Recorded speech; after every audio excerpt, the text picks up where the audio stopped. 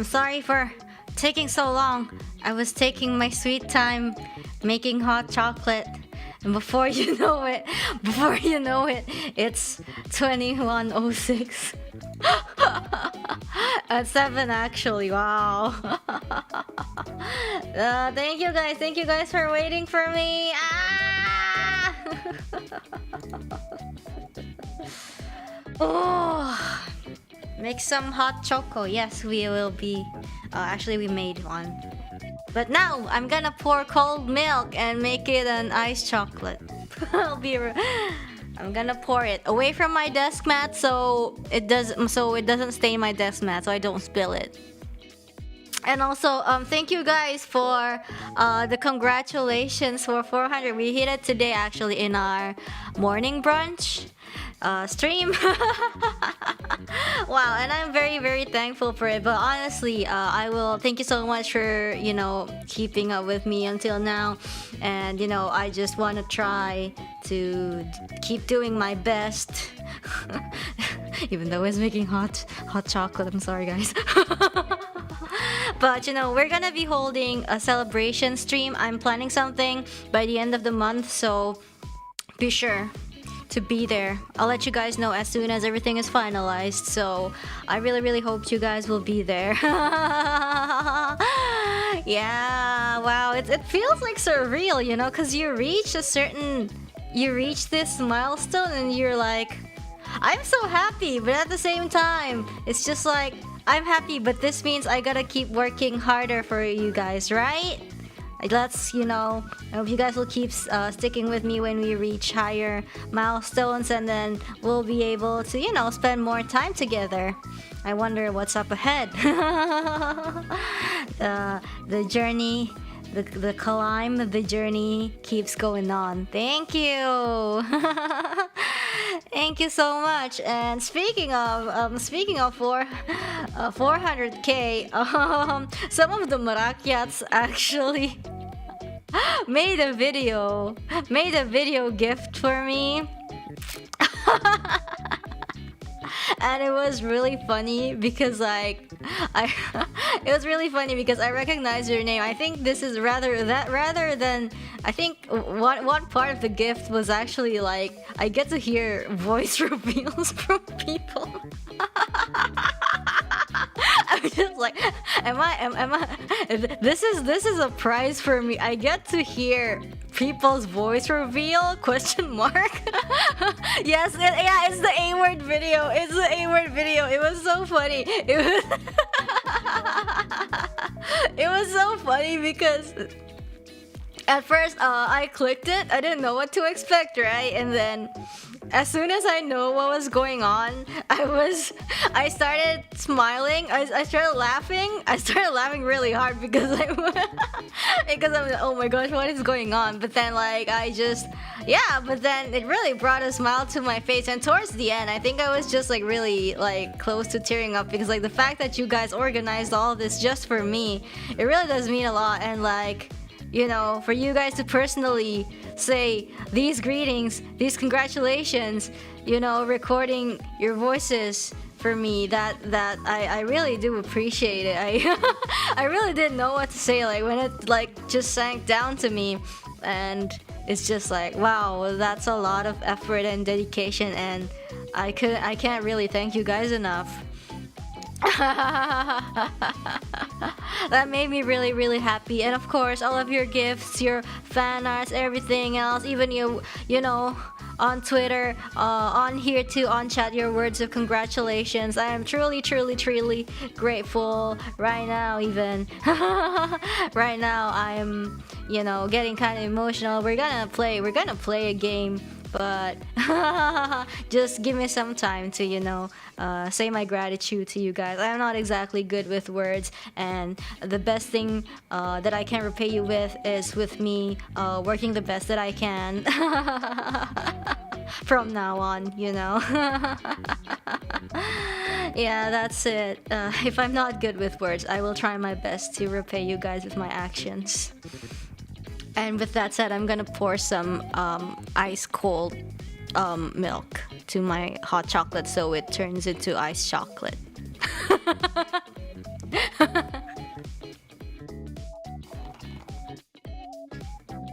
la la, la la la, la la la la.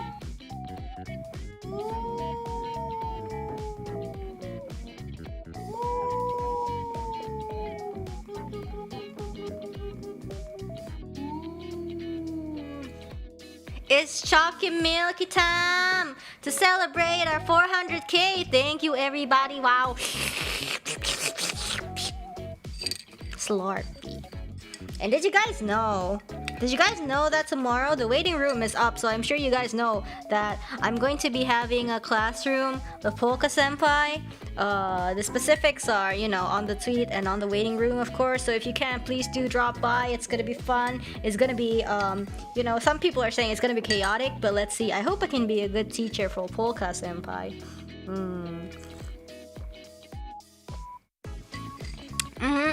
This iced chocolate is so good. It's Pavolia time. Whew! But yeah, today is actually a 999 stream. It's our 4th part of the stream, right?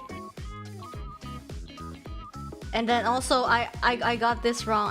I wrote X sub. Okay, it should be X and then sub, which means we got 2 endings already. And then I think we're gonna try our best to get another ending today. So, you know. Yeah. I hope Zero made lots of spaghetti with all the tomato sauce we've been having. I don't know. I think last time he made lots of, you know, tomato-based dishes with all the tomato sauce that was on the floor. I mean, I guess all the people who fell asleep, I guess they're employees, right? And then whoops, I fell and just tomato sauce everywhere on the floor. And even Junpei himself, you know, finally participated in the making. Got some tomato sauce over there. I think one ending is possible today. Yeah, sure, let's do that. Can I have lasagna this time? Ooh, lasagna. Maybe.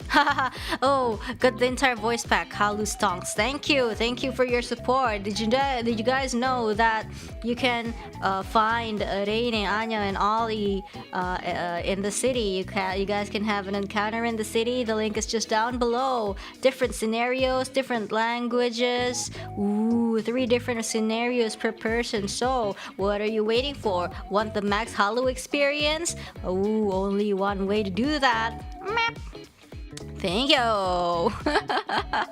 And here we go. All right, okay, guys, we're gonna start our game very soon. So don't worry, you guys. We're gonna start our game. We're gonna start our game. Launch 9 hours, 9 persons, 9 doors. Ooh, Axis Games. Okay, and yep, it is launched. Do I need to go here? Okay, I kind of wanna. Yeah, that's better. I think that's better. Make myself a little bit taller. Pavolia Reine. And hold on, give me a moment. I kind of wanna check something first. My soul's gonna fly out of my body for a minute, and then we're gonna start the game, alright? While you wait for me, why don't you listen to Usewa or Gentu's Ochamikino, okay?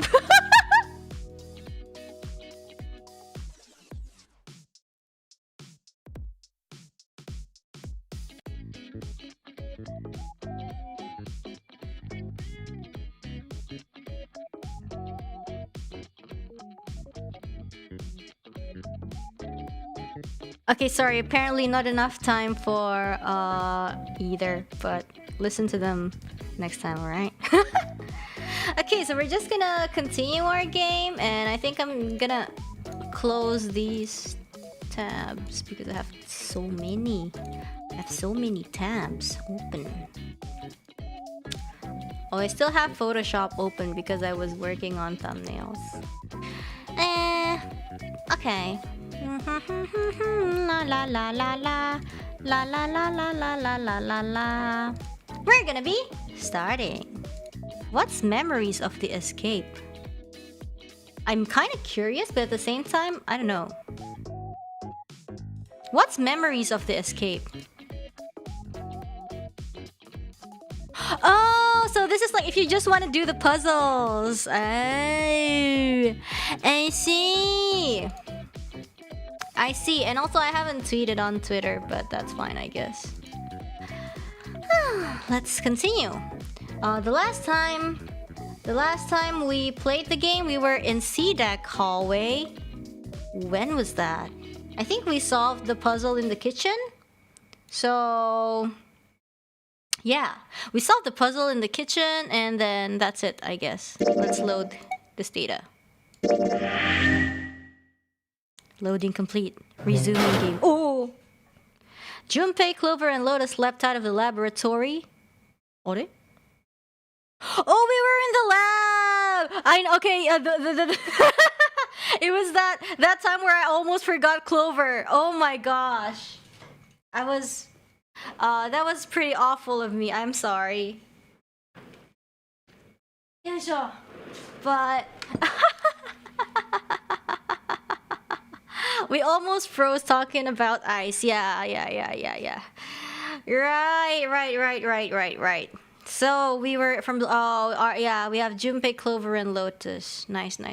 For those of you who haven't caught up, well, Junpei, Clover, and Lotus leapt out of the laboratory, slamming the door shut behind them. Whew, thank God we got out of there. Yeah, finally. Oh, yeah.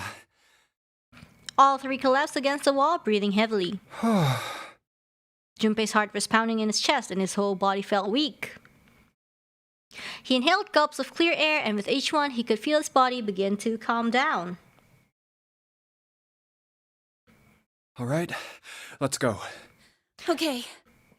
They nodded to each other and started off down the hallway.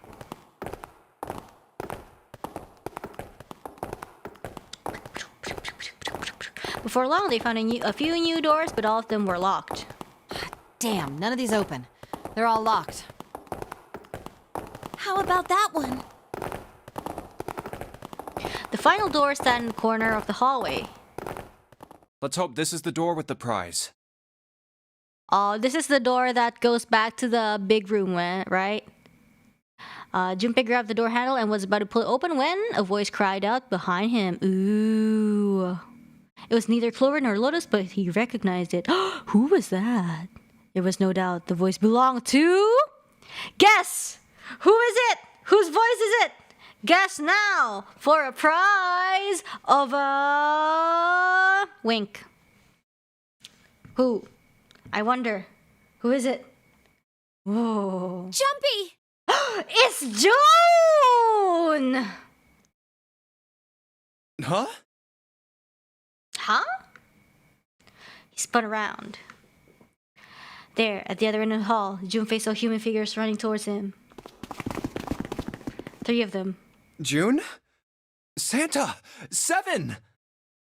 They stopped short in front of Junpei and his companions, gasping for air. Hey, what are you guys doing here? What? But we didn't... Before she could finish, Clover spoke. Hey guys, could you come take a look at this? She was standing near the end of a small hallway that branched off to the right. The rest of them ran over to her, curious as to what she'd found. Hey, on the wall. A map of the ship's interior? It says C deck. Ooh. So it's the map for this floor then? It's the map for this floor. Door 7 and... Door 8. Yep, they both eventually end up at this hallway. Mm-hmm. In fact... Yeah, isn't that what I said? We aren't going to be split up permanently till we find door 9. Ooh. We might get separated for a little while, but we'll see each other again. Okay. Otherwise, we won't be able to open door 9. Mm-hmm. And that's how the Nonary game works. Mm-hmm. Junpei looked at the map of the ship's interior again. Wait a sec. This leads to... Yeah, the hospital room. As he looked more closely, his surprise and excitement gave way to weariness. Oh. You've got to be kidding me. One by one, the others saw what he'd seen. We may as well go. Yeah. As one, they all moved back towards the door Junpei had only a moment ago been ready to open. Oh, almost forgot. We should keep this. He pulled the map of the ship's interior off the wall, put it in his pocket, and followed the others. I never once looked at the map. The six of them stood in front of the door, arrayed in a semicircle. Senna stepped forward. He took hold at the door and spoke without looking back at the other five. Ready? I'm gonna open it. Ooh. They nodded their silent assent. With a deep breath, Senna threw open the door.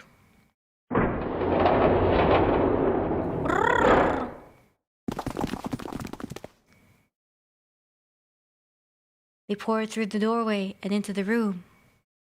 And without looking around, each one of them knew where they were.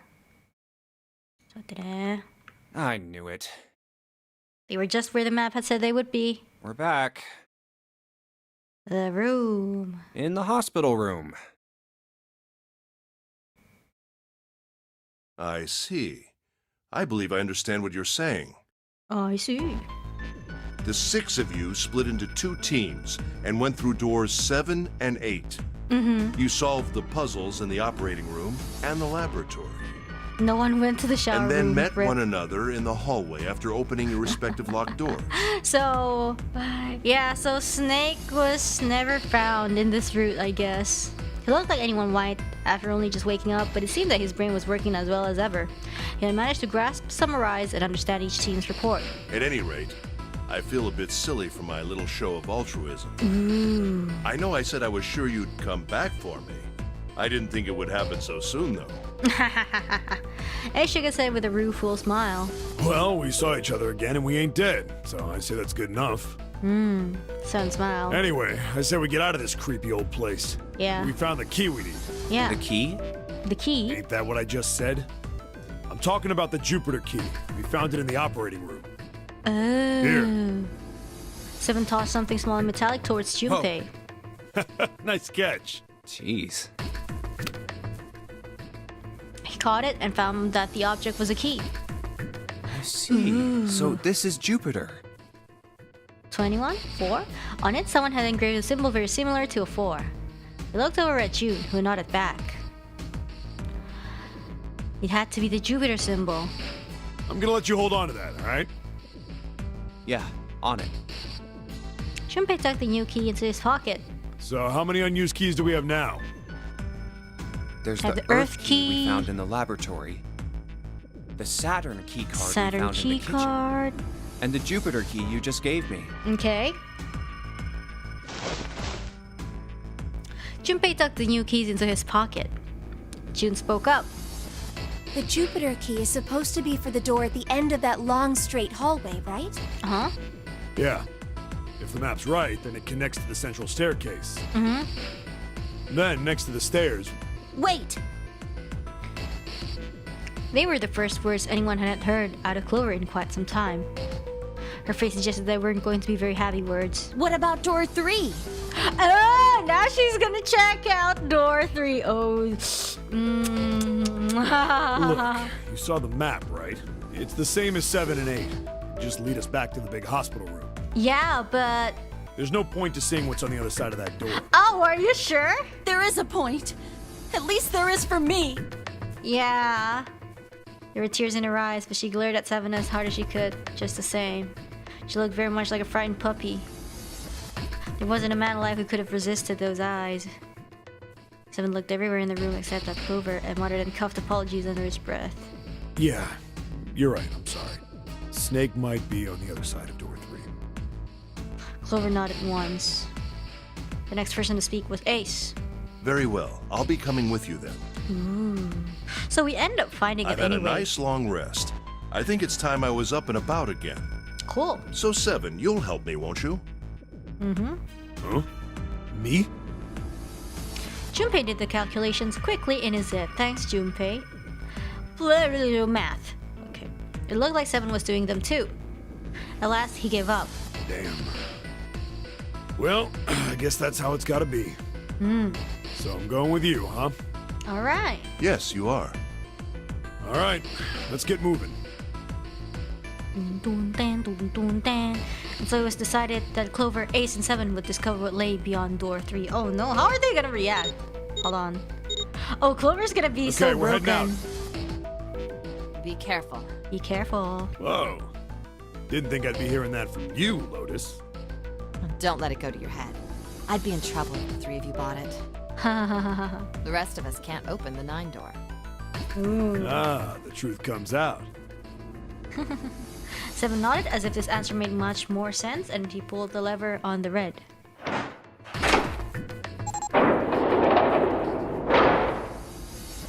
Okay, we're off. We're off! Woo! The door opened and Ace, Clover, and Seven jumped through it. We saw this already, right? Yes, but it's a different route. That's the essence of 999. You see things through other people's perspective, like say, and then you learn people's personalities, people's backstory from there. All right, we should get moving too. Huh? Get moving. Where are we going? Everyone expect Lotus seemed rather confused. Well, it would be a waste of time to just sit around, wouldn't it? Let me explain. Lotus is, fast. Immediately. Action-oriented. No, the ending will be different. The ending will be different. It's just like the actions generally are the same because, like, it's the same ship, right? You go through the same doors each time. It's just like the actions, like, or who you go with is different. So you learn about different people. You have Well, different I get endings, it. but the place We're gonna see if we can get and anywhere the rooms that you interesting go with the to is Jupiter essentially key. like in the same place. Yes. If we're lucky, we might find Snake. Lotus would skip text. I mean, she would. They were at the end of the hallway lined by individual hospital rooms. And here's the Jupiter symbol on the keyhole. Ah. All right, Junpei, open it if you please. Lotus is a hacker woman. Yeah, on it. If this was like all mechanical and stuff, Lotus would be like, I'm gonna get you guys all out of here. Too bad we require a lot of keys. He twisted. With a nice sharp click, he felt the door unlock. Junpei sucked in a breath, held it, and opened the door as quietly as he could.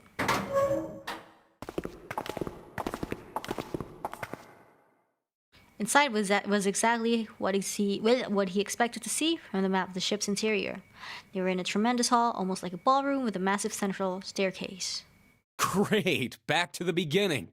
You sure this is a good idea? Yes. What do you mean? Well, we already searched every inch of this room, didn't we? I'm asking you if there's any reason we came back here. Yes, to toss you to the deck downstairs and shut you up. No idea. That's a good question. Junpei looked off into the distance thoughtfully. I can't believe this. You guys followed me here, but you don't even know why? No, please teach me, Mama Lotus. Junpei, you've got the solar system keys, don't you? No? Yeah. Yeah, I mean... He did. He pulled them out. The Saturn key card. And the Earth key. What about him? Junpei didn't see what they had to do with anything, though. Well, he and Sana were completely lost. Fortunately, June took pity on them. Don't you remember the elevator? On C deck, where we are now, there was a big elevator behind the stairs, remember? And next to the elevator, there was a card reader with the Saturn symbol on it. Ooh. And on A deck, on the door to the left, there was a keyhole with the Earth symbol on it, I think. Yeah. So the 2 keys that Jumpy has? Should let us use the elevator and the door on A deck. So smart, Santa. So smart. There you go. Yes, that's right. Genius. Junius. June smiled, pleased with herself. So did Santa. All right, I got it. Let's get started then. What do Yeah. you say we split into 2 teams? Lotus and I will search the Earth one. No, so you I two want can to search be with Saturn, Lotus, all right? Mama. Alright, oh, okay. Santa's like a June/Junpei shipper. I get it. Yeah, I get what you guys are trying to do. Sounds good. Then you guys should take this key. Sounds good. He's just pretending to be cool. But he's inside, like, he's like, "Oh, I'm gonna be with June." Junpei handed the Earth key to Santa.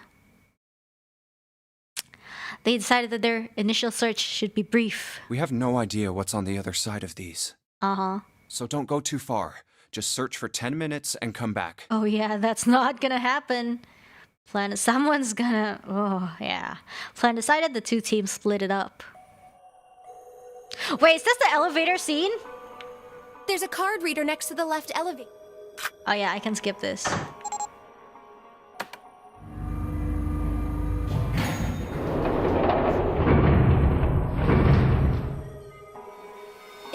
It opened! Look, Jumpy! June's voice was excited. Do you want to skip the elevator scene?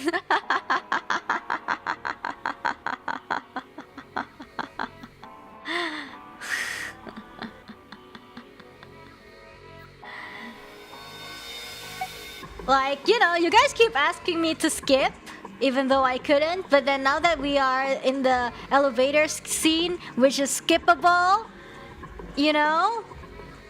Do you actually... She was afraid because the only elevator button pointed down. That meant, of course, that the elevator couldn't go any higher than the floor they were on. As he thought about it, Junpei realized he hadn't seen elevators on the A or B decks near the central staircase. All of which meant that the elevator could only convey them to the lower decks. Come to think of it, the lower floor, D deck, is completely underwater. An elevator heading to a submerged floor. That is pretty scary. Hey, wait a minute. This elevator came up from somewhere under us, right? Well, yes, I guess it did. It didn't open right away after you pressed the button. There was a motor noise, like it was moving, and then it opened. Yeah, exactly. Yes. So, take a look inside. Junpei jerked his head towards the interior of the elevator. It's not wet at all, is it? The walls and even the floor are totally Yeah, dry. guys, it's not wet at all. And I did skip it just like you requested. Oh, you're right. They are. She looked around the elevator, slightly embarrassed. Well, let's test it. Tested. Yeah, watch this. Now, I'll just put one foot inside the elevator and look over at the buttons. Oh, there's only two, E and C. All right, I'll push E. He pushed the E button and jumped out of the elevator.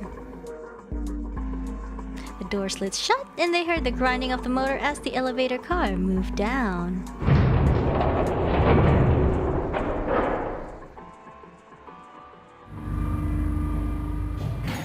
I think I can hear it opening on E deck. Okay, that's done. Now I'll just press the button again. A few moments later, the elevator returned.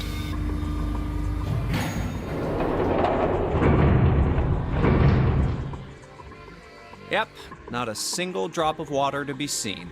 You heard him! Not a single drop of water to be seen. No wet. Denied. See? Junpei couldn't resist puffing out his chest just a little bit. June, however, still looked confused. What does that mean? How can E deck be safe if the D deck is full of water? Well, here's what I think. The elevator shaft and E deck must be watertight and separated from wherever the ship's been punctured. Yeah, what he said. Here, let me show you. Show you what? He pulled out his notebook and pen and sketched out a rough illustration. I see. So is that why the ship hasn't sunk? Mm-hmm. The shape of the inside keeps it all from filling with water? Mm-hmm. Yeah, I think that's what's going on. Mm-hmm. Junpei continued talking as he closed the notebook and slipped it back into his pocket. So I'm gonna go down and check it out. You stay here, all right? But... Come on, just do it, all right? Alright. He gave June's shoulder a reassuring squeeze and hopped into the elevator. He pushed the E button, and the door began to close. June looked worried, her eyes darting back and forth as if. I'm coming what? with you. Sorry. Wait. Okay, yeah. Okay, this one can be skipped. Probably die. Okay, we probably die. Oh no. Don't be so casual about something like that. At any rate, we should probably go back as soon as we can, once we're done looking around down here. Lotus Okay. and Santa might already be back. Okay, good idea. Yeah. Now then. Junpei glanced around the room they found themselves in. The first thing he noticed was this. Okay, yeah. Some doors. Door 6, something. There's a door. There's a map. Yeah, something. Na. We went through all this. Maths. Yeah, maths are skippable. It was 7. I don't know what happened. Oh yeah, Snake is dead. They found Snake died. I think this was pretty much the same as the very first route that we did. Oh my god, tomato sauce. Map.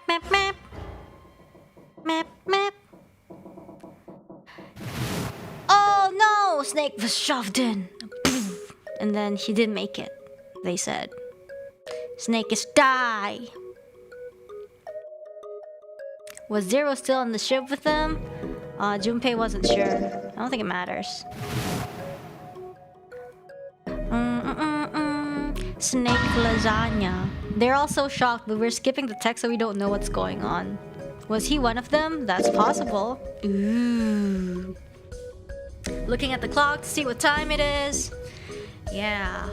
They're all discussing like if Snake is Zero. We did all this discussion in the first playthrough. So if you guys haven't checked it out, feel free to. Oh, it's the horny woman symbol. Let's go.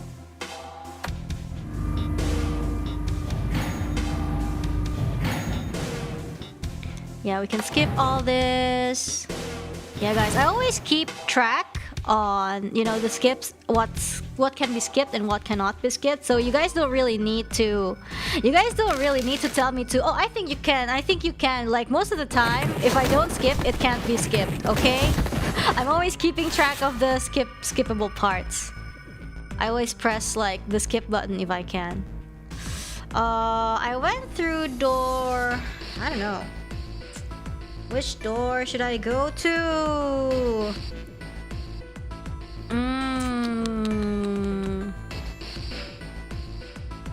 La la la la la la la la la la la. No, it's not so much like a no backseating. No matter how much you press skip, like the game won't do it. Even though like it's pretty much like a bit the same story, but it's like slightly different dialogues, right? So sometimes it's just not skippable. Where should I go? Maybe door 6? Because we went to door 2, right? Door 2 was the... We did 2. I think 6 we haven't gone to 6 yet. Because we did 2 last time. This is the 2 is white because we didn't go to door 2 through this route, but we went to door 2 in another route, in somewhere else, from a different flow of conversation and events. So we'll pick door 6. I want to go through door 6. Door 6 for our 6th anniversary. Did you know that to commemorate our 6th anniversary, aside from going through door 6, we do have a voice pack encounter in the city. So if in this game we have encounters in the ship, you can meet Reine, Ollie, and Anya in the ship.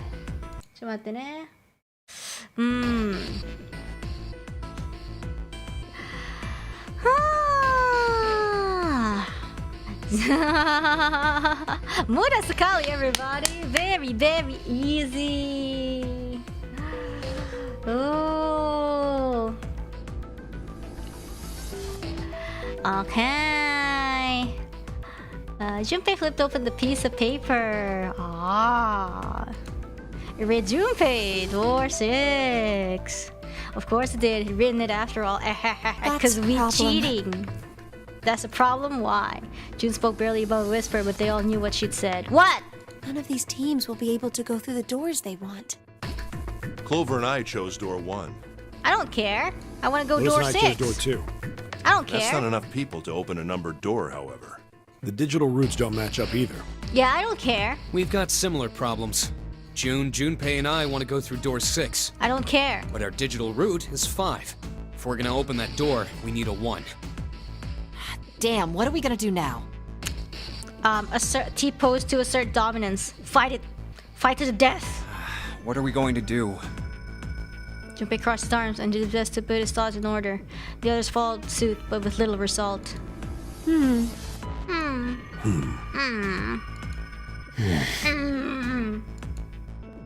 Eventually, Clover broke the silence. Why don't Seven and Lotus go through door 1 with me?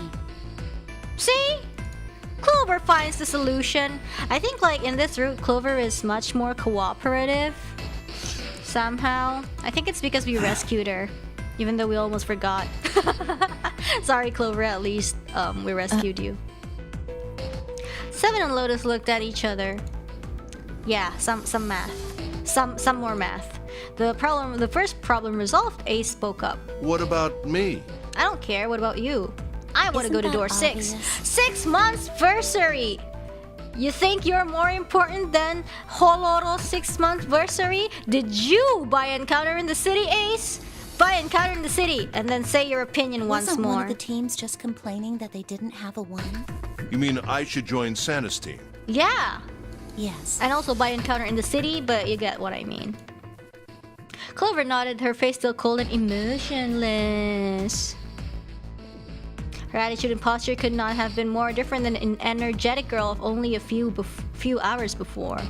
No one seemed ready to contradict her. Oh yeah, she's gloomy because she, saw what's in the shower room. Ooh. Her response was understandable given the horrible situation in which she had found herself, but even so... I understand. I'll go through door 6 then. If we do as Clover has suggested, we can all pass through a numbered door and no one will be left behind. No one will be left behind. This seems to be the most reasonable Ohanami's solution. family. This seems to be the most reasonable solution. Math. 7, Lotus. What do you guys think? I don't have a problem with it. Me either. Yeah. Alright then, we're good to go. Okay. See you later. Later, suckers. Wait, Just Clover! kidding. Don't move on your own! Oh, I'll be going too then. Bye-bye. Yeah, be careful. We should get going as well.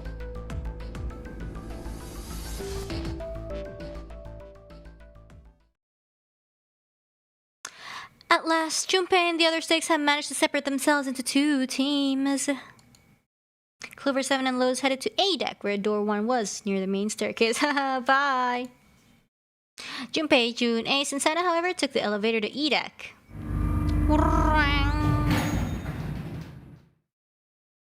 The ride to E deck was a silent one. This is E deck. There should be a door at the end of the hall. Yes. All right, let's go. Santa's words showed them into action, and they stepped out of the elevator into a long, straight hallway. Before long, they arrived in front of door 6. Here it is. You guys ready? Okay. Yeah. Then let's get to it. One by one, they put their palms over the red. Beep, beep, beep. With a soft electronic noise, it authenticated each of them. The 6-month versary door! The door opened, and all at once, the 4 of them leapt through it. Hey, I found it! It's right there! Fortunately, the dev was located easily enough. This one had been placed quite close to the door that they entered through. They gathered around it quickly and hurriedly placed their palms on it for authentication one by one.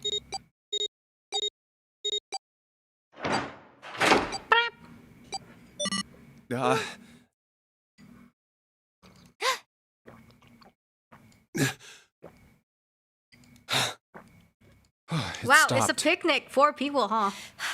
Yes! It stopped. The countdown had ceased. Hoo hoo hoo. But Junpei's heart was still pounding in his chest like a frantic, thunderous drum. It felt as though it might shake itself up and out of his throat. Whew. I don't believe I'll ever get used to that. I'm not sure it's something I'd want to get used to. We should finish this game before imminent death becomes a normal thing. Yeah. You got that right. Once I'm out of this hellhole, I'm taking a nice long vacation. Mm-hmm. I agree. With that, the doom and gloom from before was done and the mood turned somewhat lighter. All right, let's go. With that attempt at good humor, Junpei took a deep breath and began to walk. He jogged down the stairs at the end of the hallway and found himself staring at a large door. This door looks heavy. Ooh. But it's not locked. I'm opening it. What door is this?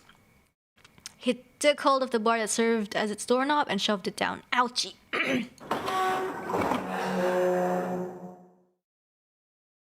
The room beyond stopped him in his tracks. Whoa, what is this? It was gargantuan and made entirely of metal, none of the accents of wood or tile he'd seen in the rest of the ship. This room was purely functional but utterly tremendous. What is this? Whoa, what the hell is this? Santa got out a few words before awe stole the rest of them. The rest were too stunned to offer anything more than gasps. This has to be the biggest room so far. The ceiling is pretty high, too. Huh. Could be 2 stories, maybe even more. This space could be utilizing the entire length of the ship. What's that huge Kamaboko-looking building in the middle? Kamaboko. June pointed to the massive building in the center. Kamaboko? Well, I guess that's as good of a description of it as any. Junpei and the others were standing on scaffolding that crisscrossed the whole area. The proper term was catwalk, Junpei thought, although that didn't seem particularly important. I see stairs, so we may as well head over to them. Okay, let's go. Yeah, but this section's barely wide enough to fit one person. You're right. So do we split? Nearby was a long iron staircase that made its way eventually to the floor beneath them. Kamaboko is You food. can't even tell the shape when you're this close. It's like a compressed fish paste kind of thing. You can look it up. Like, it's kind of like fish cake. Let's check out the other side, too. They moved around towards the opposite side of the massive building, following the catwalk. They hadn't said much as they walked, but as they approached the building, Ace suddenly spoke up. This looks to be the steam engine room. Ah, the steam engine room. The steam engine room? Yes, that thing that looks like a cross-section of a mushroom is the boiler. You see the 3 round doors near the bottom? Coal is put into those and burned, which heats the water, producing steam. The same I thing see. that drives a steam engine. This one is simply somewhat larger. I see. I see. It always makes me laugh whenever I just accidentally says the same thing as the Doesn't character. appear to be running right now. The entire room was as silent as the grave. All right, let's split up. And all of a sudden, Junpei heard a noise behind him. He turned just in time to see June collapse to her knees. Oh no! Hey, what's wrong? Are you all right? Oh no! It's another fever. He dashed toward her and wrapped his arm around her shoulders to steady her. Hey, June. Oh no. So this is the second time she's fallen. Not for him. Okay, for him too, but also, you know, literally fallen. Jumpy. It was then that he noticed. Oh, you're really warm. I see. Is your fever coming back? Yes. Yes. It probably is. Oh. I'm fine. Please, don't worry about me. It's time for the it's fine emojis, guys. Oh my. I just need to rest. And I'll be fine. Okay, June. Whatever you say. Her voice was weak and forced and said a great deal more than her words did. Okay. Here, sit down. Careful. I love how Junpei sounds really awkward. It really is really Junpei. Junpei carried her to the nearest wall and propped her up against it. She let her head fall back against the wall as if she no longer had the strength to support it and drew a ragged breath. Thank you. Her eyes were empty, as if she was having trouble focusing them, and even speaking seemed difficult for her. Oh no. Let us speak the language of love instead. Junpei felt his hand ball itself into a fist and clenched tight, his knuckles whitening. He had to find a way out, and quickly. Go S June. He turned and looked at Ace and Sana in turn. Ace, Santa. Yes. Right. They might not have shared the depth of his emotion, but they certainly shared his concern. All right, let's get started. Hang in there, June. I'm gonna get you out of here real soon. Oh, so it's just the three of us. June's resting. She managed a small nod before leaning back to rest her head on the wall. Ooh!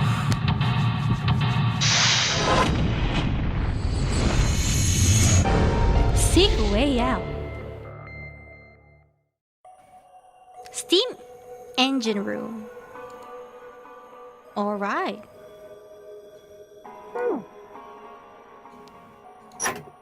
Huh? It's a square hole, so maybe something we... 3 small slots. Okay, we can plug something in there. What about here? A huge bronze gear. This has to be important. Okay. It's probably important. It's a silver gear. Do you think it's made of pure silver? No, it's made out of your hair. No way. Silver's way too soft to use for a gear. It's gotta be a steel or iron gear that's been coated with silver. Okay.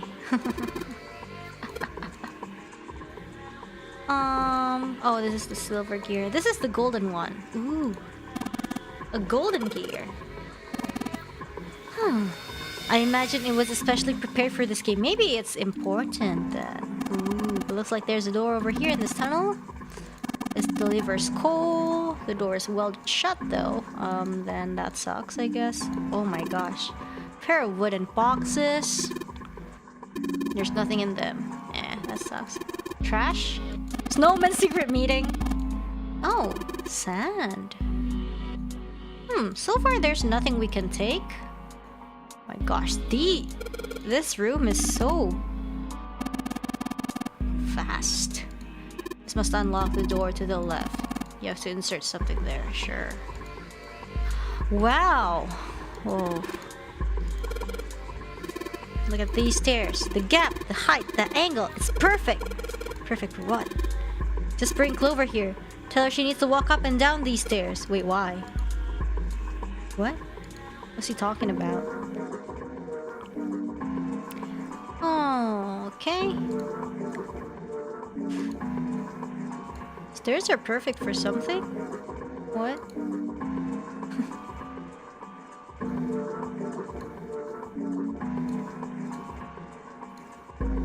Okay. Oh, for an upskirt? Oh my gosh, please. Stairs stretch from the catwalk to the boiler. There are a number of these little windows. They're welded shut. Oh. For fueling the furnace. Huh.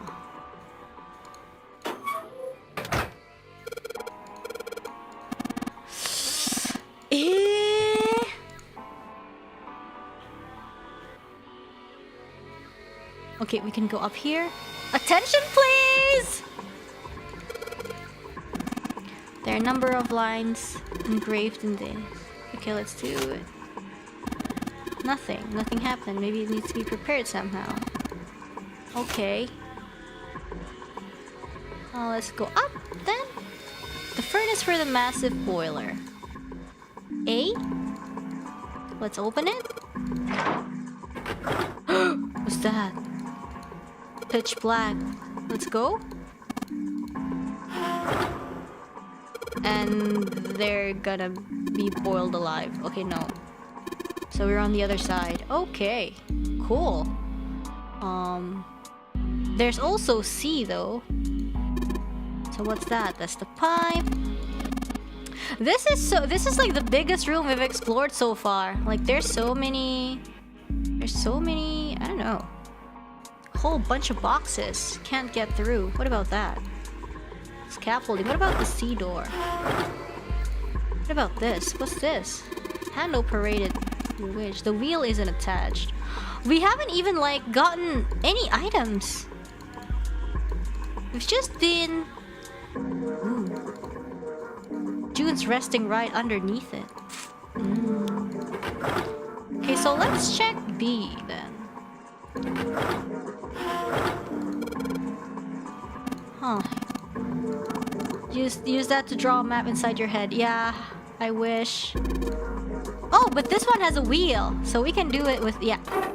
Give this wheel a spin.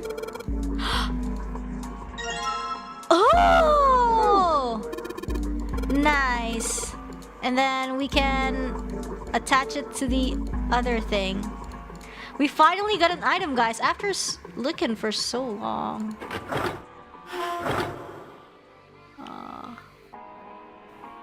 Man, I don't know where to go. Oh, the door's in the furnace, there's a C on it. Oh, I don't know where to go. Here? Here? Attach it here? Yeah? Let's see if it fits. Not shaky at all. Let's go. Let's haul up the wooden box. There's some sort of device in a box. Sure. Let's turn the wheel. Huh? This wheel only turns to the left. Okay, fine. Let's turn it to the left. Let's just let the rope down and then go downwards. Yeah, that's right. Let's go. Okay. I believe the box has reached the floor. Mm-hmm. Yeah. He stuck his head out over the side of the catwalk and looked down. The box that had only recently hung just below the catwalk now sat on the floor. It had come to rest near the end of the tunnel that covered the conveyor belt. June's down over by there. Junpei could see her still leaning against the wall as if she barely had the strength to sit up. Ooh, even from so far away, it was not difficult to see that she had not improved. Oh no, June! He almost thought he could see heat rising from her body. She doesn't seem to be improving. Ace's expression was inscrutable, but he'd said what they had all been thinking. Well, of course not. She's not gonna just get better right away, you know? It'll take time. He tried desperately to convince himself that what he'd said was true. What could be causing this, I wonder? Illness, perhaps? Nah, it's gotta be exhaustion. Sam's response was confident and certain. She gets dropped into some weird-ass ship, forced to play some messed-up game. If you think about it, it's a lot weirder that we aren't freaking out just like her, you know? Ooh. So you're saying we're abnormal? Yeah. We're just running around this room, solving all these puzzles like it's just business as usual. Cause we have to. If everybody is like June, then nobody's gonna solve the puzzle. They're not gonna solve by themselves. I don't want to solve this puzzle. I want to sit around and drink my chocolate. How the hell could you call that normal? We're just guinea pigs. Senna snorted in disgust. A guinea pig? You mean like a lab rat? You mean we're being used for some sort of experiment? Ooh, experiment. Is that what you're saying? Dunno. But it does seem like a possibility, you know? Ooh. They stood there for a few more minutes, no one speaking until Santa turned and walked away from the winch. Junpei and Ace followed him. Okay, let's go downstairs, guys. It is time to go downstairs. Oh, down. Say C. Okay, we can only go here, and then we go go down here. There's a box here full of glowing embers. Let's go down.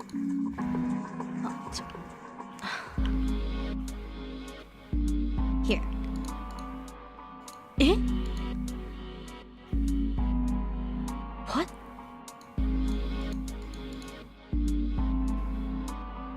Wait. Then what? Wait, then what? Eh? Are we supposed to get this?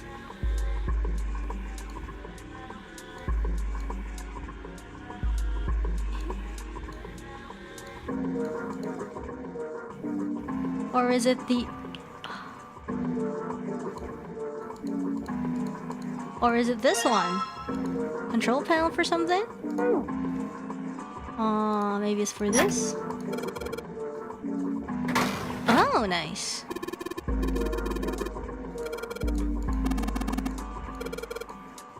Let's press it then. Yeah, this room's like kind of like a little bit, I don't want to say overwhelming, but compared to the size of the rooms that we had, there's a lot of like walking. You know, like the arrows and everything. It gets a little confusing, the directions. Oh, coal. We can put, okay, we got some coal. Box filled with coal. I think we can put some coal here. Okay, let's go here and then.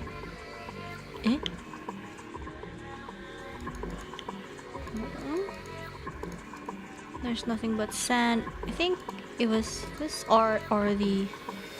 Or was it's this one. Let's put coal in here. At least that's the last of it. No coal left in the wooden box and nothing. Great. Well, I guess I should have expected that. Why would just stirring coal to a coal furnace do anything? You plan to stoke the furnace with coal, which will heat the water stored up there and make steam, which will then drive something else. Am I correct? You want to generate enough pressure with the steam and drive it. There isn't enough coal. I want to help too, says Jun. Whoa, are you feeling up to that? Yes. Whew. No arguing. Oh, he's being the, he's doing the act like, oh no, you're weak. You have to rest. I'm the big boy. I'm gonna do it. I understand. Aw, she sounds so disappointed. See, he says time for some manly work. What do you mean manly? Huh.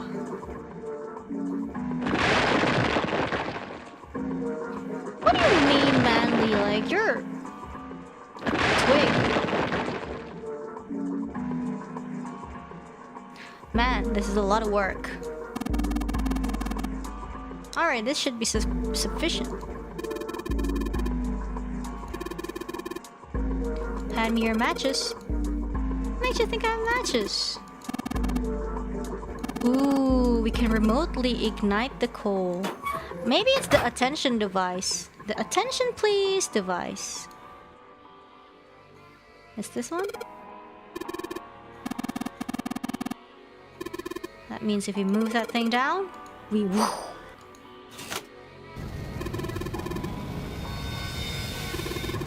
There's big gears turning under the boiler here. Oh. Oh, that! The gears. Let's start looking. Alright, let's take this. Gold disc. Ouchie! Gold disc. And then... what about this one? Bronze disc. And then what about this one? Ah, wait. And then this one. Wait, where's the silver one? How do I get to the silver one? Okay, here. Okay. And then I think I gotta go here. Maybe if we put these 3 discs, let's stick them in. It's not happening. Perhaps I should rotate the discs. It's time to brute force! When the disc is clicked, it will rotate a certain amount. When the white arrow is clicked, the discs are switched. Please note, when the discs are switched, the angles for the discs are reset. I don't know. Ew! Ha! Ah! Ito. Ah! I don't know.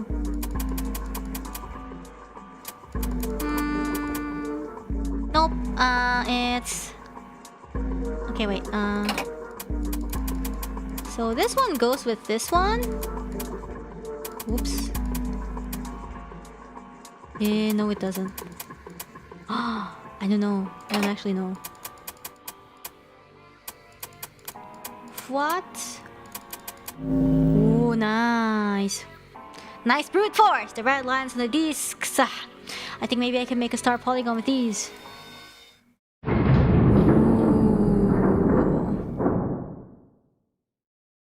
Isn't nice. Wait, what? It's over?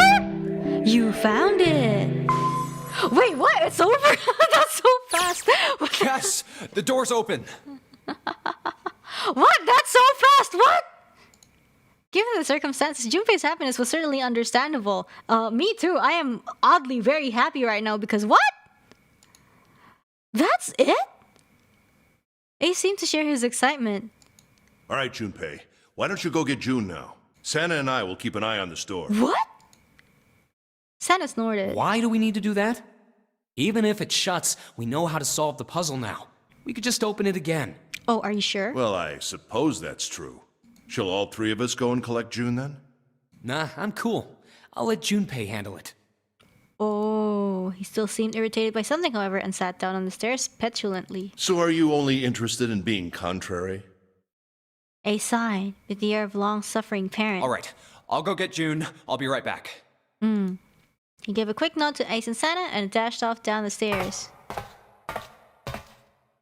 Before long, he was back on the first floor next to the conveyor belt and June. Oh, Jumpy! As he drew closer, she stood up slowly. Are you okay? He did his best to sound calm and nonchalant, but there was no hiding the genuine concern in his voice. Yes, I'm fine now. I'm sorry I made you worry. June blushed. He wasn't sure if she was embarrassed or still feverish. Let me check. Just to make sure, he reached out and put his hand against her forehead. Ooh. Gasp. Good. You're feeling a lot better. Is she, though? She was feeling far less warm than she had earlier, but still wasn't down to what seemed normal to him. Are you sure you're all right? Are you sure you're alright? He had to be sure. June gave him a look. Oh, you're such a warrior, Jumpy. Yeah, call him out, call him out, call him out! Oops, I mean, warrior. June giggled. I don't know what that means, but sure. Weird flirting, I guess. He wasn't sure if she'd just make a joke or not, or seeing her smile again made Junpei feel at ease. If she was well enough to smile and laugh, then she really was feeling much better. He gave her a friendly poke on her forehead. All right, let's go. Okay. Go where? Oh, right. I didn't tell you. We got the exit open, so... Great! Let's go! Great! Let's go! June clasped her hands and nodded urgently.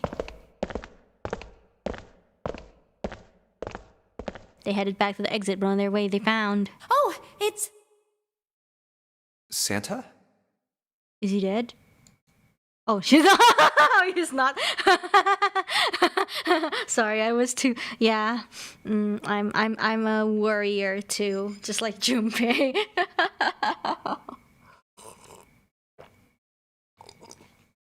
Let's drink some water. Sorry, guys. Sorry.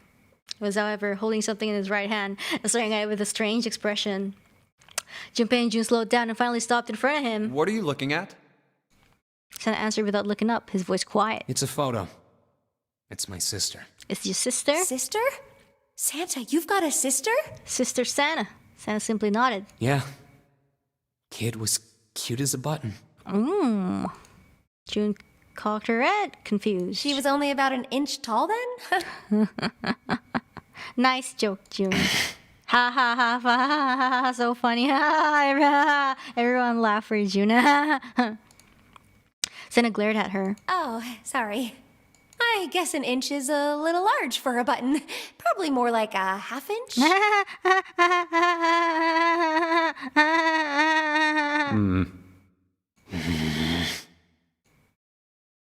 Santa didn't smile or laugh. Sorry.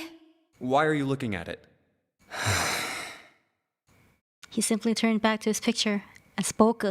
I was her Santa Claus. Ooh. Wait, what? The sudden revelation took Junpei by surprise.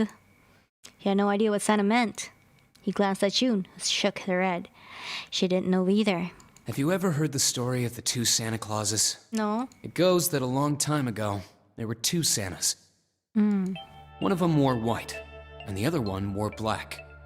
Not red? The white Santa gave presents to good kids, And the Black Santa played tricks on bad kids. Ah, so it was a two-man job. It went on like that for a while, but eventually the Black Santa's tricks started to get worse and worse. Oh no.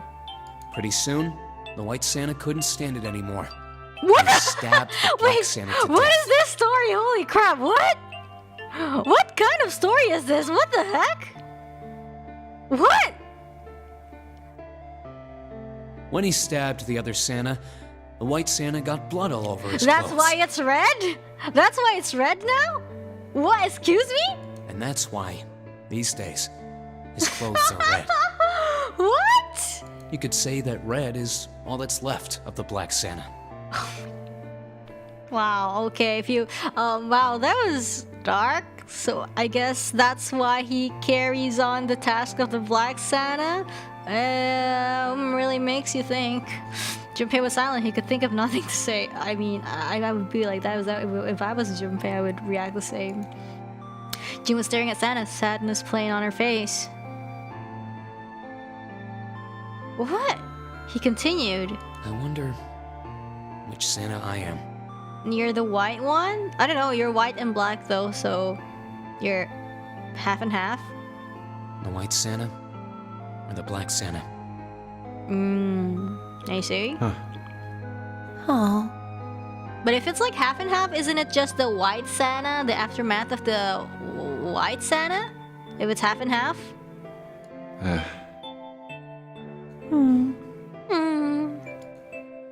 All right, let's go. Santa stood up suddenly, his downcast demeanor gone. He shoved the picture back in his pocket and headed back up the stairs, taking them two at a time. Huh? Huh? Junpei and Jun looked at one another. Weird story. There was nothing they could think of to say. Hey, what are you two doing? Ooh. Let's get moving, come on! Santa's voice echoed across the room from above him. What are you doing? Let's go. Let's go. Yeah. Yeah, I wonder what the Japanese version said about this part. Ace was waiting for them at the top. He was leaning against the handrail. He looked very tired. Oh, you're finally back. The door had shut, but it wasn't cause for concern. Sorry we took so long. Junpei quickly solved this puzzle a second time, and the door opened once again. Let's go. In single file, they walked through. After walking for nearly 15 feet, they found themselves in front of the metal door. Nom, nom, nom. It opened easily enough, and they passed through it as well.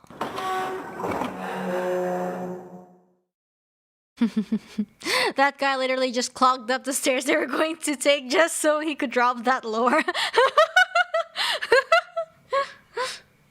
A new room stretched out before them.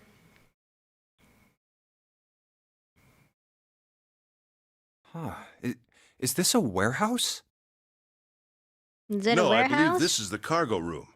This must be where they store all of this vessel's freight. There are wooden crates everywhere. I wonder how old they are. Ooh. Junpei, Ace, and Jun had stopped unconsciously, pausing to take in their new surroundings. Santa's voice broke through their momentary trance. Well, we probably ought to start with finding the exit, right? Right. Let's get going. Okay. Oh yeah, we have another puzzle. Oh my gosh, there's stairs too. Seek a way out. Cargo room. They are so frightened. Okay, let's check this boxes. Sturdy straps, a box, nothing inside, a bunch of bags. I wonder what's in them. Yo! It's him! It's Santa! It has a headshot on it. Huh. It's him! It's Santa! What? Yeah, numbers. Scary. Oh, what about these ones? Ooh, 7. Okay, it's a trading card game, I see. What about this one? Clover. It's a gacha, it's a gacha, it's a gacha trading card game. What about this one? Haha! I almost forgot about his existence. Who are we missing?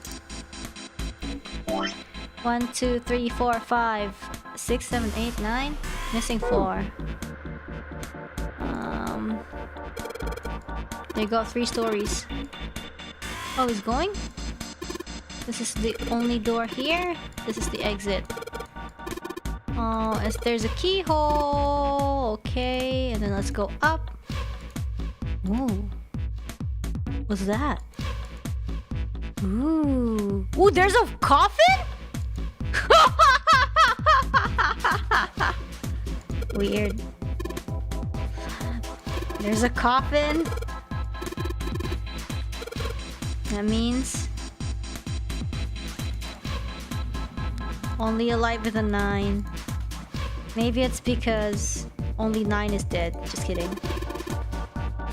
Wait, there's 6 holes here. They look like jacks for a headphone cable. If we put something in them, it's covering what? It's gonna come out if it does open. Okay. A window.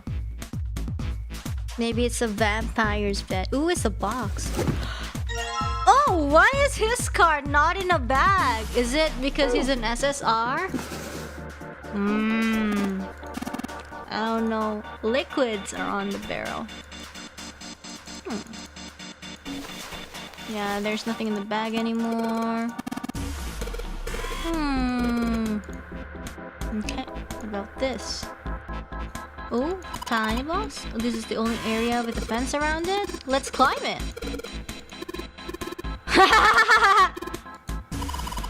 Please be careful, Santa. What's he going to do with that screw? Oh my gosh, it's electric! Uh-oh, electricity running through it! Yeah, we could jump off. Cause he's jumpy. He's the only one that can do that. Yeah. What do you mean, Jumpy? You said you were gonna be a man. You know? Time for some manly action. Ooh, card with and then this one is June's.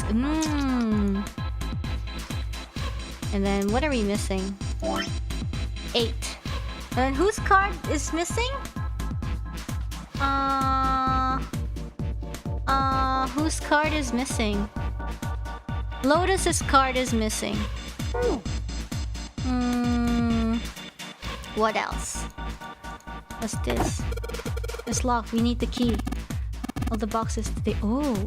It's bent down. Take a look at this. Cards. We now have all the cards, guys. Nice. Ooh. Now we finally have all 9 picture cards. Lotus. We just need to insert these cards into the slots at the front of each box. Junpei stared at the cards in his hands. Ace peered over his shoulder at them. You know which card goes in which box, yes? Of course I do. Easy peasy. Yeah, of course I do. It's really obvious. You just match our numbers to the numbers. Then you pop the corresponding card in the right box. So for instance, the card with the picture of Ace on it goes into box 1. Yeah? The card with the picture of Snake on it goes into box 2, and so on. Oh, I see. Huh? What is it? What? Junpei thought he might have imagined it, but he could have sworn Ace stiffened. I'll leave the rest to you. Hey, wait! He quickly turned and walked away. Huh? What's wrong with him? Oh well, whatever. What happened?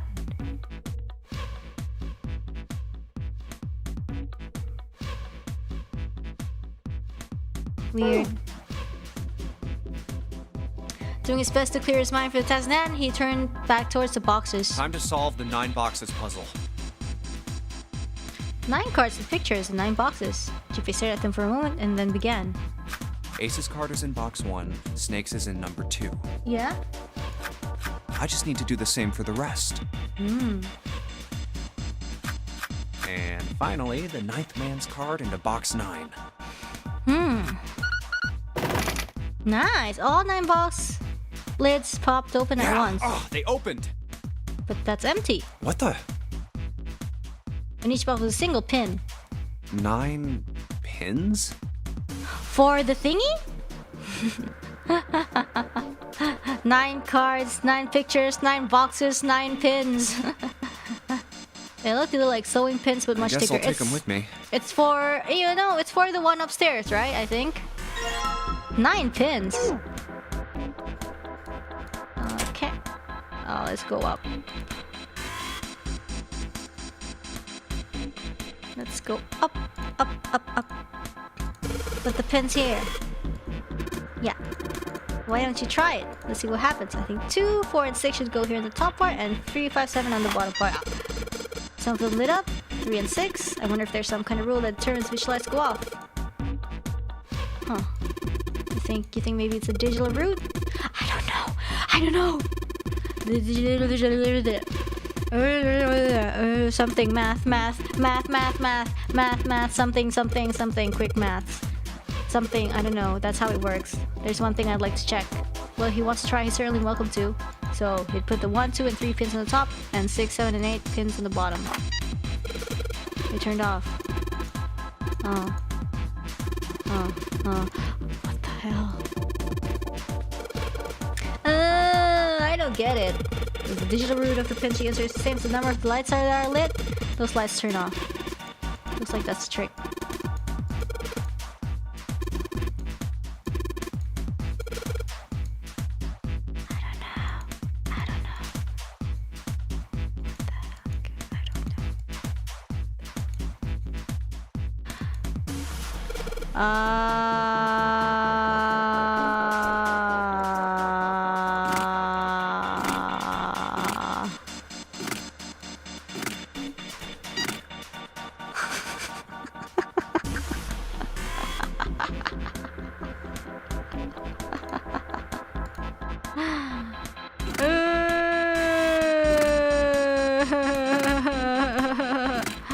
That's ultimate brute forcing in the works.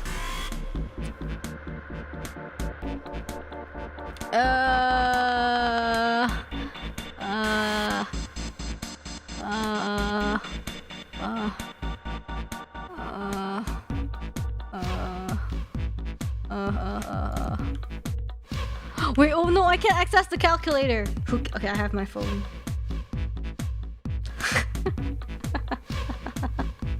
My phone's battery is 4%. It's okay, I can do this.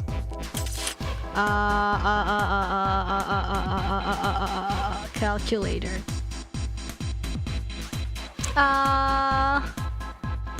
1 plus 2 plus 3. No.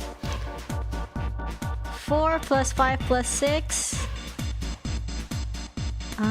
Okay. 4, okay. 4 plus 5 plus 6, and then 7, I don't know, 7 plus 8 plus 2. I don't know, guys.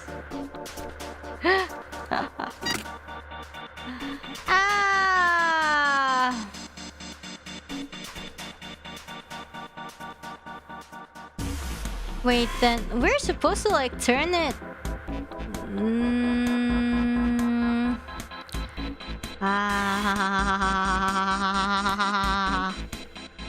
Okay, let's redo this. Let's redo this.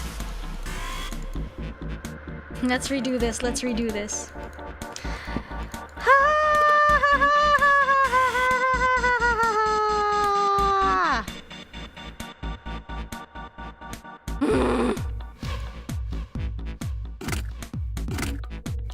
And then 4 plus 7 plus 8. Maybe. And then how do we get 7? 1 plus 2 plus 4. 1 plus 2 plus 4.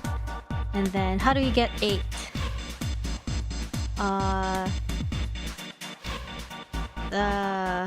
8 plus 7 plus 3. No! 3 plus 5 plus 6. Ah, that works too.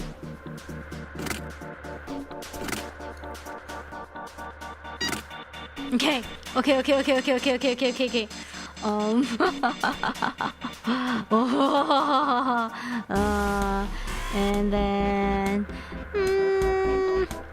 And then what about 2?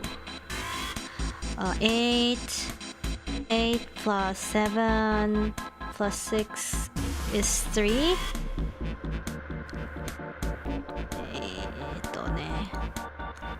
8 plus 6 plus 7. Right? X is 3, and then 5 plus 4 plus 3 is 3. Wait, what did I say? Yeah! Oh. And 2 plus 3 plus 4. No! 2 plus 3 plus 5. No! 2 plus 4. 4 plus 5. 2 plus 4 plus 5.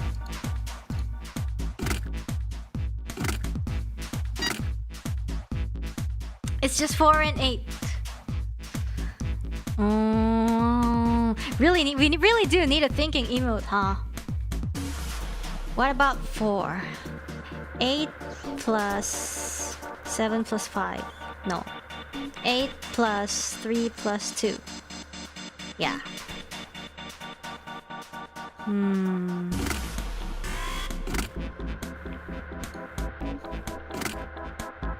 And then... And what about 8?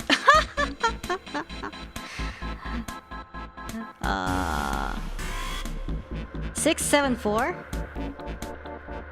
Yes! 6 plus 7 plus 4. Oh my god! F. Why does it say F?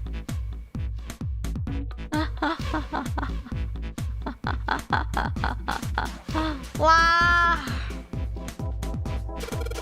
What does that mean? F. F is probably the heck. Let's just like put everything in because there's like 9 pins, so yeah. Yeah, whatever. 2, 3, 4, 5, 6, 7, 8, 9. No, it didn't work. You think F means 15? You're right, it's gotta be it. Huh? What do we do to get 15? What do you mean? I don't get it. I don't get it. I don't even get it.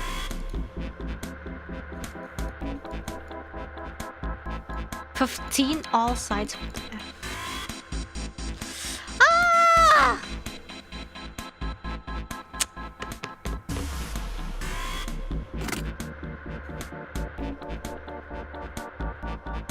Man.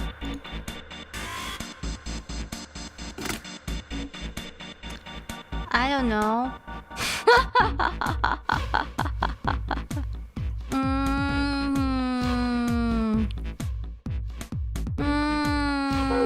Ouchie.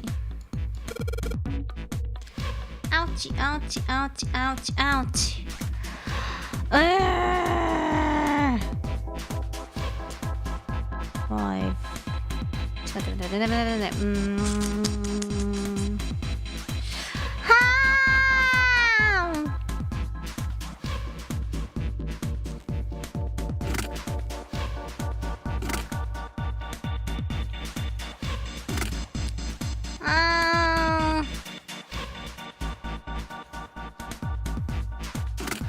I mean, I guess we got this one down.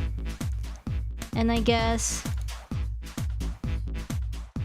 But it doesn't... If it's like... This is 9, and then we would need 6. And then... If it's like 7... it doesn't work. If it's 1, it doesn't work. Like 7, 1 is 8, and we don't have enough numbers, so we gotta... You gotta do a bigger number. What about like 5?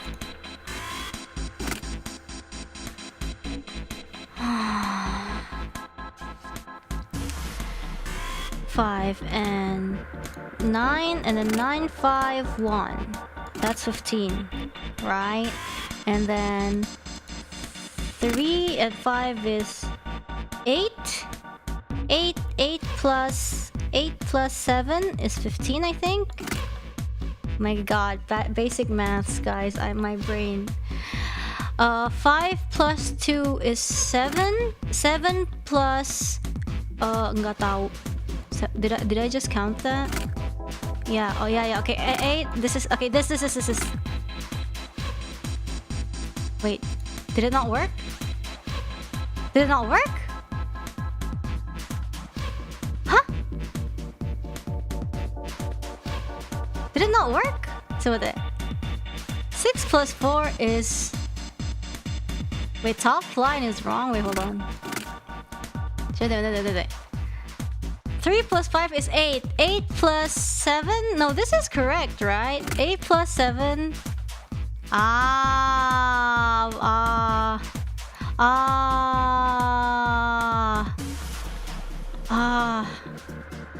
7 plus 1. 7 plus 1 is 8, so yeah, that's not correct.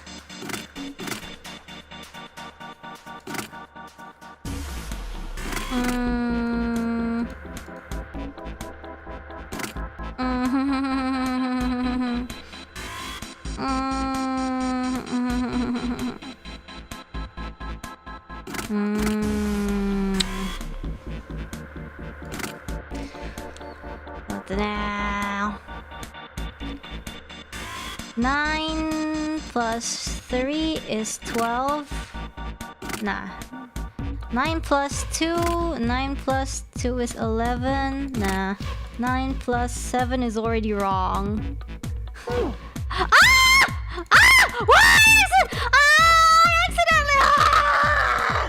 I accidentally pressed back. F stands for F these numbers.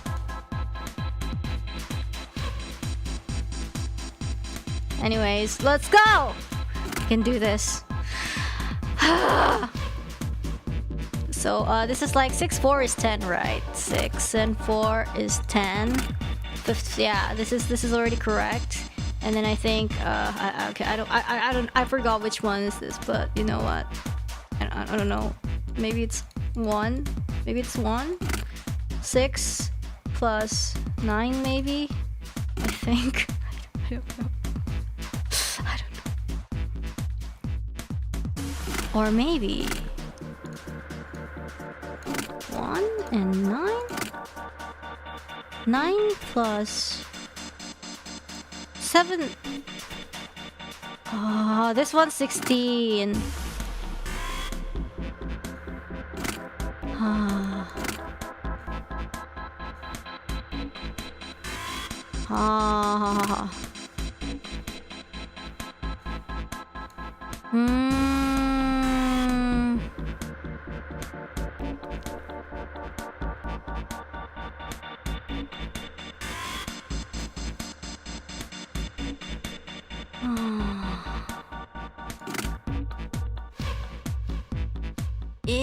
This is weird.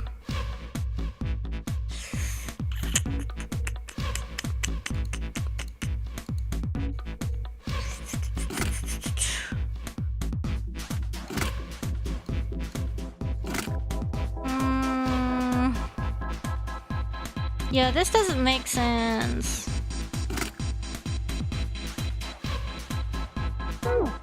I accidentally pressed right click again.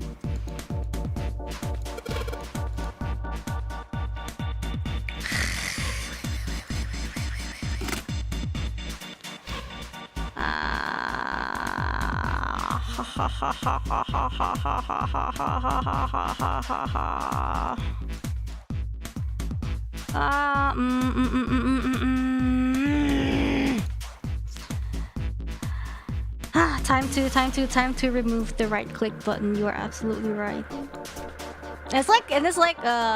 I keep like pressing this one first, and even though I need to press this first, it's kind of like, yeah. 6 and 4, 6 and 4. See, I always click the one at the bottom first. You can't see the cursor, but anyways.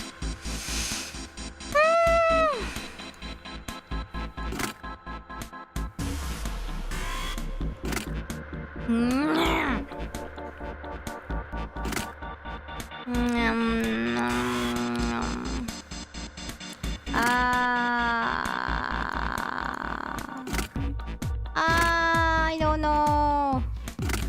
6. This is so difficult. Maybe this is wrong. What if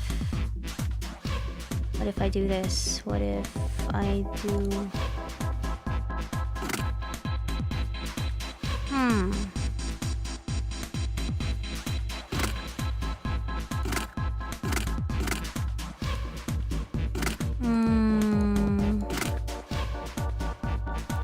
If I do this... but it doesn't make sense. This one doesn't make sense.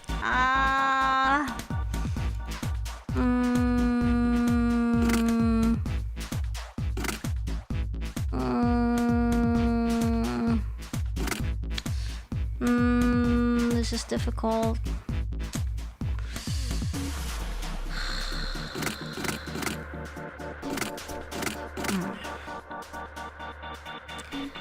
My brain! My brain!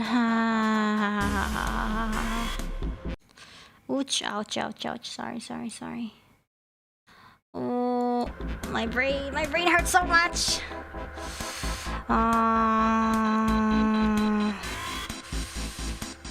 Okay.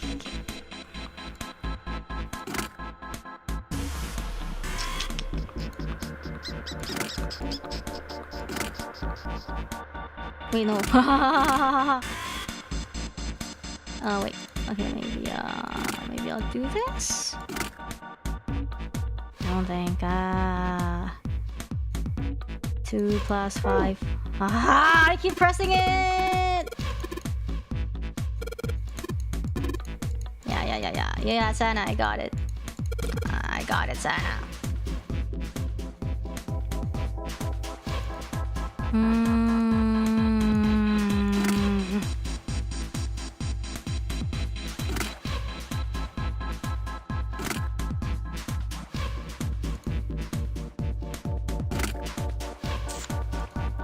6 plus 5 is...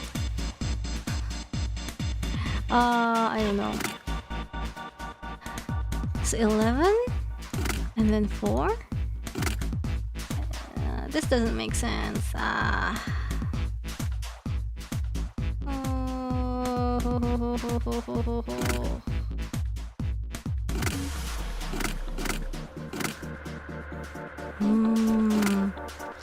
Brain cells go over. Also, just to let you guys know, I'm not reading chat, so it's okay, guys. If you wanna backseat the chat, even though the chat's not the one playing, then feel free.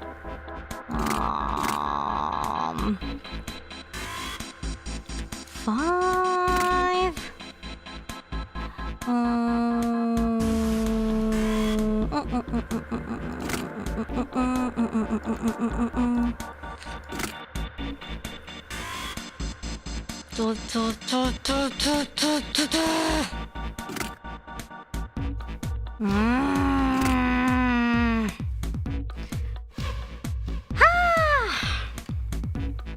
It's so difficult. 9 plus 3. I don't know. I don't know basic math, guys.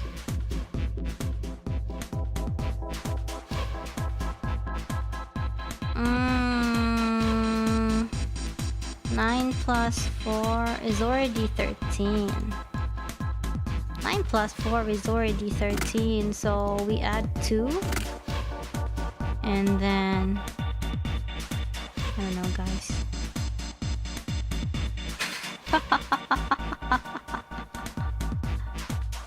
And then, okay, wait. What about we have 8?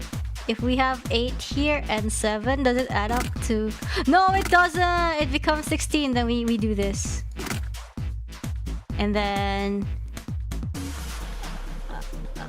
I think this is 15. And 6 plus... I don't know, guys. 6 plus 2... let me use the... 8 plus 7... Okay. Oh my gosh, I pray that this is right. If it's not...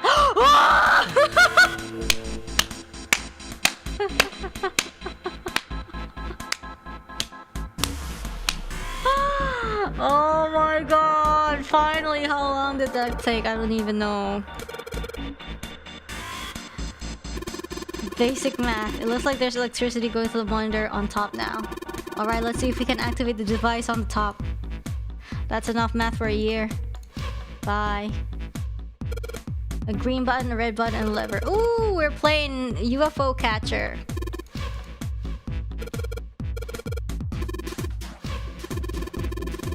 I found when you were messing around with the pinholes, yeah, because we took so long.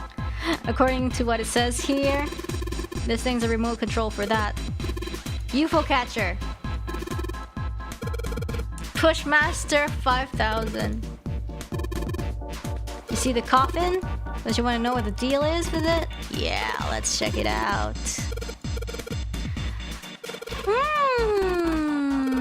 Let's do some... I thought we were gonna UFO catcher the coffin, but I guess that works too. Let's give it a shot. Oh, it's been programmed so that it'll only start moving once its path has been completely programmed in. Okay. Pushmaster. Yeah. Let's go, Pushmaster! The battery dies after 50 moves.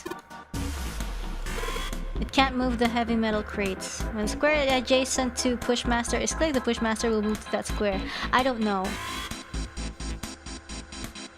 Where's the Pushmaster? Oh, we gotta do this.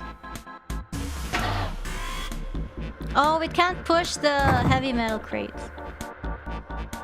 I don't know. How am I supposed to?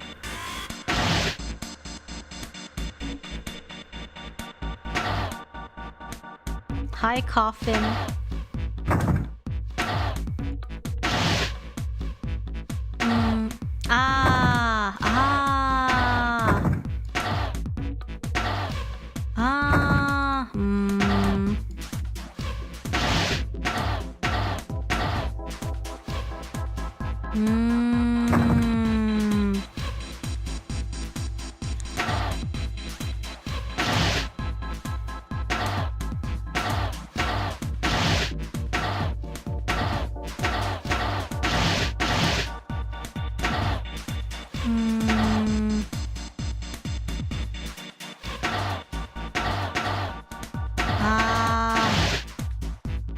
Oh no, I am soft locked.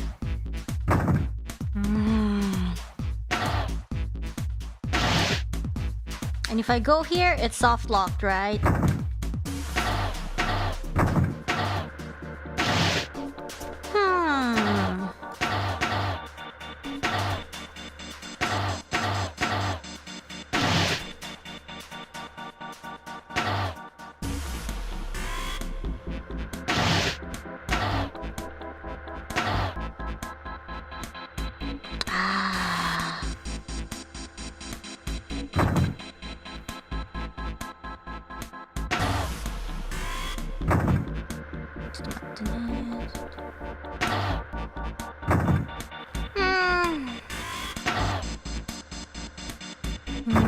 I can't push it. I can't push it to the... If I push it up, it immediately... The run officially dies.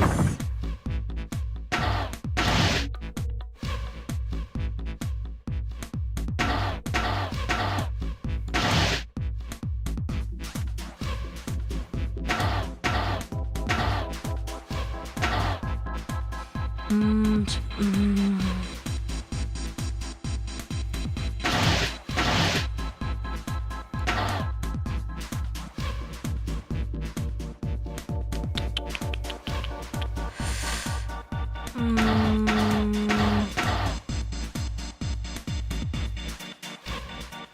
no, there's no undo! There is no undo.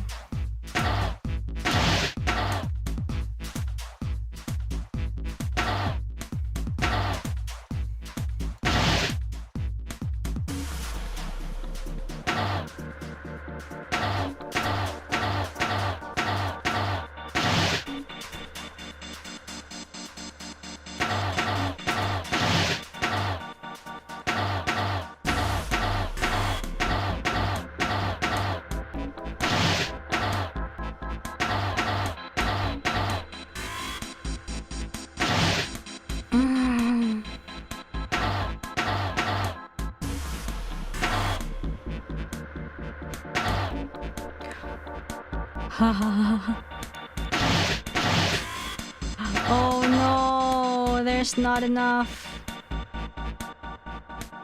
There's not enough.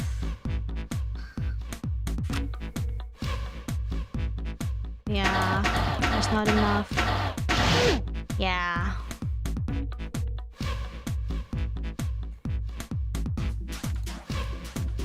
Okay. But I think I kind of got the gist of it. Kind of got the gist of it. I'm not exactly the best.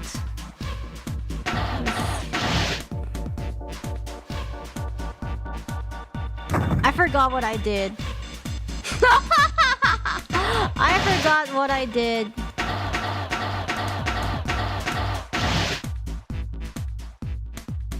F. I forgot what I did, guys.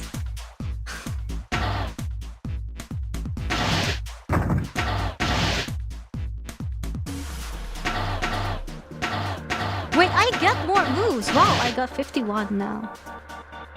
For every failure that I get. Oh, I wasted 2 moves there.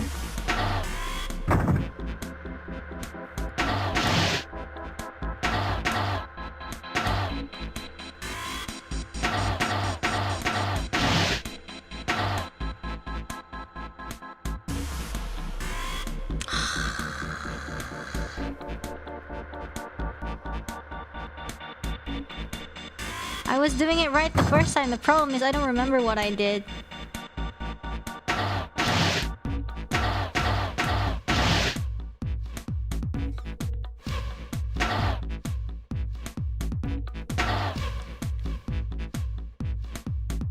Do I keep this? Do I keep the one on top secure first?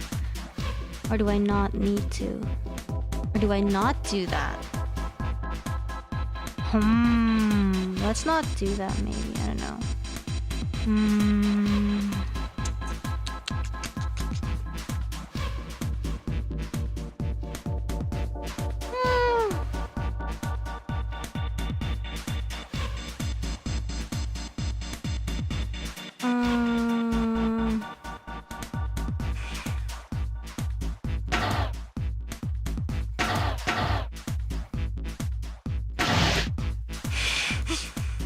No!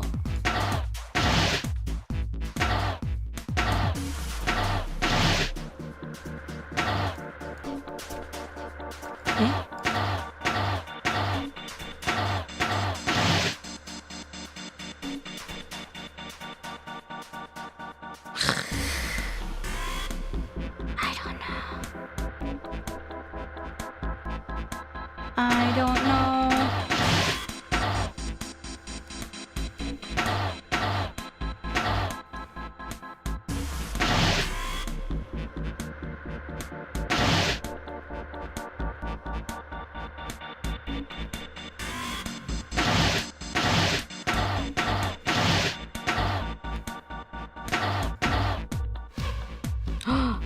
Oh no! Am I doing it? Ah, but I can't push there. And I'm dead. I should have... Yeah, so this one I need to push from the yellow parts because I can't do it from the center. I got it.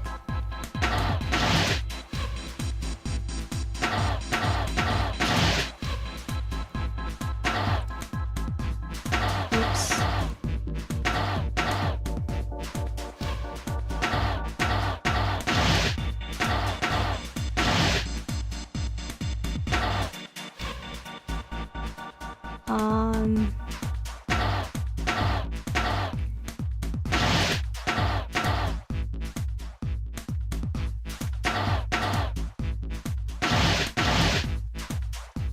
And then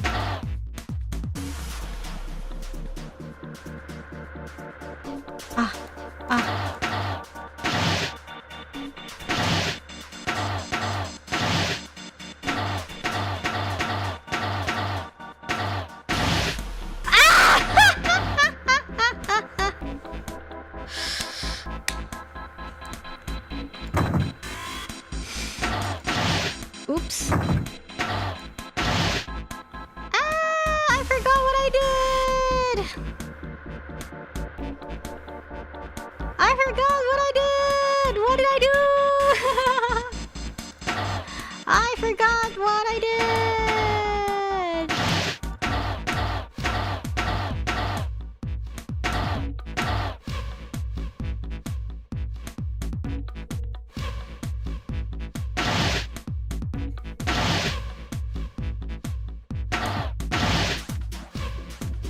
I don't know what I did.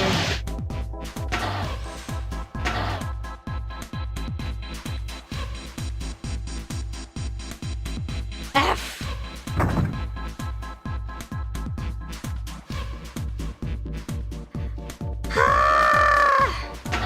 What do I do?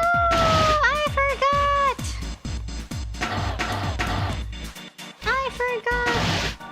I forgot what to do.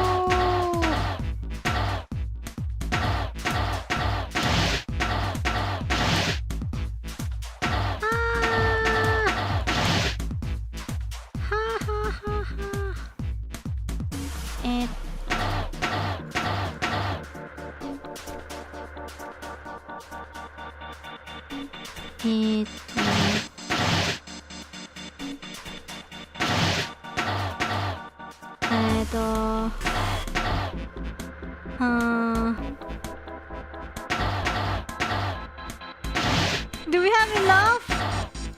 Do we have enough? No, we don't.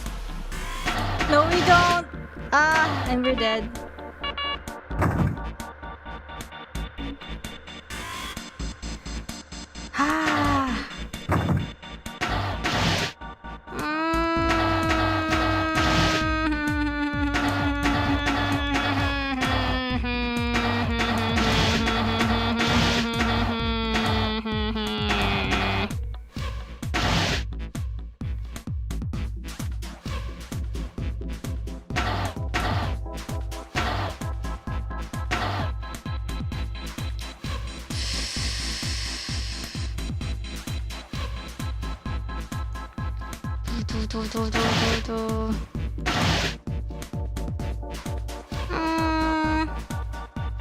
And then, yeah, this is where I mess up, right? This is where I mess up, so...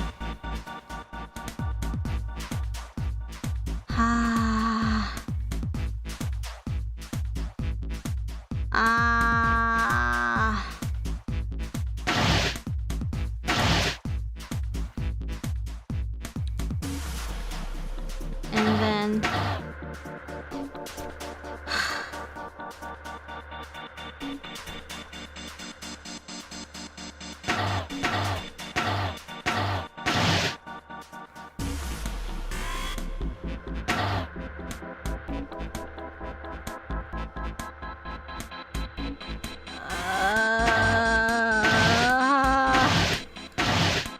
No, oh, okay! This room! This room! What the heck is this room? Oh my god! I'm really bad at like maze, you know, those kind of puzzles. Like basically, like, you know, there's like two types of puzzles, right? Like say the puzzles that require like maths and like calculations, and one that requires like you know, like a different way of thinking. Like that's why I think, like, if I can like mention another game, I'm more of an Ace Attorney type of person than a Professor Layton type of person, if you get what I mean.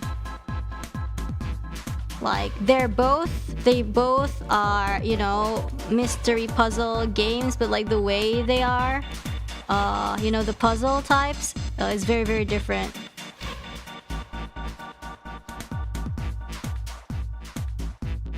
It's a coffin. Mommy! I wasn't ready for that. I was just too burnt out from the maths, you know.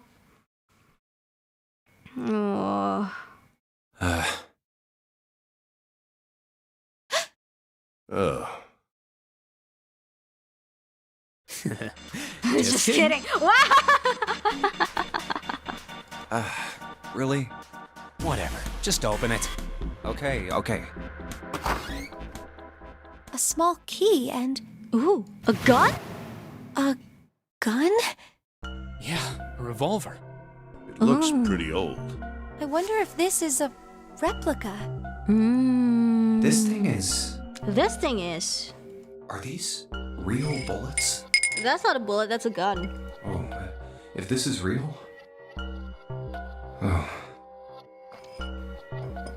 Wait, if it's real, then whoever went to door 6 could have, like, you know, just pew, pew, pew, pew, to anyone, you know? Whoever went to door 6 last time. You're not gonna take it? Of course not. All something like this is gonna do is cause more trouble. It's a powerful weapon that gives one person a huge advantage.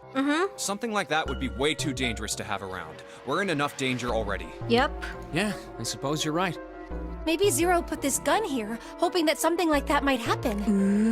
In other words, maybe he put it here to make us fight each other. In that case, we should most certainly leave it here. Who I, for one, had no desire who went to let door Zero 6 last control time? me. In the route where we went to door... The door 2. When we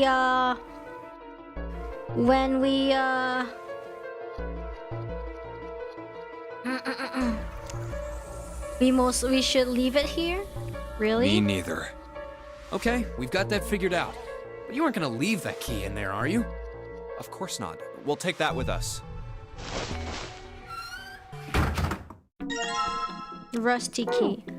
Like, why not just like shoot the bullets? Like, are they afraid that the water's like gonna leak out or anything? The rusty key was for maybe the exit. Okay. Oh my gosh, I was gonna say like that's it, but like the thing is there's only so few puzzles, but it was so difficult. Like there's not many objects to interact with. I feel like that's the thing with this room and the previous one. Basically this route, there's really not much to like quote unquote do unlike the previous rooms. But Long it really hallway, is you know, difficult in a sense. You found it! Almost forgot. Let's check it out. Yeah.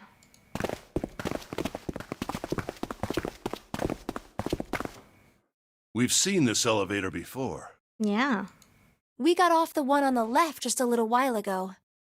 Then we went through the number 6 door, and that took us to the engine room. Yes, and after that we passed through the cargo room. And now we're back here. On the other side. In other words, we made a loop. We're back where we started. Wait, what? We needed a card to get to this point. I don't see a card reader here. Perhaps we aren't able to activate it from this location. Why don't you just try pushing the button? Yeah. Oh, that's the same symbol that was in the It works. silver thingy puzzle. Maybe that activates it too? Perhaps. I think so. Good. Now we can go back if we need to. What do we do? Should we return to C deck? Yes, we should. No, this hallway keeps going. Even if we do end up going back, I think we should see what's down there first. I forgot, like, I forgot when it was an adventure. Sorry. I agree. Let's go. Their decision made, Junpei and his companions left the elevators behind and continued down the hallway. Sometime later, Looks like it ends here. Sana, who had been walking several places in front of the rest, suddenly stopped. Only one door. Not 9? They searched around just in case. There isn't anything else. It's the only way to go. It was the door, or nothing. It's door or nothing! All right, let's open it. Let's go! Junpei took a deep breath, readied himself, and grabbed the doorknob and pulled the door open.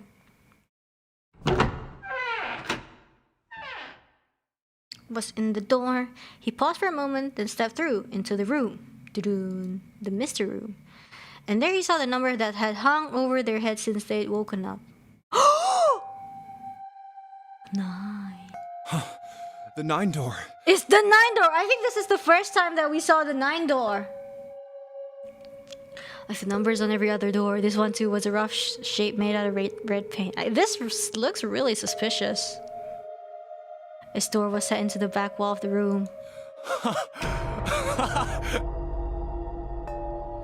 Junpei leapt towards it with a sudden burst of hopeful energy. It's so menacing. It was a large double door, heavy and full of solemn importance. He grabbed the door handle and shook. Wait, 6 plus 5 plus 1? I don't know. It doesn't... Yeah. Of course it wouldn't be that easy. The red sat on the wall next to the door. Displayed on it. Vacant. Huh. We finally found it. Junpei felt himself overwhelmed by a torrent of emotion. At last, they found the exit, but cold gripped his heart, and he knew all too well why. As he stood, frozen, unsure of what to think or feel. Jumpy! Jumpy! Huh? Look! Behind you! Behind me? He spun around and couldn't believe what he saw. Wait, what? What did he see? What did he see? What did he see? What? What? A 9 door. Huh? There's another one. Wait, what? There's so... What? Why? Junpei's voice was barely audible even to himself. What? He stumbled towards the second door, as if somehow compelled. Was that a coffin? What the heck?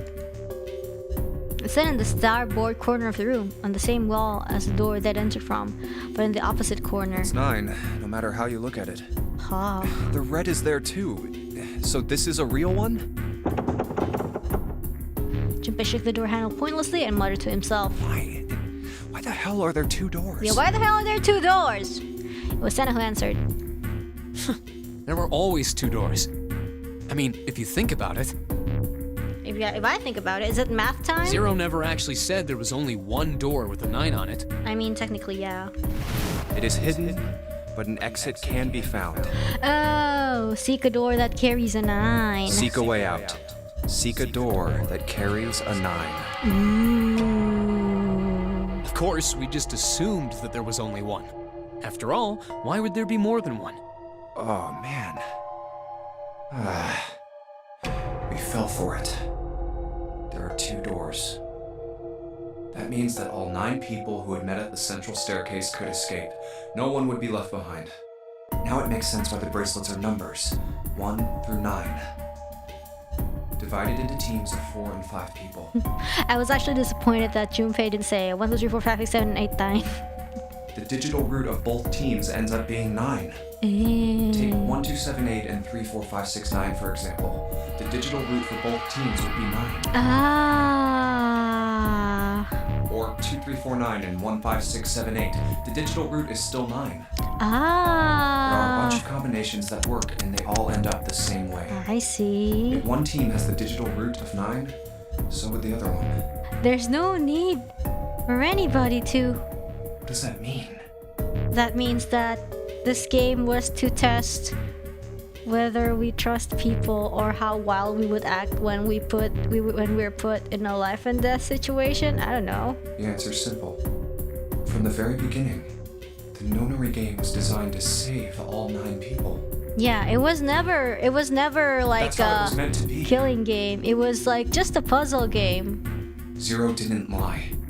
He never said there'd be only one 9 door. Yeah, we just like thought that like by ourselves. Like, oh, we have to sacrifice people. But anyone who found themselves in the game would have assumed that was the case. Fights would have broken out. One Yeah. team would likely betray or deceive the other. Someone might be hurt. Someone might get killed. But eventually, they'd reach this very same room and realize how pointless all their infighting was. Yeah. There were 2 doors. There was no need to kill each other. Yeah.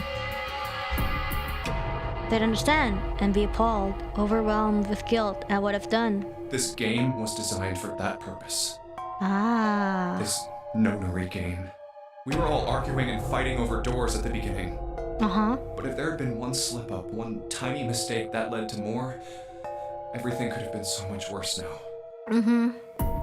The thought of it sent a chill down his spine. So, what are we going to do, Junpei? Go upstairs? I don't know. A voice broke through Junpei's frantic thoughts. Sena's voice. Oh, right. Hey, keep it together, man. Sorry. Jeez. So what do we do? What do you... We need to think about our next step. Mm-hmm. Our numbers are 1, 3, 5, and 6. That's a digital root of 6. Mm-hmm. The 4 of us can't open the number 9 door. Like Clover finding an axe kind of slip up. The 4. Wait. Don't tell me. Wait, what?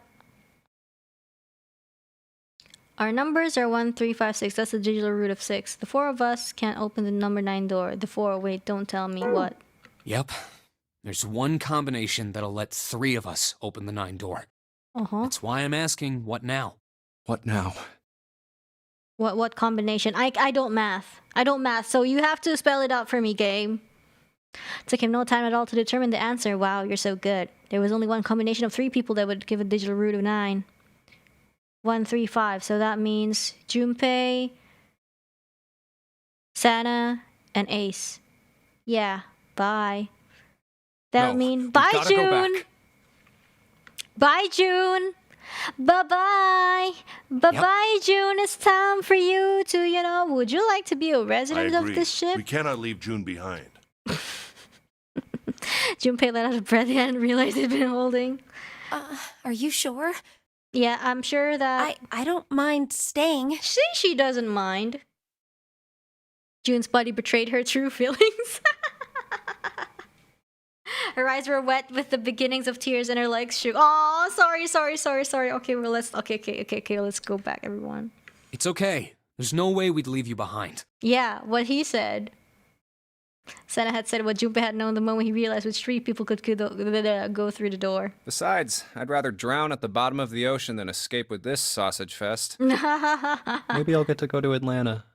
Are you sure you don't mean Atlantis? Huh? Oh. Junpei, Right. I don't know why Junpei talks like this. It's like his character just tries to unnecessarily convince himself that, ooh, I'm a man, I'm strong, girls want me, that kind of vibe, why does he have to do that? Perhaps it was a sudden reassurance that no one wanted to leave June behind, but Junpei laughed harder than he had in some time. Sana and Ace smiled. You guys. June blinked tears from her eyes and bit her lip. She didn't seem to know what else to say. Aww. Very well. Best we head back to C deck then. We should be able to take the elevator we passed earlier. Yeah, let's just go Perhaps with everyone. Clover, 7, and Lotus will have returned from door 1. Mm-hmm. Even as Ace spoke, they knew finding the others wouldn't improve the situation. Even with all 7 of us, Ace knew it. They all knew it. Standing around here isn't going to accomplish anything, don't you agree? Mm-hmm. Let's find the other 3 first, and then search for another solution. Mm-hmm. I guess you're right. Mm-hmm. All right, let's go. Mm-hmm. Ace looked at all 3 of them, then turned and headed through the door. Yeah. I love how the room is very ominous and nobody had the initiative to look around. There's a very ominous looking coffin thing in the center and everyone's just door 9. Sana and June followed. Huh. Junpei started towards the door, then stopped. Come to think of it, What is this room? Now you think, what is this room? It didn't seem terribly important now, but what exactly was it? We were so focused on the doors, we didn't even look around. That's what I was saying! That's what I was saying! What? A red carpet ran between two columns of wooden benches that ran the length of the room. Huh. It looks like it's set up for some kind of ceremony. Ceremony. But what kind? Ooh. Facing the 9 door was the carpet leading to the bow of the ship. And at the end... See? Was an alt... So they noticed, they just chose to ignore it. There was a small rectangular alcove at the end of the carpet, and inside the alcove was a raised platform. Resting on top of the platform was a coffin. A coffin? What on earth is a coffin doing in a place like this? I don't know, there was also a coffin in the other room. But before Junpei had time to answer that question... Hey, Junpei, the hell are you doing? Let's move! Okay. Senna's voice echoed in, Hey Junpei, the hell are you doing? Let's move! Senna's voice echoed in from the hall outside. Right, okay, I'll be right there. Junpei turned on his heel and left the quiet, somber room.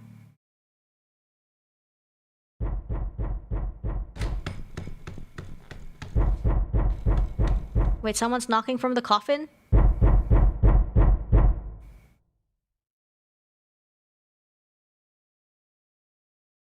What?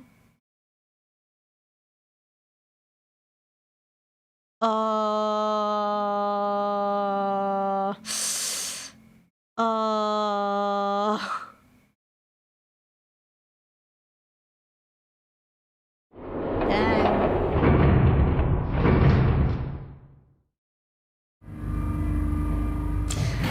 Well, they took the elevator up to C deck. Once there, they headed back towards the main hall and the central staircase. It didn't take them long. Look, it's... Seven and Lotus. They didn't look happy. Did somebody die? We've got a problem. Did somebody die? Did somebody die? Clover is gone. Oh. Well, you know, that is a big problem. Not for her, but for you guys. What? Junpei and his 3 companions looked at one another. He turned back to Seven and Lotus. What do you mean, gone? Senna, Ace, and June had their own questions to ask. When? Why? You two went into door 1 with Clover, didn't you? Seven and Lotus responded as best as they could. Yeah, we went through the door together. But Clover barely spoke to us. Yeah, that's what happened. That's what happened when we were with her in She the just other did her own room. thing the whole time. Yeah. Huh. You know, when you're like in a group project and then there's this person who just like does nothing but has their name on the project anyways. There were 4 rooms on the other side of door 1. She wouldn't let us into the 4th room. Wait, what? She just said, I'll take care of this one. Whoa. And shut the door. What? She must have blocked it with something on the other side. What's on it? We waited for a while, but Clover didn't come out. We called for her, but she didn't answer. Uh-oh. So I kicked down the door and we went into the room. And But she's gone? It was empty. Clover wasn't there. Uh-oh. She pulled on a magic on ya? There was a door on the other wall. And it was open. We figure she opened the door and left by herself. We ran after her, of course, but Well, obviously we didn't find her. You figured that much out. Clover's gone. Junpei thought for a moment. When did this happen? We got here just before you. You certainly have excellent timing. Oh. So you haven't searched anywhere other than near the staircase? No, we haven't. Finally, Ace spoke. His voice had an edge of resolve and concern. Very well then. We'd best separate No, and look no, for no. Clover. Do not separate. Do not separate. That is the worst idea you can think of. Do not We separate. haven't much time left. Let's begin. Yeah. Oh my. This is not gonna end well. This is not gonna end well. There were quick nods all around and the 6 remaining players spread out. Junpei and June ran to the central hospital room and looked around. She's not here. She's not here! No, she isn't. They searched a little longer but with no luck. Man, they couldn't find Clover. There's no sign of her. Yeah, I Let's think go. these people have never watched a horror movie before. Finally, they gave up and left the central hospital room. Separating is always a bad idea, except when you're separating eggs. Slowly, they made their way back to the hallway. At last, they reached the stairs and Junpei spoke. All right, I'm thinking we should probably split up. Oh. I'll head back to the stairs and take the elevator down to E deck. No, don't. June, you can take the stairs up to B deck. No, don't All right, do that. that sounds good. No, you're so dumb, Junpei. But, What? could you stop calling me by that code name when we're alone? Ooh, spicy. Huh? Sure, right. I'll do that. There was a reason Junpei persisted in calling her June even when they were alone, although perhaps not the best reason. He was embarrassed to call her by the nickname he'd used when they were children, Canny. Oh my gosh, 9 years ago it came naturally. After all, they were children. But now that they were adults, it felt strange. Regardless of what he might hope for, to call a woman he wasn't dating by such a childish nickname felt odd to him. Of course, to call her Miss Kurashiki would even be more awkward, and simply Kurashiki would seem a little brusque. And although he couldn't put his finger on why, it felt somewhat forward to call her Akane when they hadn't seen one another for so long. In short, it was simply easier for him to call her June and leave it at that. Jumpy. Wow, the submarine ending now hits harder, because, you know, remember when he opened the door, he was like, oh my gosh, I don't care about the code names anymore, oh my gosh, Canny. It was like that, right? Oh my gosh. No, it's nothing. Yeah. All right, I'm going then. Yeah, be careful, Kane. June, or perhaps more appropriately Canny, blushed and smiled. You be careful too, Jumpy. No, don't say that! That's like a very flaggy word. That's a very flaggy word. Can you guys just stick together, like, for once? Like, I want you guys to remember, like, the people in the ship, they all ship you. Sorry. But yeah, don't separate. I don't want you guys to be separated, like, in the most literal sense right now. Yeah, got it. Take care. Gosh! No! This is a bad idea. This is such a bad idea. This is such a bad idea. Why would you do that? You already established that nickname. Hey, Canny, funny Canny. Are we dating? Not really, but sort of. But then you're like, let's separate. Doesn't make sense. Gosh, Junpei. Tragedy always strikes when one least expects it. Well, I expected it, Junpei, I told you so. But to wait for a man to stand before striking him down seems almost crueler than dealing with the fatal blow while he lies on the ground. A light in the dark place, June's smile had given him hope, both for escape and this was talking about the whole kidnapping thing, maybe, I don't know. For escape and possibly for something else. Ooh, spicy. It was that hope that raised his spirits just enough that they might soon be fully dashed. He opened the elevator door, and there she was. A woman sat slouched against the wall. Lotus. Oh, is she dead? Fall asleep? Her body was limp, and her skin smooth and pale as always. Oh.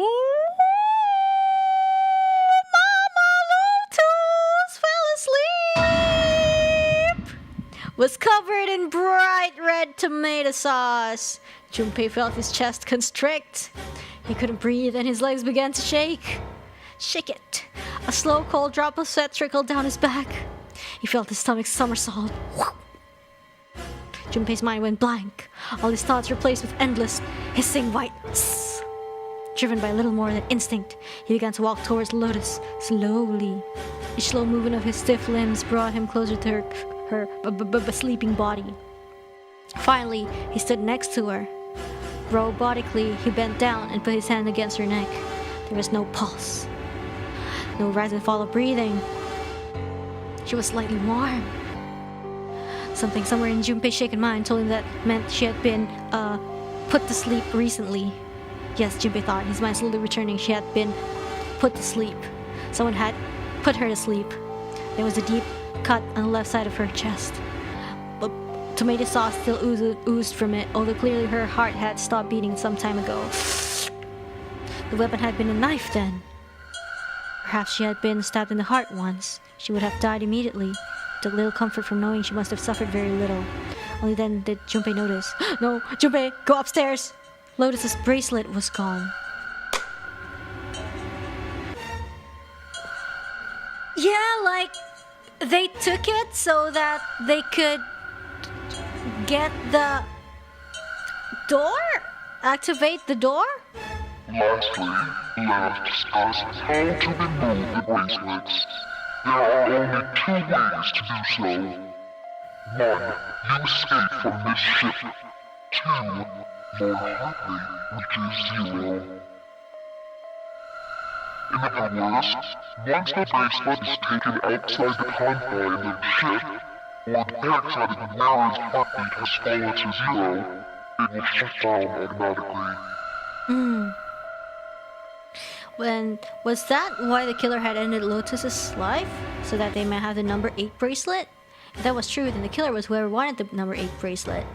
Or perhaps more accurately, the person who would gain the most by obtaining bracelet number 8. Who was that? Who would benefit the most from the number 8 bracelet? The thought had only just entered Junpei's mind when... He heard a noise.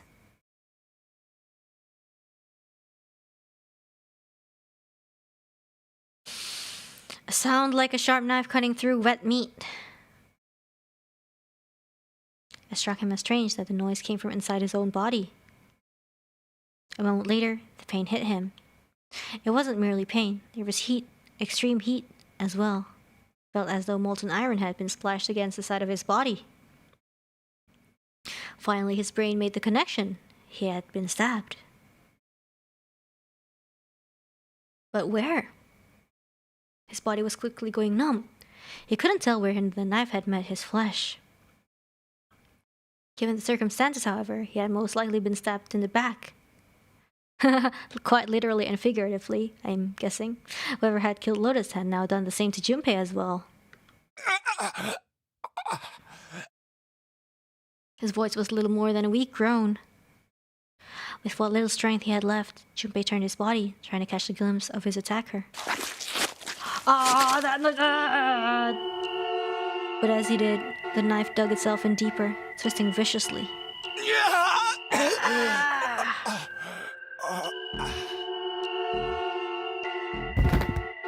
He collapsed to the floor, a puppet with its strings cut. His arms and legs lay where they fell, oddly twisted and awkwardly positioned. Junpei's body was entirely numb. He could feel the blood leaking out of him, but nothing would move. Nothing, save his eyes. As he lay on the floor, his life ebbing away, Junpei finally saw his attacker. 2 tiny images of the killer, reflected in his eyes. With that recognition came nothing. He felt no emotions, not anger, not sadness, not regret. The paralysis that had claimed his body had reached his mind. His killer glanced down at his body.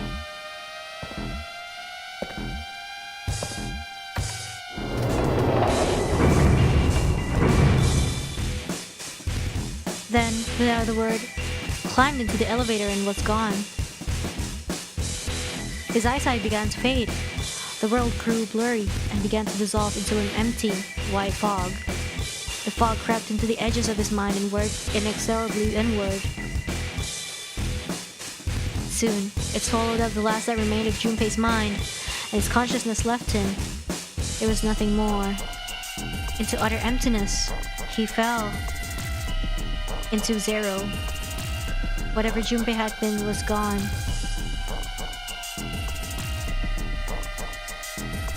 Bad end.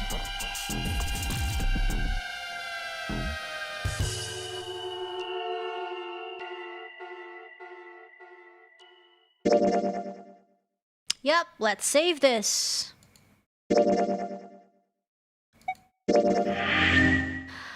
Whew. We got it. Let's discuss a little bit about this because... Oh, there's so many locks. Look at that. There's so... Whoa, there's like a lock here. There's like a lock here, a lock here. Unlocked. Unlocked. Unlocked. Unlocked. Unlocked. What is red? What is red and what is not red?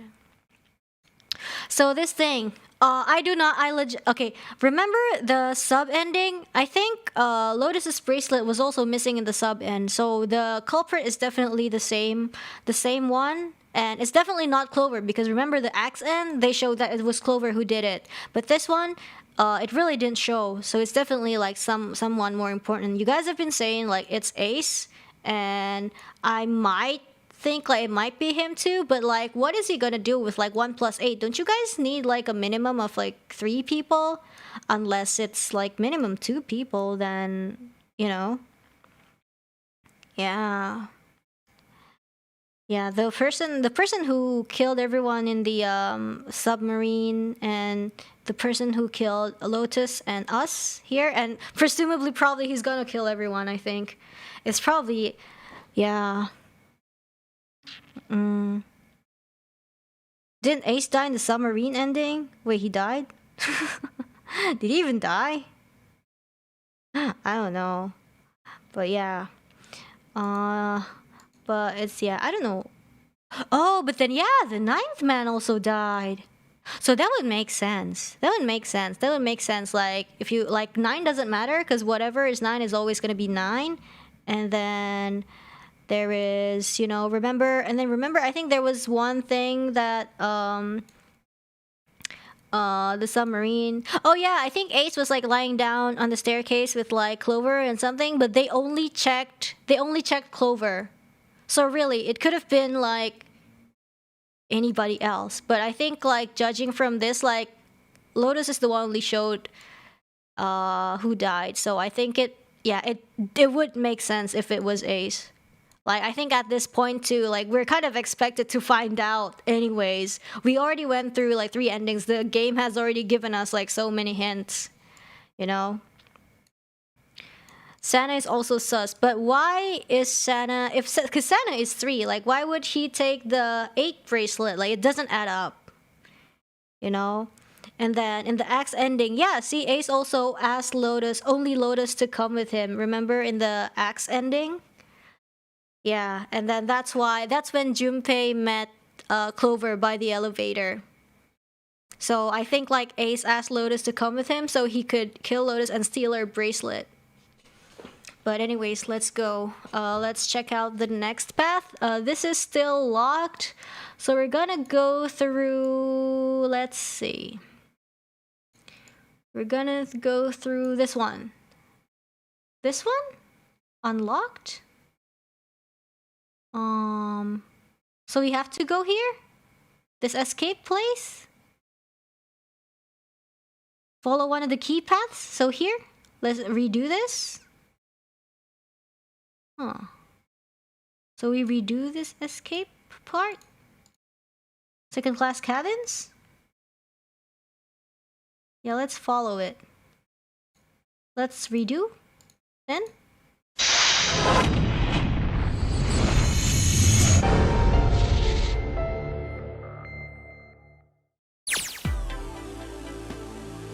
Oh wait, what? Sorry, I'll check the flowchart.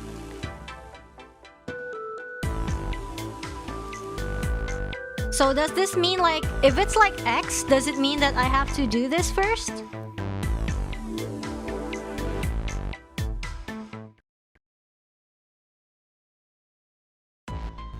I thought we were finished with that topic. But then what should we do? We should talk it through.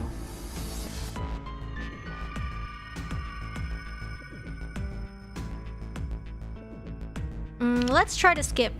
Oh yeah, I can't auto. Enough. Okay, now I can. So let's go from the beginning and skip. Okay, this doesn't really matter, honestly. It'd be 2. That wait, something. 8 plus the digit. Yeah, we pretend that we can do math.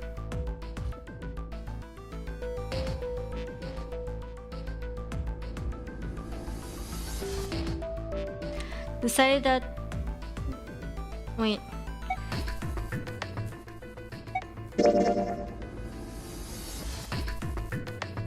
hold on.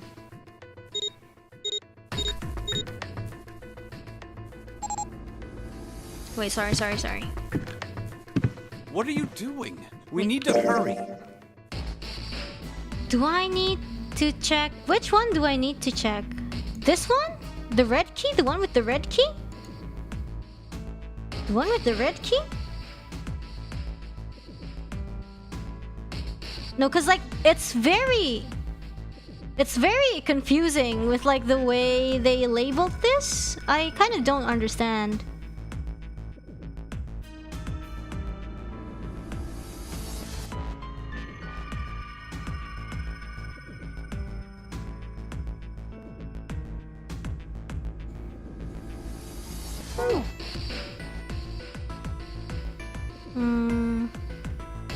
Let's skip then. Something's beeping. It's just like before. Probably the sound of the detonator on the bracelet. Do you think they're okay? Kim's face showed her concern more plainly than her words ever could. Almost as though in response. Okay.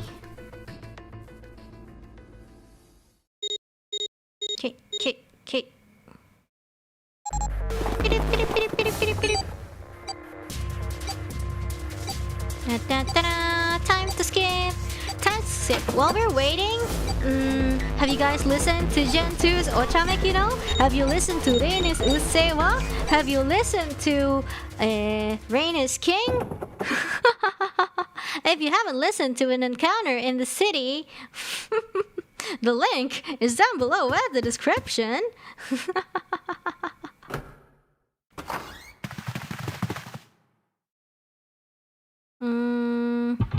Wait, is this door 4?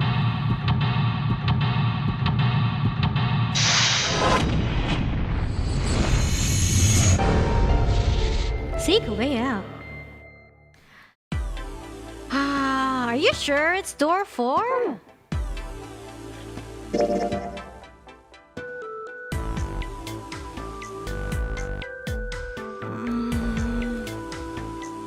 Or should I go here? I think I should go here. You have the first 2 white keys. You hold on.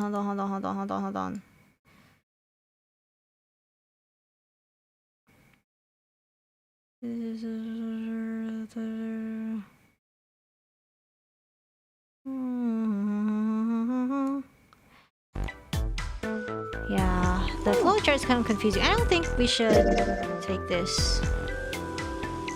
Oh, okay, I get it. Oh, okay. Now I get what X means.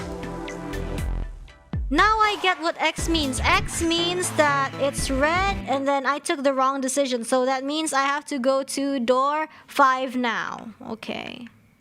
I got you. I thought we were finished Ouchie! Hold on. Sorry. with that topic. Let's go adventure screen then, because it's faster that way. Then what should we do? Yeah, now I understand. How the symbols work in the flowchart. Yeah. I don't know. And then we just go to door 5. Yeah, I think like... Okay, it has to be door 5. And then let's check the floor... not the floor chart. Let's check the flow chart after we pick door 5. Let's check it. If it changes, then that means the meaning is right. That means we're on the right track.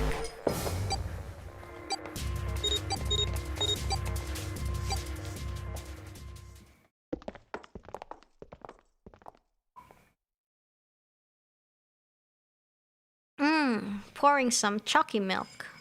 Ooh, see, there's the bracelet of the 9th man.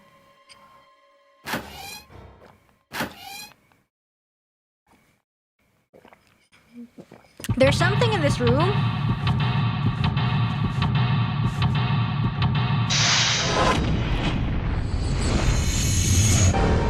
Seek a way out. Okay, so listen, there's actually something in this room that I've been wondering about. Wait, let me check the flowchart. Oh, yo, guys, now it's red! Now it's red! Oh!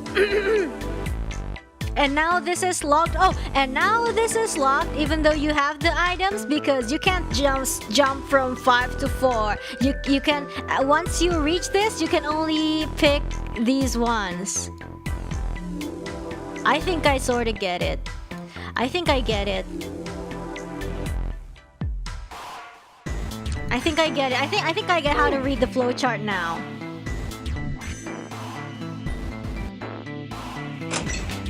It's this one.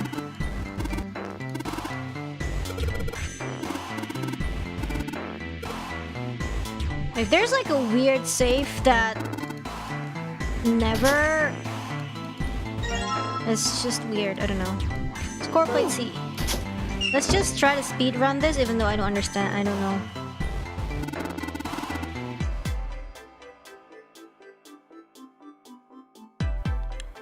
High quality desk. Oh, once you choose it, you don't have to play? Then I can just go straight here? I don't know, do you guys want to see the novel or just like go straight? I mean, we might as well try to solve it. We might as well try to solve it. Because it's a fairly simple one, I think.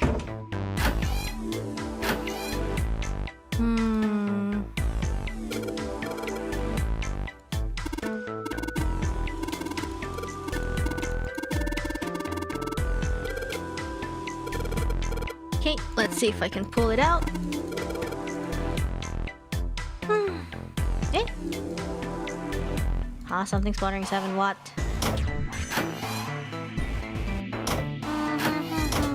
What is bothering you, 7?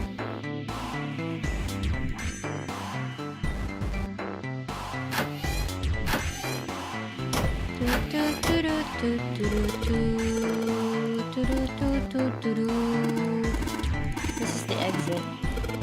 I forgot how to like get this one.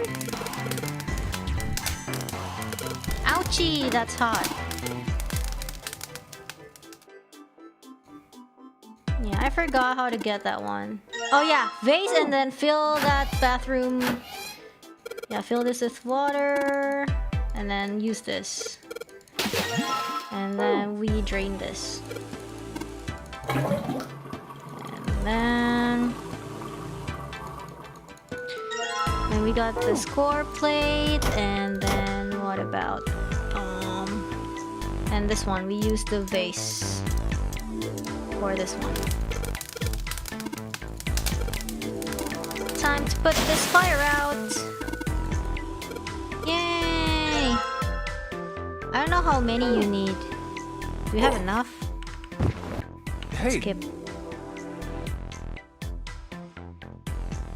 Let's skip. Okay. I don't know if we have enough. I don't know if we have enough. Do we have enough? Toilet. There's really nothing in the toilet.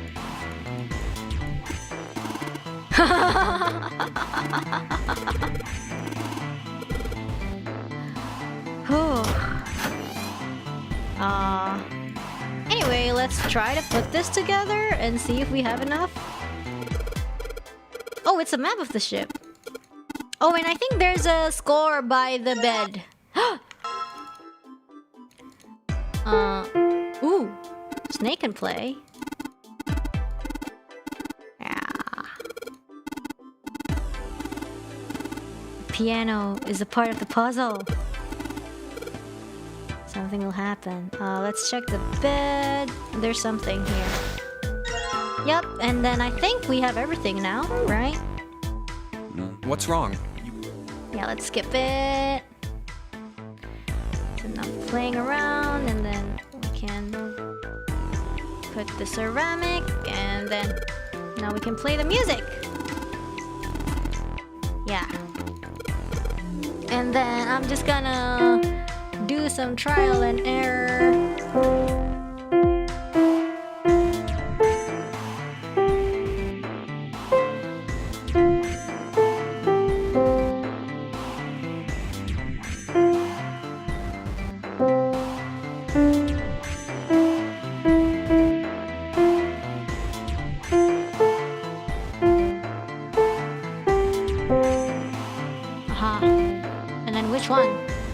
And then which one was the And which one was the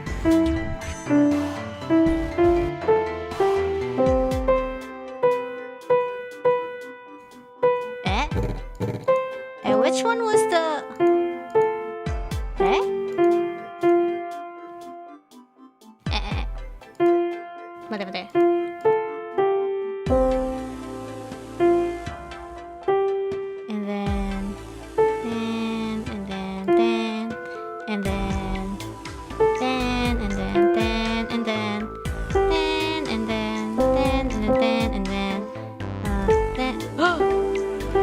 Oh no!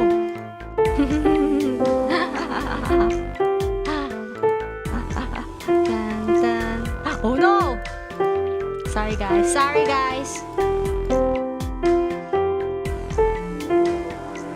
And then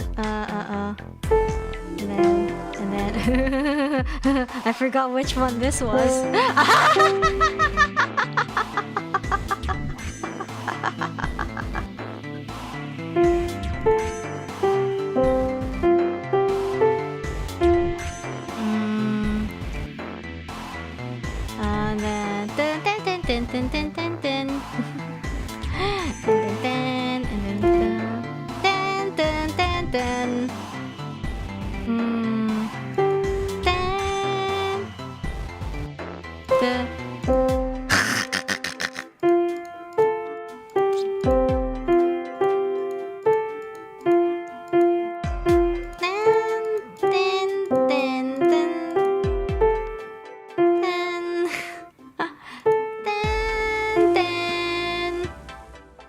I forgot.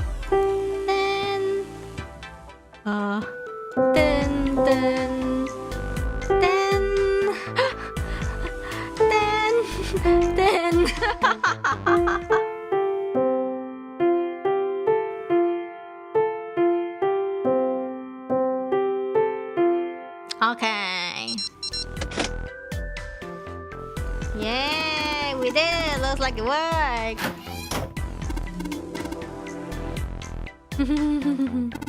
Ha ha ha.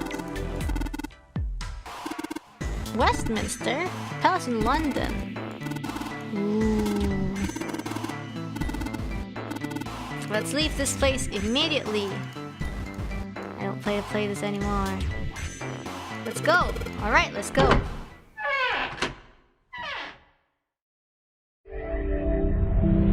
You found it. Okay, let's check the flowchart. Another hallway? And now we can go here? You think? 3, 7, and 8 doors. Well, we really don't have a choice now. We can't let his sacrifice go to waste. Right? Right?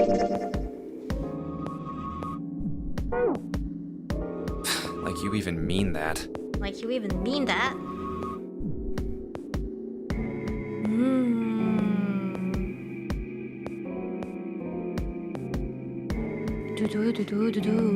And then we go to door 8.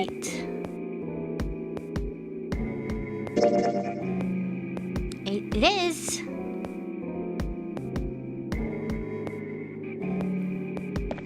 Let's move.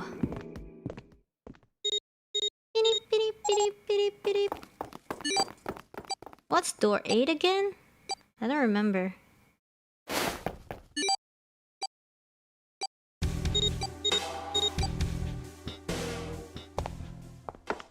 Pointless. It is the lab where we hackermanned.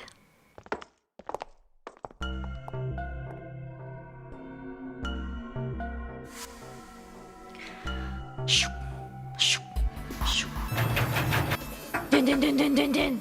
Dun dun dun dun dun.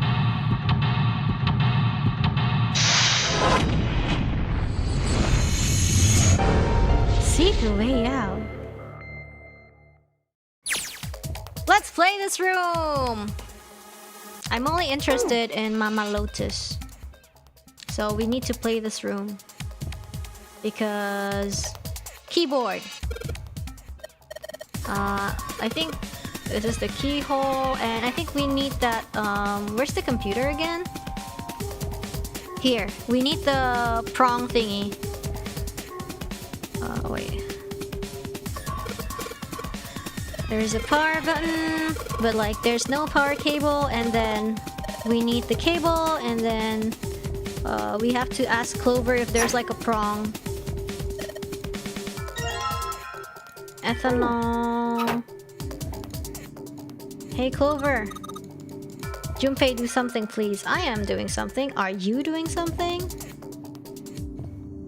Okay, there's a pen lying over here. Clover, erase it. There's a permanent marker. Give me just a moment. Clover, I'll be right back. Here, use this ethanol to wipe it. Okay, could you wipe it off? Right now? Aw, you trust me. I feel kinda special. Cute! Aw, cute. She's in a better mood. Is this like an examination table? There's a creepy mannequin here, guys. There's something sticking out of mannequin's head, like wires.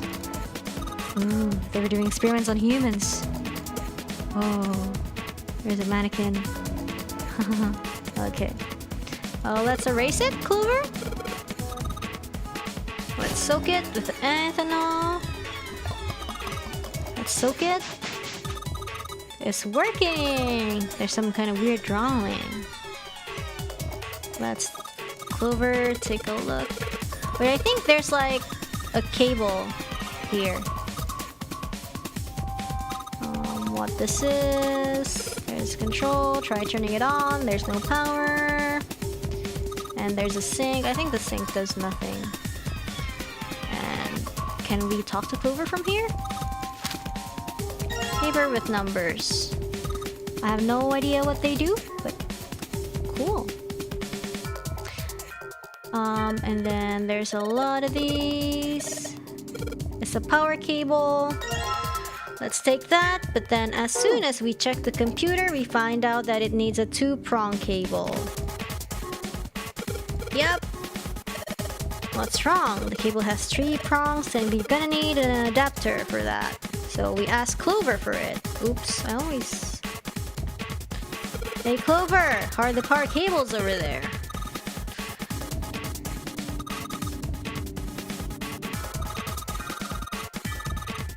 Yeah, that's the correct one. Let's bring it over here. Yeah, just a plug. Okay, let's hold on for a little bit. Let's go.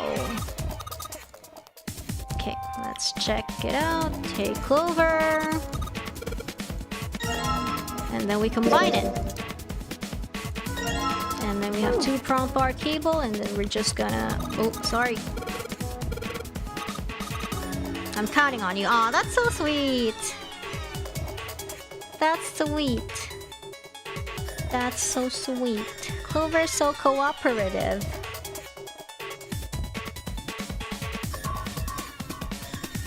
Okay, let's go, Hackerman!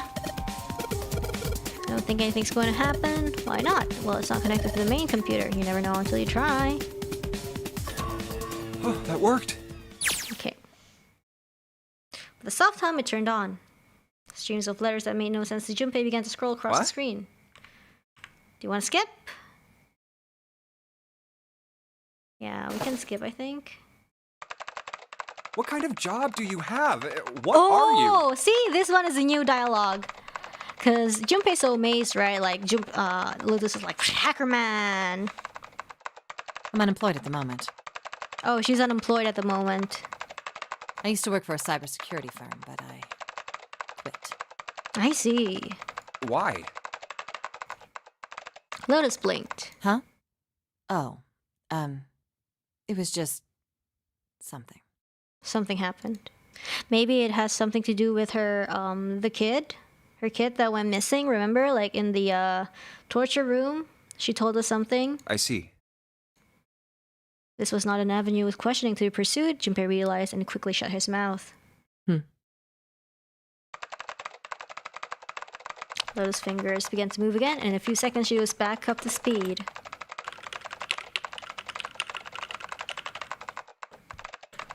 As she typed more letters and symbols that meant nothing to Junpei began to pour across the screen. Oh, what are you doing now? I'm going to try and brute force it. Ha ha ha ha, just like me. Brute what? A brute force attack is... Well, the short version is that I just attacked the thing head on. The long version? Without looking up or slowing down, she began to explain. A brute force attack is one of the simplest ways to break a cipher. See, guys? Brute forcing is the way. It checks every possible combination until it finds the right one. For a complex cipher, it can take a very long time. Like, she actually doesn't, like, dismiss Junpei this time because Junpei didn't make that unnecessary remark. I'm writing a She program actually that would run an answers attack him like that on properly. its own. Ooh. It's not the most elegant solution, certainly. But given the circumstances, there isn't much else I can do. Even as she talked, her fingers never slowed or missed a key. Junpei couldn't help but feel a little odd. Oh, but back to what we were talking about earlier. What were we talking about? The wireless display? It's kind of strange if you think about it, isn't it? How do I put it? Well, let's say you write a program that calculates an addition problem for you, all right? So you enter 1 plus 1. The screen will show you 2. See? Isn't that strange? No, not really. Oh, come on now. Of course a caveman like you would think it's strange. You said so just a minute ago. You're just not getting it, are you? I don't get it either, but explain to me please, Mama Lotus. Who calculated 1 plus 1? But who calculated 1 plus 1? The main computer, right? You said it connected to the monitor wirelessly. Yeah, but someone who grew up in a cave wouldn't know that, right? They'd probably think that this thing here, the monitor, is doing the calculating. And once they've decided that, they'll start examining this monitor. They might poke the screen or something. Ah, I see the color changes when I press it here. Then they might investigate the hardware on the inside. Oh, I see. So this wire supplies the power. Eventually, they might even cut the wires. Ah, yes. Just as I expected. When this wire is cut, no results appear. Therefore, it must be this device which does the calculations. I see, Mama Lotus. Oh. But the truth is that, just like you said, the computer is doing the calculating.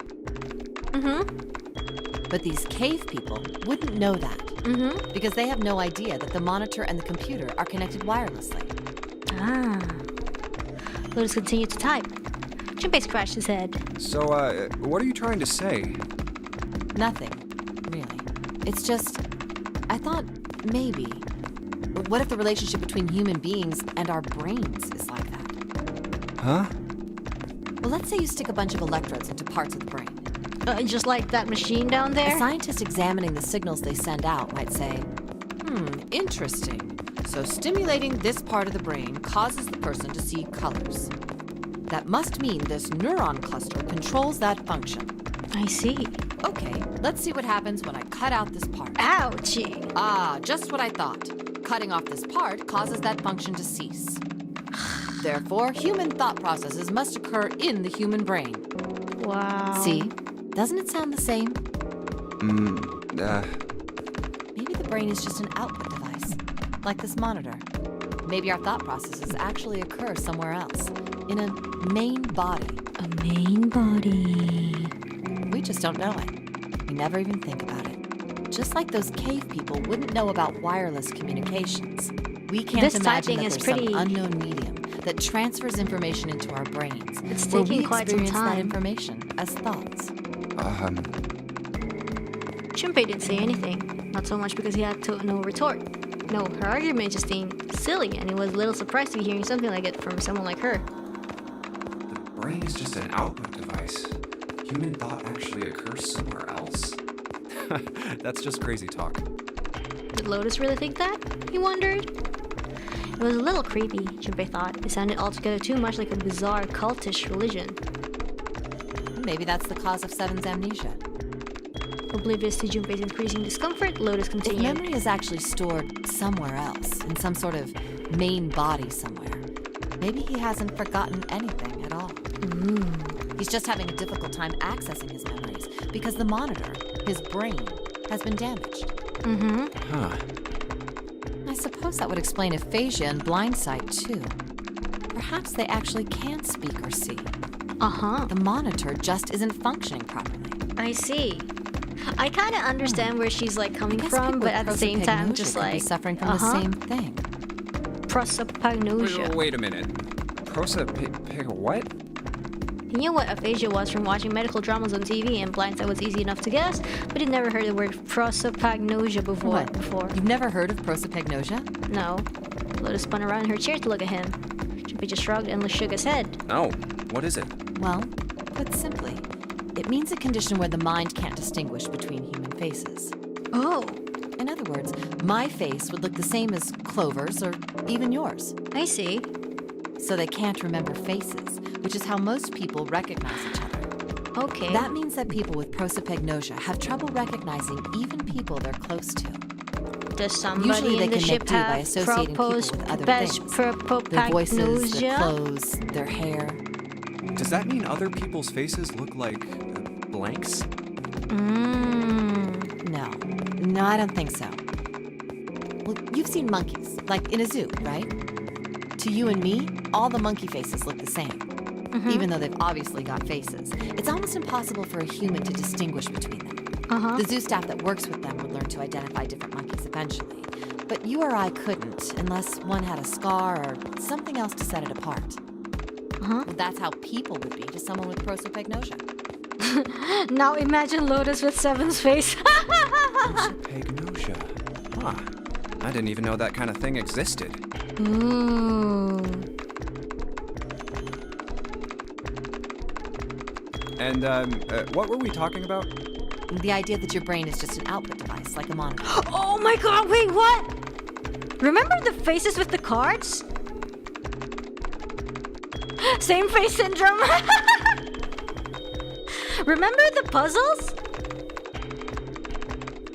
And then Ace was like, do you know how to do it? And Junpei's like, yeah. And he's like, huh? Are you serious about that stuff? Not really.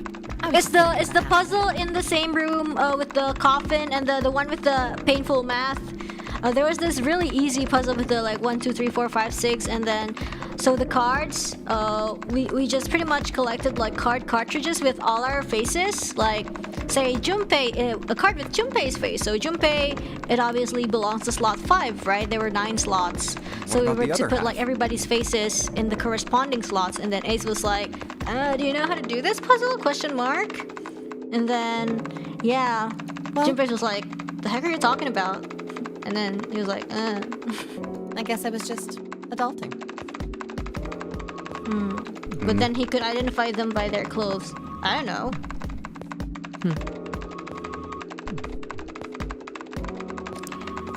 Not funny.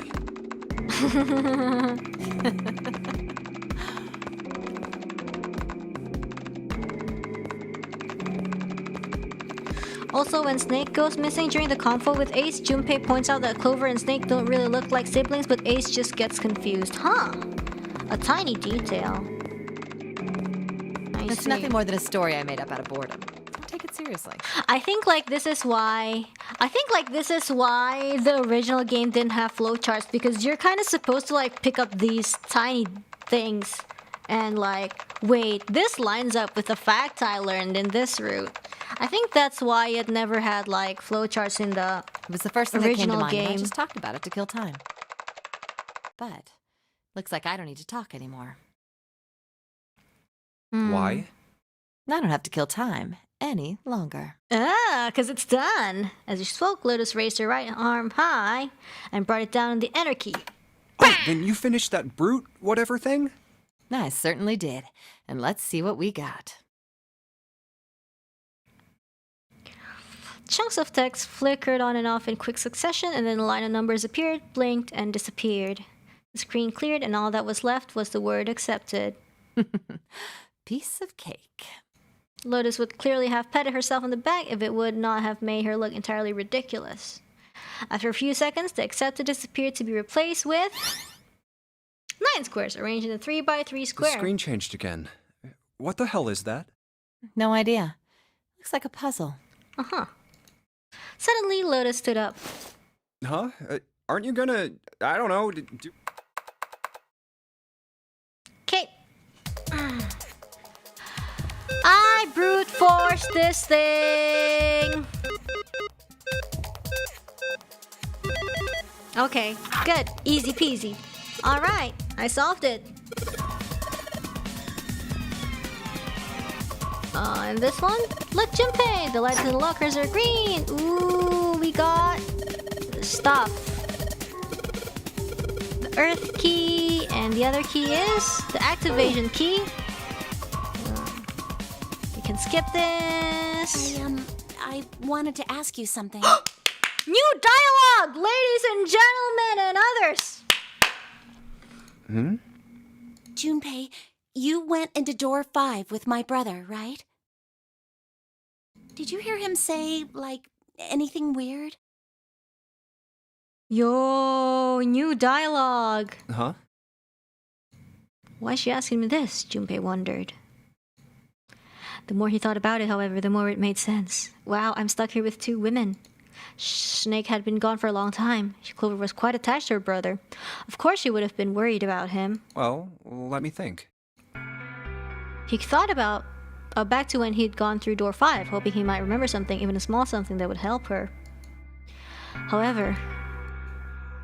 Sorry, Clover. I can't really think of anything.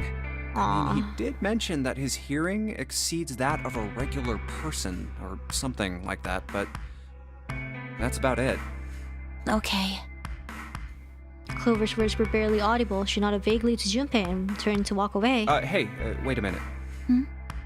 Look, I don't know if I should ask you things, but if you don't mind, I was hoping you could tell me if, is Snake, was he born... You're talking about his eyes? Yeah. No, he wasn't born blind. Oh, he wasn't born blind. When he was a kid, he got in an accident. An accident? A really bad car accident. A car accident? He couldn't see after that. And his arm. His arm? Yeah. My brother's left arm is, it's not like a normal person's arm. It's Wait! fake. It's not a real arm. The brother had mechanical arms? He told me. No. This definitely changes everything. This definitely changes everything. Remember the corpse? The corpse didn't have a mechanical arm. The accident hurt him really bad. To save him, they had to cut off his arm. Oh.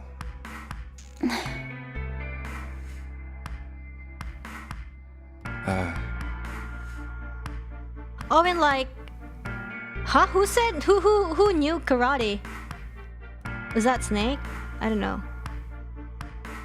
Is that all you wanted to Yeah, ask like, me? it was, like, really suspicious, right? Because, like, there's no face, and it's just, like, clothes, like, you, like, they said stuff, like, you can't even tell that it's him, quote-unquote. But, like, this is, like, definitely, like, that's definitely not him. You know, it's already, like, suspicious from the beginning, but this clearly confirmed that it wasn't Snake. But then... where was he? Was he in the coffin? Remember, somebody knocked from the coffin?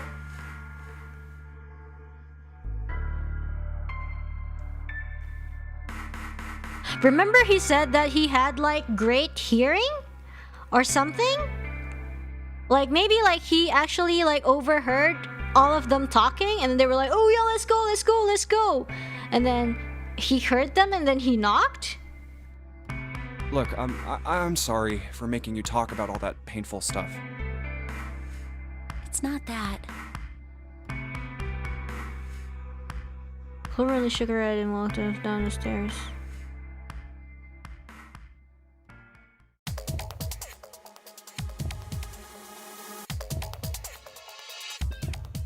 I now get. Yeah, I think I know why the original game didn't have like a flowchart. You're supposed to like remember these bits and pieces. Like I have you guys to like remind me sometimes, but like holy. Anyways, what were we supposed to do again? I forgot. Oh yeah, activate the key to save Clover.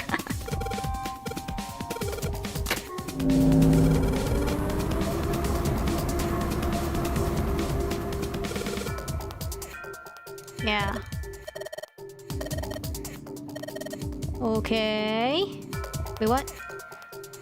Power restored to experimental device.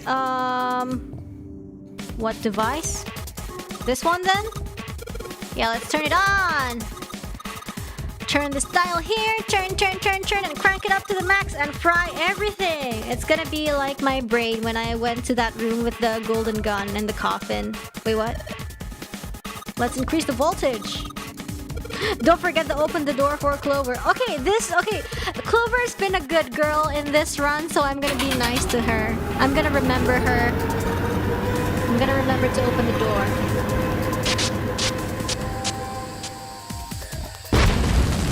This is me when I was in that room with the faces puzzle and the UFO catcher puzzle. Fire detected! Evacuate immediately. Alright, let's get Clover. Yeah, I didn't forget Clover this time, guys. Come on, kid, jump! She's safe. Are you okay, Clover? Are you hurt? Of course I'm alright. Aww.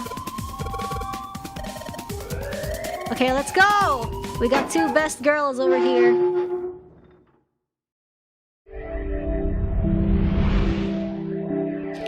You found it. She still yells at you because she's been like a tsundere kind of thing, you know. Do I just skip? Yeah, I think I just skip. Hey, what are you guys doing here? I can't do flowchart? Oh, because it's... Wait, I can't do flowchart? Okay, I guess I can't. Do. I can't immediately skip, I guess. The key? Ooh, the key. There's new dialogue, that's why I can't skip. The key? Ain't that what I just said? I'm talking about the Jupiter key. We found it in the operating room. Mm-hmm. Here. Whoa. Jeez. We caught it and found that the object was a key. I see. So this is Jupiter. Uh-huh. On it, someone had engraved a symbol very similar to 4. He looked over at June, who nodded back. This one's new dialogue, by the way. It had to be the Jupiter symbol. I'm gonna let you hold on to that, alright? Okay. Yeah, on it. Junpei I've has got something it. for you too, then. Oh, alright. Now Lotus chimes in. Here, it's the Saturn key card. We found it in the kitchen. All I might lose it. It's right. probably better if you hold on to it. That way it won't be my fault. All right. Now Lotus offers that one. All right. Yeah, on it. He felt slightly less than honored. So how many unused keys do we have now? There's the Earth key we found in the laboratory. Yeah? The Jupiter key you just gave me. And the Saturn key card from Lotus. I'll keep them safe. Yeah. Now Junpei has everything. Yep. Now I can skip.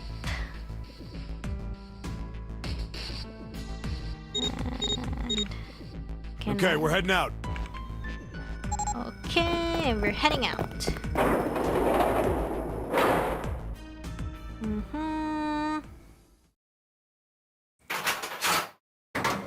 Door unlocked. Okay. Of course, there's a reason we pretend to be smart here.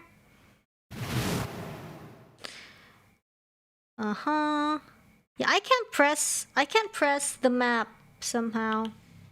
Because I think it's like just the story section. We have no Wait, idea what's on the other side of menu? these. What about flowchart? Okay. And then we... Huh. Why is this... Then what do we have to do? Can we skip? The next red key? This one? This escape room? Oh, I have to go through door 6 again? Okay. Let's just skip. Yeah, just keep following the story.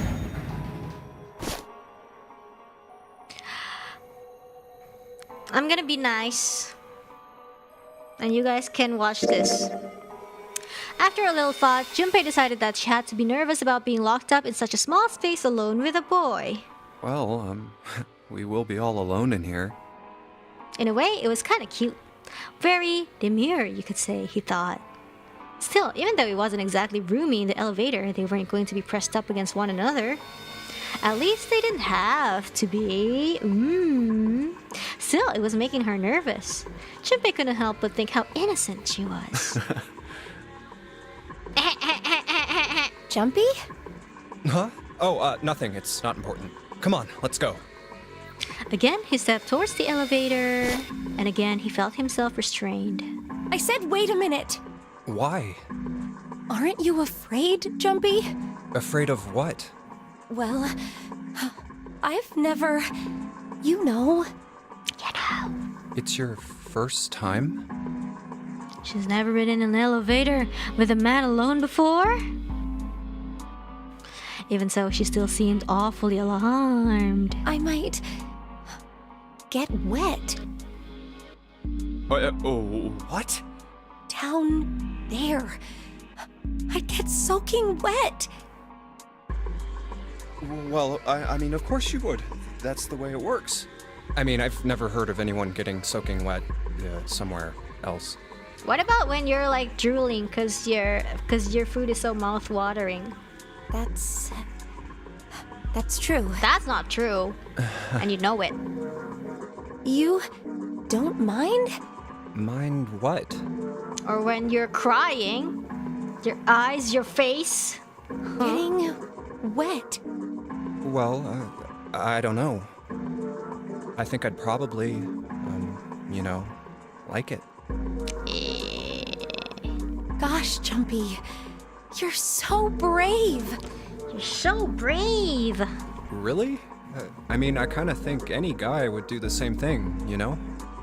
What happens, happens, right? I mean, if you get the chance, you've just got to go. If you get the chance, That's what a man's supposed to do. That's what a man's supposed to do. Wow. Such a manly man, Junpei. You're so cool, Jumpy. I really admire you. That doesn't really seem like the sort of thing you ought to admire someone for. I'm really scared. She's so scared. Yeah, I mean, like you said, you've never done it before. Yes. So, I don't think I'll be able to last very long. And then it'll be over. Over? Yes. I'll go to heaven. She's basically saying I'm gonna die because I'm gonna drown, but Junpei's just like, Heaven? It feels kind of like you're floating in space, and your mind gets all fuzzy, like when you pass out. At least that's what I've heard from people who have experienced it. Yes, I've heard that too. Although I don't think the same thing happens to guys. What? Huh? But it would happen to men too, wouldn't it? It would happen to anyone. Once it gets into your body, the same thing happens to everyone. Guys are immune to drowning, I guess. Men don't drown. Well, I mean, usually it doesn't coincide, man. I mean, generally. Yes, it does. Well, eventually it will. It's not like you really have a choice. Your body will force you to swallow some of it. Eventually. Can't confirm I've never drowned. What are you trying to do to me? Nothing. I'm not going to do anything to you. I'm just saying that that's what happens. It's a psychological reaction to what you're experiencing. They're on the same page but a different book. Oh, is that so? That's only natural? Is that what's natural for living beings? To drown? Perhaps he'd been mistaken all these years. Had he misunderstood life so gravely? The thought terrified him. She even seemed to be entirely oblivious to Junpei's mounting confusion and terror. I know most men probably have larger lungs, but now we even then, I don't think you could hold your breath for 20 or even 10 minutes. Eventually, you'd have to breathe, and then the water would get into your lungs. Finally. Once that happens, your body won't be able to get oxygen anymore, and you'll start to feel that floaty feeling as you pass out. Oh.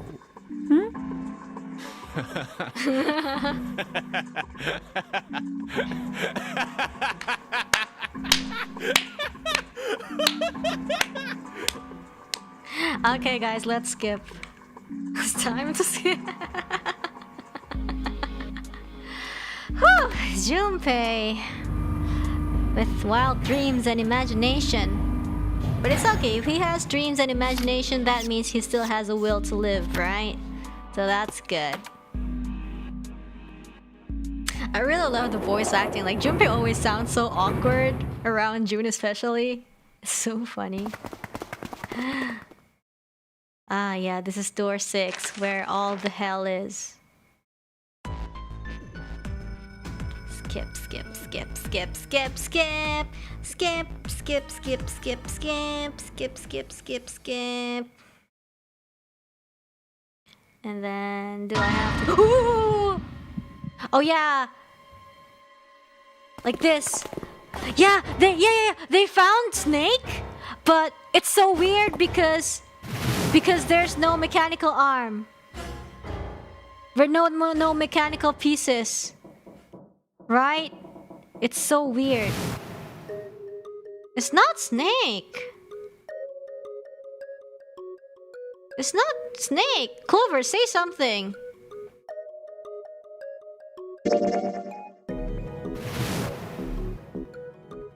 It's not mechanical.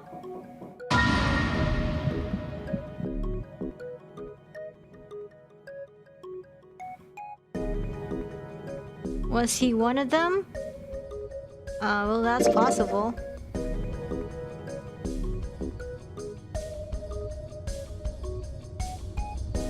Okay.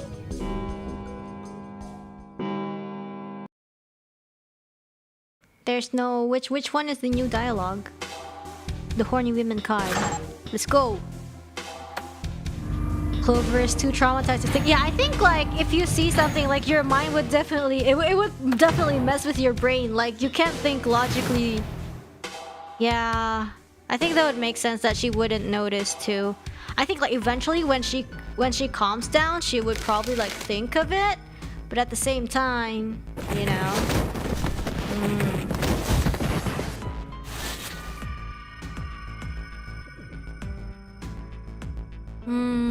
I want to go through...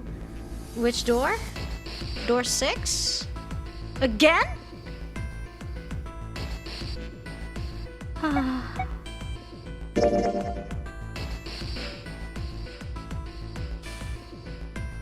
This door is not good. This door. I don't want this door. I'm so sad. This door. This puzzle. Do I have to do it? Can you look at the flowchart now? Okay, hold on. Wait.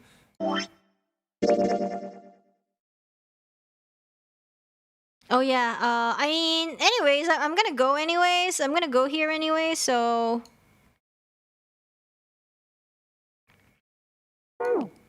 Yeah, I remember everything now.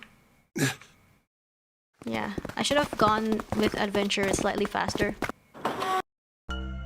Oh, this place is so big. pig. June is like, oh, my head. I need my tomato sauce. I mean, wait, no. I need my drinks. Seek a way out.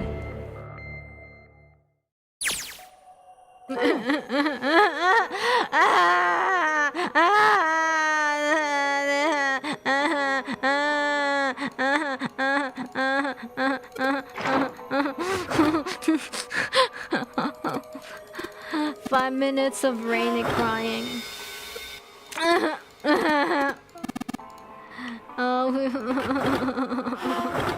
Okay, this was the one without the. Okay, there was this. Okay, we go B. We go B, and then we take the wheel. We take the wheel from this one.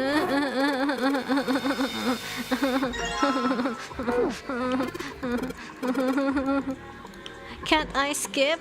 I don't know. Can I? I don't actually know.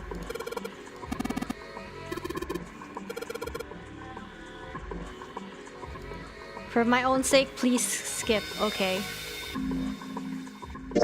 Wait, can I skip? Wait, can I skip? Oh, menu, yes. Hello. Wait, see? The mark is here. I need the dialogue. I need the dialogue, so I can't skip.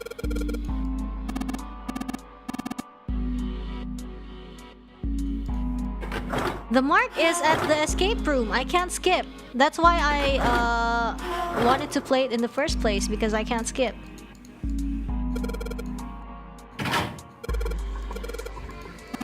Yeah, good work, Junpei. And then we go downstairs, and then we get the thingy, right? Let's go, turn the wheel. It only turns to the left, and then we go downstairs.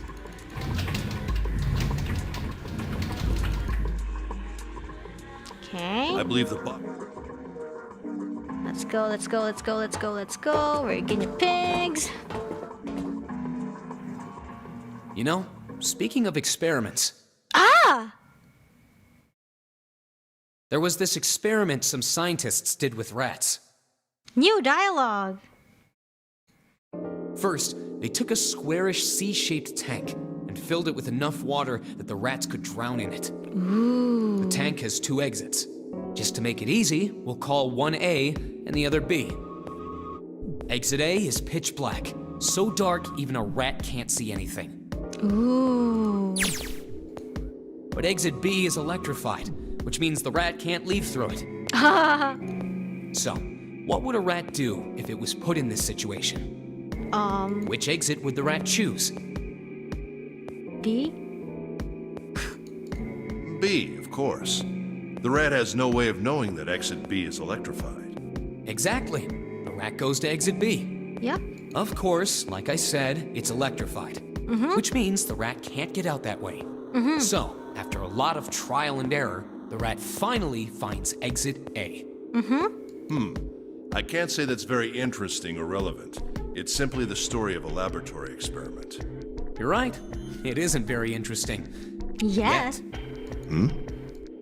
See, these scientists repeated this experiment over and over, using hundreds of different rats over several generations. Several This generations. produced some surprising results. And eventually, let me guess, eventually, like, X generation of rats immediately chose exit A. With each generation, the rats took less time to find the correct exit. Eventually, a rat was put in the tank who So, instantly chose sharing exit thoughts, A like the without even chemicals attempting to and go like to the, exit B. I don't know, other But stuff. that wasn't the most impressive part. The same experiment was conducted in another laboratory, far from the original one, with the same results. Even though the rats never met each other. No, on second thought, the results weren't really the same. The rats in this second experiment began the trials with significantly faster times than the first rats in the initial one. These rats weren't related to Rats the others. are like sodium and had never crystals. even come in contact with them. And yet, And yet, they all easily found their way to exit A as though they already knew. I say, What did it mean? it meant Are you suggesting something like telepathy? telepathy. They were passing information to one another through some undetectable medium? Even though they have never met each other, somehow the information How the passed. hell would I know? I'm not any kind of scientist. I don't know what made him do that. Ooh. But I do know that story's true. And if you've got another explanation, I'd sure love to hear it. Woohoo. Our memories are all Come stored on, in a cloud. let's get going. There's still a lot here we haven't checked out. And we gotta get the hell out of here before June passes out. Without waiting for a response, he turned around and started walking. Junpei, however, wasn't quite ready to leave the topic Hey, alone. wait. There's something I want to ask you. What? Sana stopped and turned around. Why did they use that tank for the experiment? Huh? Well, I mean, it seems like you could conduct the same experiment without the water. They could have just used a dry box, you know? If they needed to motivate the rats to escape, they could have, I don't know, Maybe we're the rats and the ship's drowning. put some bait by We exit gotta B go or downstairs something. and swim through the water. I mean, do they really have to make it so the rats can drown? Sana gave a grim bark of a You know, laugh. the word emergency comes from the same root as the word emerge. You ever think about that? Huh? Well, an emergency is something urgent, often something dangerous. And to emerge means to sort of come out, or appear, or rise out of something else. So what's going to emerge in an emergency? Inspiration. Inspiration? Ah. Yeah. When you're in a pinch, sometimes you think about stuff that's unthinkable under normal circumstances. So you put somebody in a crisis and they suddenly come up with these new ideas, which is why there are people who perform way better under pressure. I don't know. Think about Probably. it. When the chips are down, either you crack or your mind focuses and pulls up what you need. So in an emergency, your The real power of the potential pepet, emerges. you know. It's kind Is of that what like you're when saying? people do SKS system kabut semalam when they learn one night before the exam. Yeah. That's why the rats had to drown. They had to be in danger. There had to be an emergency for inspiration to emerge. Yes. Oh. Okay, now the rat with white hair. You can stop talking. Junpei suddenly felt cold. The back of his head was aching and his stomach felt strange.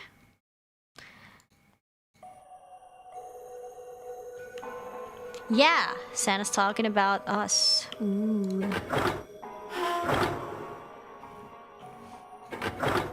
Let's go downstairs. Oops, sorry. Go downstairs and check the... Oh, sorry. Check this control panel and then put it here. Maybe this hole is where the control panel goes. Here we go.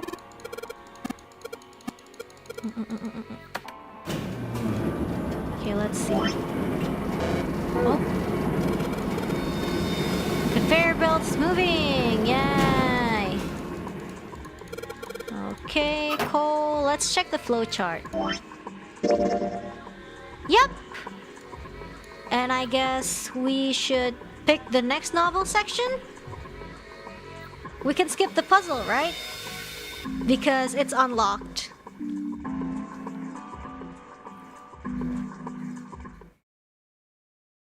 Yes! The door's open!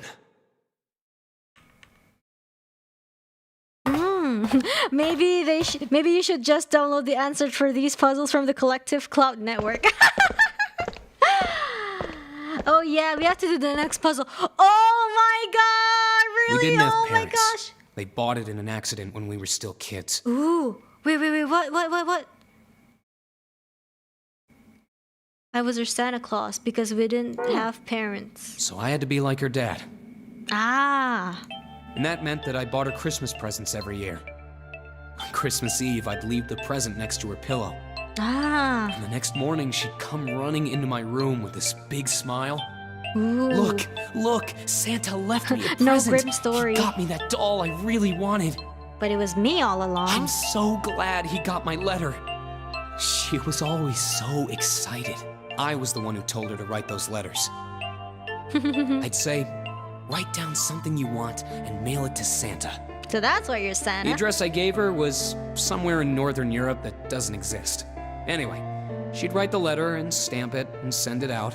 And then a few days later, it'd show up back in her mailbox marked address unknown. I'd open the letters before she figured out they'd been sent back. Once I had the letter, I'd go around to a couple stores with some money I'd saved up over the year and buy her the stuff she'd asked for. Oh. It took a lot of saving, but I managed to buy her presents every year. Wow, what a good brother. Junpei was silent. He could think of nothing to say. Huh. Jin looked down, uncomfortable. The wall next to him suddenly groaned. Either he hadn't heard the sound or didn't care. Sana kept talking. But one year, her letter was different. Oh. She didn't write a list of toys she wanted or anything like that. Instead, it said, I don't want any presents this year. Instead, I want you to make my wish come true. My wish is that we'll be happy like this for a really, really long time. Oh, so she kind of figured out that it was Santa? That was it. Nothing else. But I couldn't make that wish come true. Aww, Some Santa I am. that sucks. What happened though? She wasn't sure he liked it. But decided it was probably best not to ask Santa any more questions. But What happened? June glanced up at Santa quickly as she spoke. He answered, but only with an effort. She died. I see. She was killed 9 years ago. Oh, F.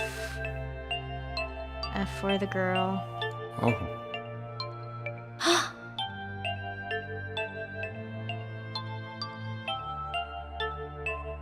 9 years.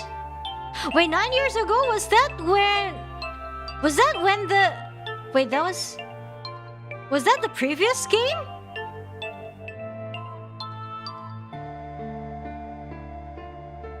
Yeah, the previous game's like, you know, the one with Lotus's kid, Nona? Was it? And Seven's case, right? Yeah. The Lotus's kid came back. But I guess the sister didn't make... I don't know how... Okay, let's just read. Zard felt like a great lump of lead. Oh, Seven said one of the kids died. Oh, crap! Then it's the sister! Oh, oof. Oh, yeah. Oh, man. Then like, everybody here has like a red, like, tie to, you know, the experiment, right? Okay, you know what? I'm not gonna say anything. I'm just gonna... All right, let's go. Let's go.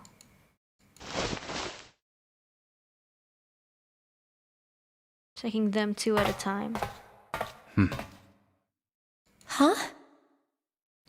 We're like rats. Junpei and Jun looked at one another. They're like, weird. Okay.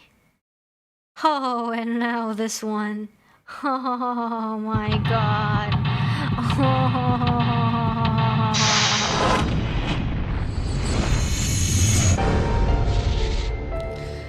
Oh, seek a way out.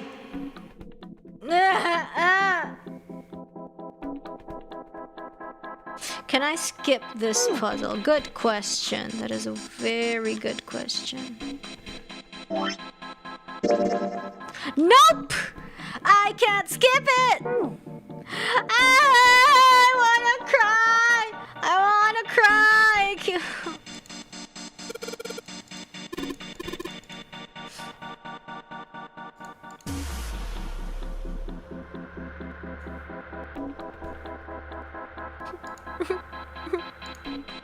This room brings me suffering. This card with a headshot. What's that? It's a card. It has a headshot on it. Okay, I'm gonna look at Ace's reaction. A headshot? He's so confused. I'm not really sure what purpose this could possibly serve. Now that you mention it, he's so confused. He sounds... search button doesn't really do anything. See, there's nothing behind the cards either. I checked in my first playthrough.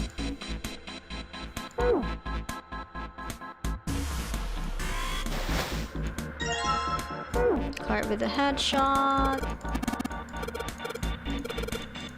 And then... card with a headshot.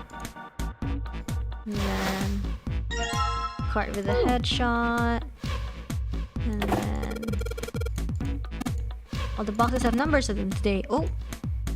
Ace bent down and picked up something that had been sitting next to the box. Junpei, take a look at this. Cards. Headshot. Okay, yeah, we haven't collected lotuses. I mean, not lotuses. We haven't collected everything yet, so we can't really claim. And this is Ace's face. 1, 2, 3, 4, 5, 6. Oh, we're missing 2. Where could they be? Nothing in the bag anymore. Where's the remaining 3? I don't remember where the remaining 3 is.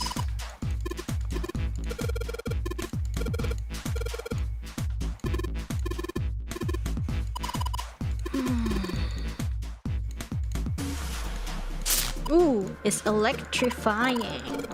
Shocking, isn't it? It's kind of like the rats, you know? It's kind of like the rats and... Ah, here! Ooh, what a coincidence. Your cards are in the same place. Even 0 ships you guys. Anyways, do we have it all? Yes, now we do. finally have all 9 Wait, picture let's cards. look at Ace's reaction. We just need to insert these cards into the slots at the front of each box. Junpei stared at the cards in his hands. Ace peered over his shoulder at them. You know which card goes in which box, yes? Junpei gave him a look. Yeah, of course I do. It's really obvious. You just match our numbers to the numbers, then you pop the corresponding card in the right box. So for instance, the card with the picture of Ace on it goes into box 1. The card with the picture of Snake on it goes into box 2, and so on. Oh, I see. Huh? What is it? Junpei thought he might have imagined it, but he could have sworn Ace stiffened. Just then, Junpei heard a noise. Spun around just in time to see June crossing the fence. June, are you okay? Oh, what? This is new! She did not respond. Junpei spun back around to face Ace. I'm sorry, I gotta go check on her. You finished the box thing, alright? Now we're gonna know! Now we're gonna know that he can't do it! Now we're gonna know that he can't do it! Now we know that he can't recognize them faces! Suss him out. He's like, Just put the cards in the boxes. I'm counting on you. Not counting on you. Are you alright? What happened? Junpei called out to her as he ran. Can you stand? As he rushed, June was climbing to her feet with Santa's help. Oh, I'm sorry. I'm fine. I just tripped. Don't give me that. Now is not the time. Yes. But it's true. I tripped over a box. Just let me see for a sec. Junpei put his palm on her forehead. Huh. You're still warm. Her temperature was much the same as it had been the last time he checked. She wasn't hot like she'd been before, but she was still warm. Her fever wasn't completely gone. I saw her fall. I think she really did just trip on something, you know? Junpei would have been more willing to agree if June hadn't needed so much help standing up. Still, to fall down like that? I think she's probably still a little messed up. June was doing her best to busy herself brushing dust off her dress. Her smile looked a little embarrassed and her face was a bit flushed, but she did look a great deal better than she had. Still... Alright, well, let's just get out of here as fast as we can so we can get you to a hospital. Oh, I don't think it's anything that serious. I just need a little medicine and some sleep, and I'll be fine. Alright. Medicine, huh? Soporil Beta. Well, if we could get in touch with anyone outside, I'll bet Ace could swing that for you easy. Ace? Ace? Why? Huh? Don't you know? He's the president of a pharmaceutical company. Cradle Pharmaceuticals is the name, I Cradle think. Pharmaceutical is the hospital. It's the hospital in the hospital. You know the hospital where the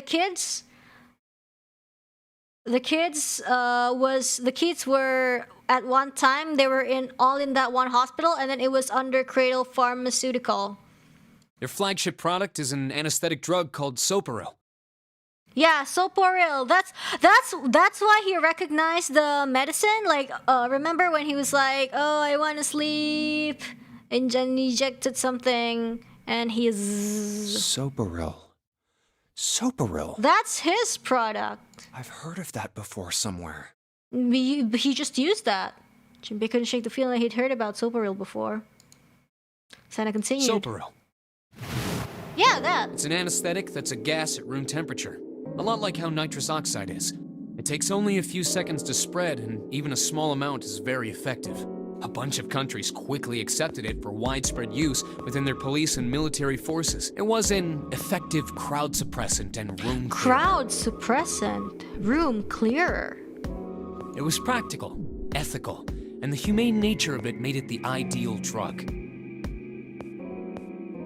It's been around for about 6 years. They developed it from the extracts of several different roots.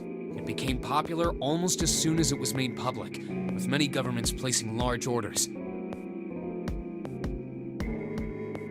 So, that just makes kidnapping so easy? Demand for Soparil skyrocketed, and of course that meant Cradle Pharmaceuticals' stock did too. Why do you know all of this? Sana's information was interesting, but Junpei couldn't help but feel a little suspicious.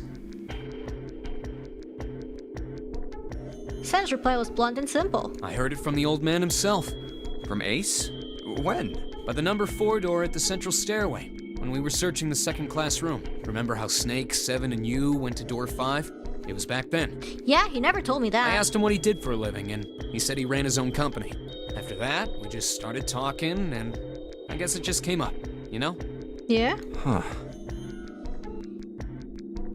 Are you worried about something? No, nothing. As he spoke, Junpei looked over towards Ace. He's having difficulties. He seems to be having a difficulty with the 9 boxes. What the hell is he doing? Yeah. He turned back to June and Sana. June, don't push yourself, alright? Yes.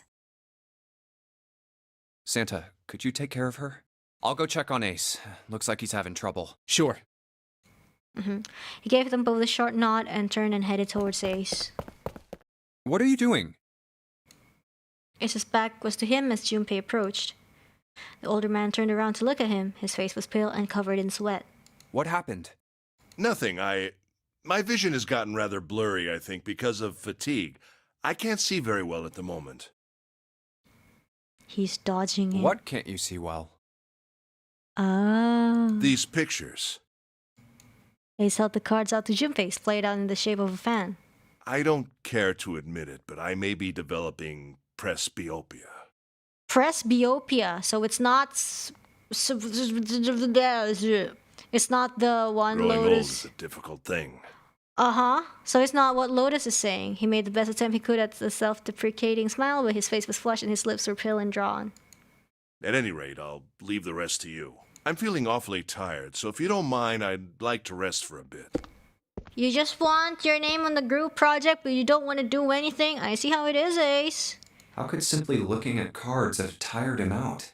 Junpei looked down at the cards in his hands. All the pictures were quite clear, and each person was easily recognizable. Was Ace's vision truly so bad? But if it wasn't, what had made him so uncomfortable?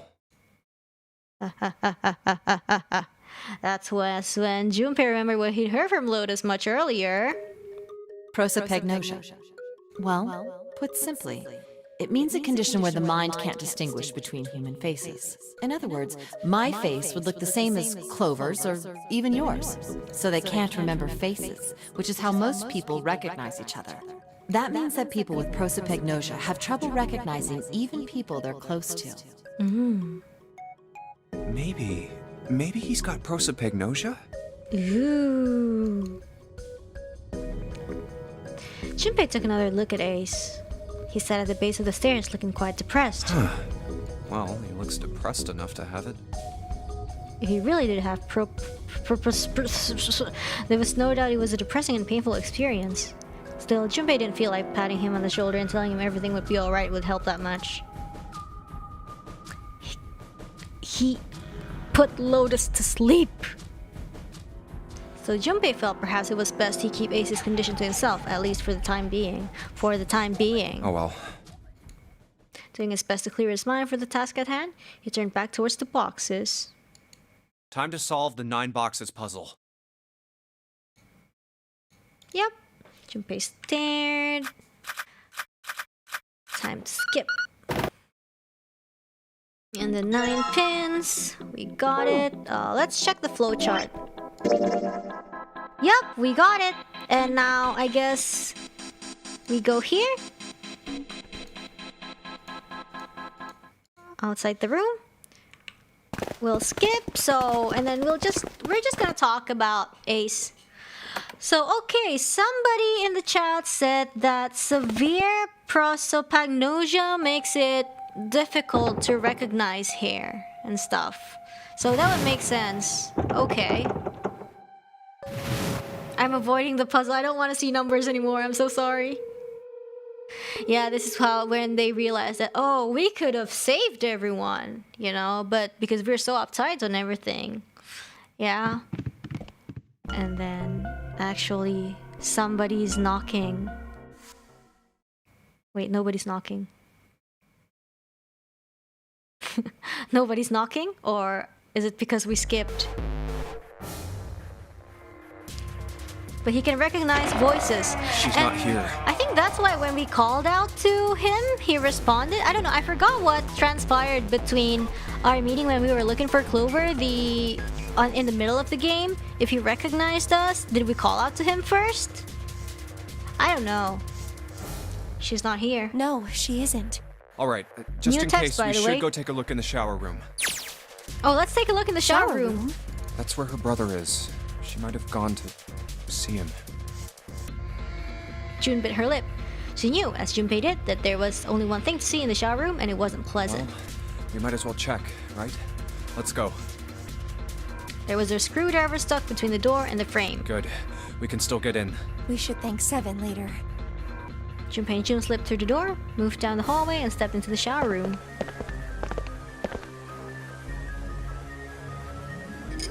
No luck. Yeah, I don't think she's here. June's voice was faint, and she placed her hands over her mouth. Her face looked a little green. The smell is horrible. The stench in the room was almost unbearable. It had grown far more unpleasant since their last visit.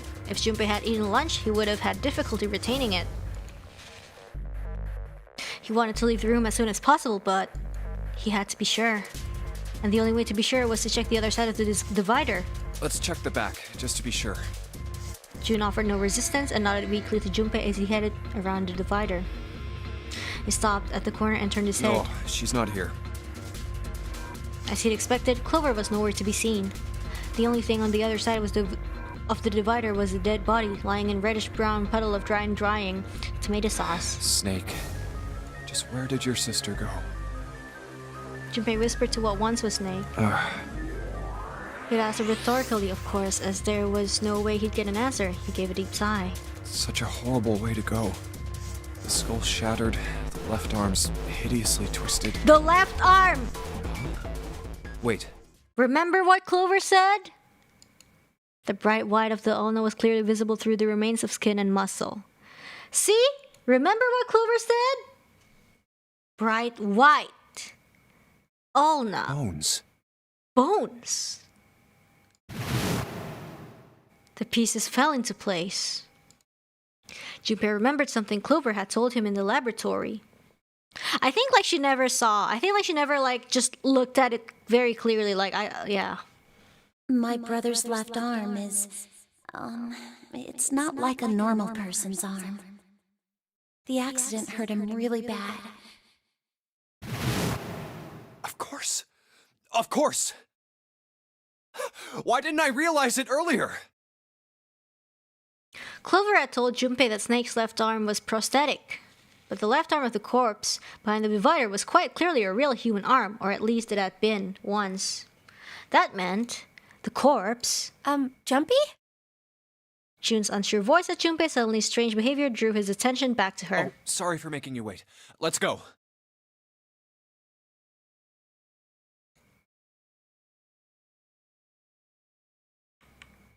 Junpei and June headed back towards the large hospital room. They stepped through the door and out of the shower room. Down the hallway they went, searching for Clover in every corner. They had reached the stairs when Seven appeared, breathless and yelling. Junpei! June! Where were you guys? He looked pale, and his face was drawn. Something terrible had happened. Junpei's breath caught in his throat. Did something happen? Seven drew his shaking hand across his face and gulped down a breath of air. Clover is... Uh-oh. Clover is dead. Oh. Oh. Oh. I found her in the first-class bathroom. Oh. Well... So she's missing because she's R.I.P. Okay, that's what we learned.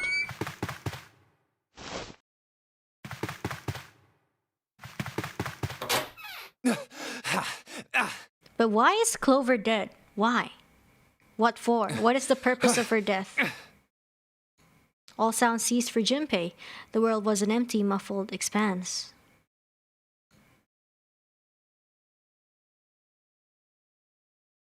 Then he began to hear his own breathing. Oh no! Tomato sauce! June's mouth moved, but he heard nothing. She tried once more, and then her energy was gone, and she collapsed against the wall. See, like, every time they show people, like, put to sleep, quote unquote, like, they always show it clearly, like, the face and everything. He could have helped her, but he hadn't, and now she was put to sleep. So he stood there, frozen in place. Clover. Clover. Why? Why did this happen? He forced his body to move. Each step felt like another nail pounded into his heart. Finally, he was in front of her. He knelt and placed 3 fingers against Clover's neck. No pulse. No breath. But she was still warm and her eyes were closed peacefully. It would have been easy to think she was asleep. Easy, that is, were it not for the slowly expanding puddle of blood beneath her. He traced its source from their back. A gash just beneath her shoulder blade. Oh, they don't show if it's too gruesome. Yeah. Was the weapon a knife, perhaps? If it's a knife, we know who did it! If it was a knife, the killer had taken it when they left. When he closed his eyes, he saw Clover smile. Clover.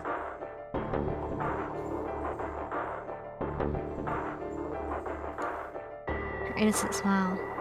Her energy. He would never see her smile again. No way.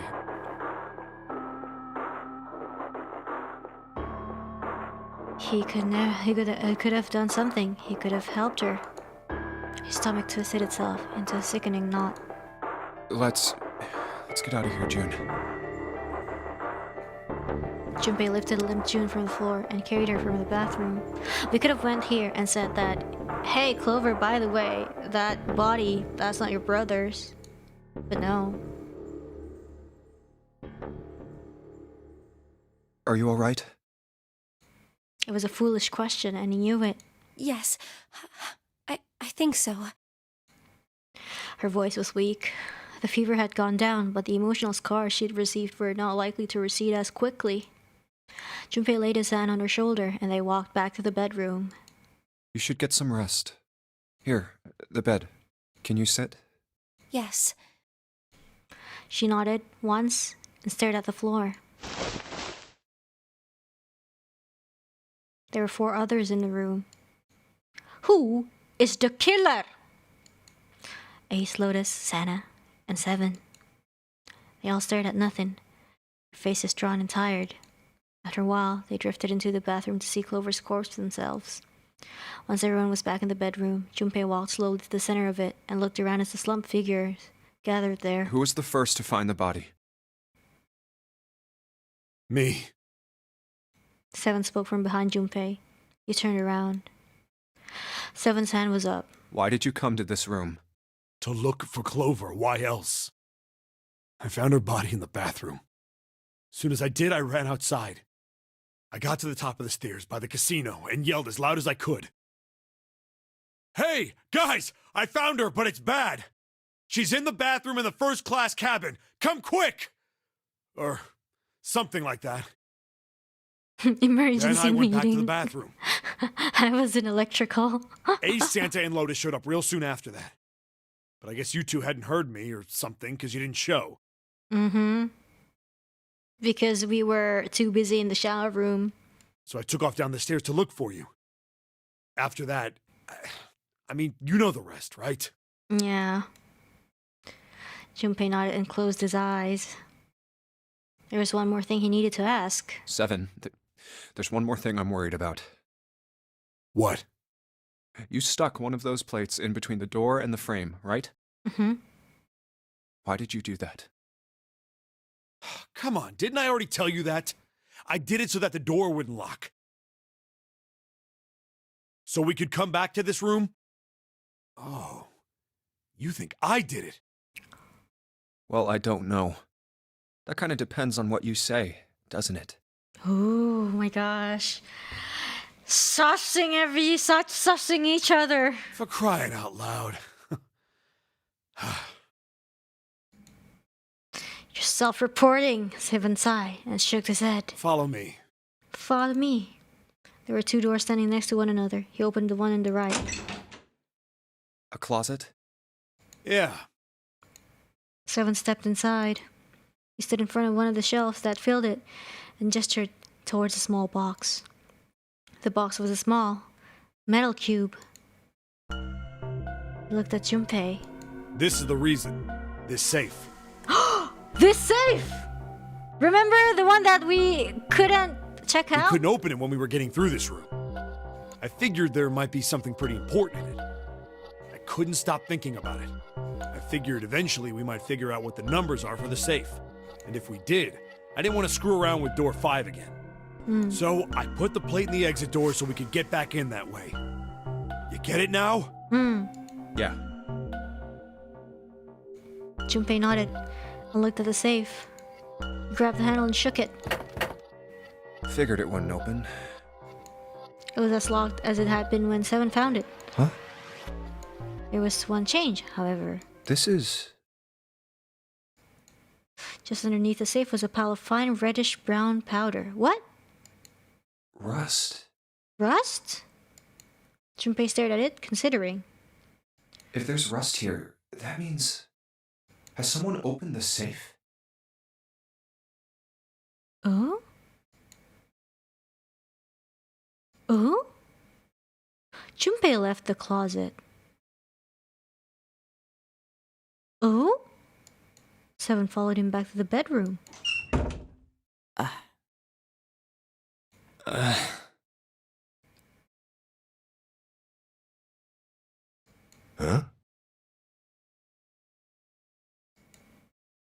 It was cold and quiet. No one spoke. They sat, frozen in place by shock and grief and fatigue. The room felt tiny and oppressive, and the thick metallic smell of blood filled the room.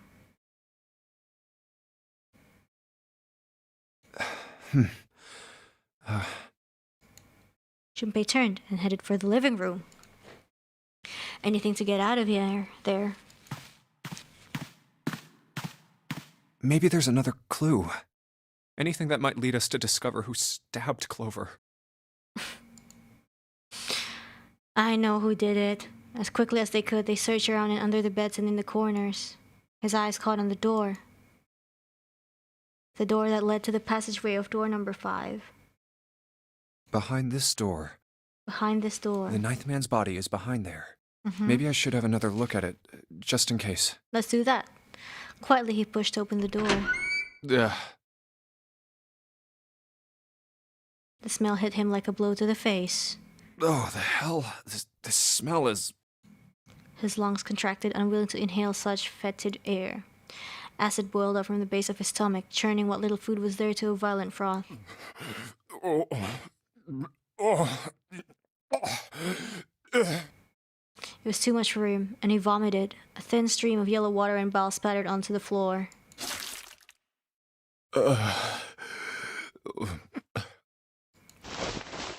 He wiped his mouth weakly and stared at the dead body. Chunks of torn flesh lay in an arc around the body. What remained of his had slid out onto the floor. The pool of blood that framed it was half dry, but so thick that it had taken on a texture not unlike that of an egg yolk prepared sunny side up. Yikes. The bracelet is gone? Question mark? Was the bracelet ever there? On the floor next to the broken mask of the man's head lay his glasses cracked, spidering across the lenses. The tomato stains near them had already dried like scabs on the floor. Wait. That was when he noticed. It's gone. Yeah. The bracelet's His gone. bracelet. It's gone. Yeah. It was right next to the glasses. It was gone. The number 9 bracelet was gone. But why? Because somebody took it! Had somebody taken it? He was turning it over and over in his mind when he heard Seven's voice. Where'd Junpei go? It had drifted out to him from the living room. Junpei walked slowly out of the hallway. Oh, there you are. Were you looking for something in the hallway? Seven looked up as Junpei entered the room. Yeah. Did you find something? He thought for a moment before he responded. No, nothing. Technically, it wasn't a lie. He hadn't found anything, in a way. In fact, that was the problem. Something he'd expected to find hadn't been there. The 9th man's bracelet. What's up? Well, I wanted you to take a look at something. What is it? Seven led Junpei back to the bathroom. Clover. Clover. As Clover's corpse came into view, he felt his heart flip and then fall into the bottom of his stomach. Something between a sigh and a groan escaped his lips. What was it you wanted to show me? His voice was hollow and empty. I searched Clover's body again. A real shame. She was stabbed once in the back, probably by a knife or something. And I found this. As he spoke, he moved around Clover's head and knelt down and flipped open her right hand. What? A note! What if it's a note and then when he opens it, it says, "You suck"? She was holding a piece of paper. I haven't actually looked at it yet. Didn't want to disturb the crime scene, you know? Basics. Well, I did borrow one thing. What? He wasn't sure what that meant, but it likely didn't matter. The paper was more important. I'm opening it. He picked it up and carefully opened it. There were 2 sentences written on it. F you all. Truth had gone, truth had gone. What? And truth had gone. Ah, now truth is asleep in the darkness of the sinister hand. What is this? Some kind of secret code? Seven peered over Junpei's shoulder at the note. Clover's just like, ha ha! Junpei stepped away from Clover's body and into the living room. He began to pace, attempting to decode the note. A code. The first clue was likely the phrase sinister hand. Sister hand means the left hand? I don't know. Sinister was a term used in heraldry that meant to the left of the bearer of a coat of arms. The left hand. The left hand. What does the left hand mean? It means, I don't know. Junpei looked at his own left arm. The bracelet? Does the darkness of the sinister hand have something to do with the bracelet? I guess so. He examined the bracelet closely. There's 2 things sticking out on either side of the face. The left and right sides of the face. Left and right. Left and right. Left and right. The shower room had LLR. I think. Right and left. I don't know. Or maybe it does have nothing to do with the shower room and I'm just guessing. Truth is gone. Truth is gone. I don't know. Truth gone. Truth? Gone? Maybe those 2 words?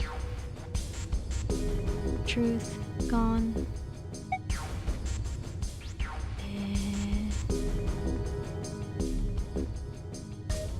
though? How about switching the sentence around? What else could gone and truth mean? What else could gone and truth mean? Truth, of course, means something that is correct, something that's fact. In other words, something that is right. So the right hand. You could then safely assume that gone means left. After all, after someone left, they were gone. But in this case, they clearly refer to their directional homonyms. Then truth equals right, and gone equals left. So that's the safe combination? Left. I don't know if it's a safe combination or anything, but direction is like truth, gone. The left and right of the bracelet. I don't know, guys. These two things sticking out. So Yeah. if you press them in the following order. Oh crap! What was it? What was the sentence?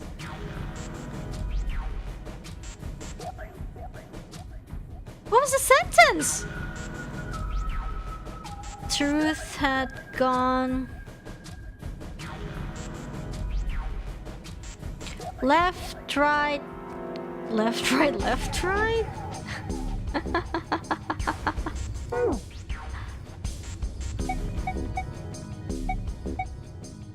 Right, left, right, left, right, left. Yep. And then... Oh!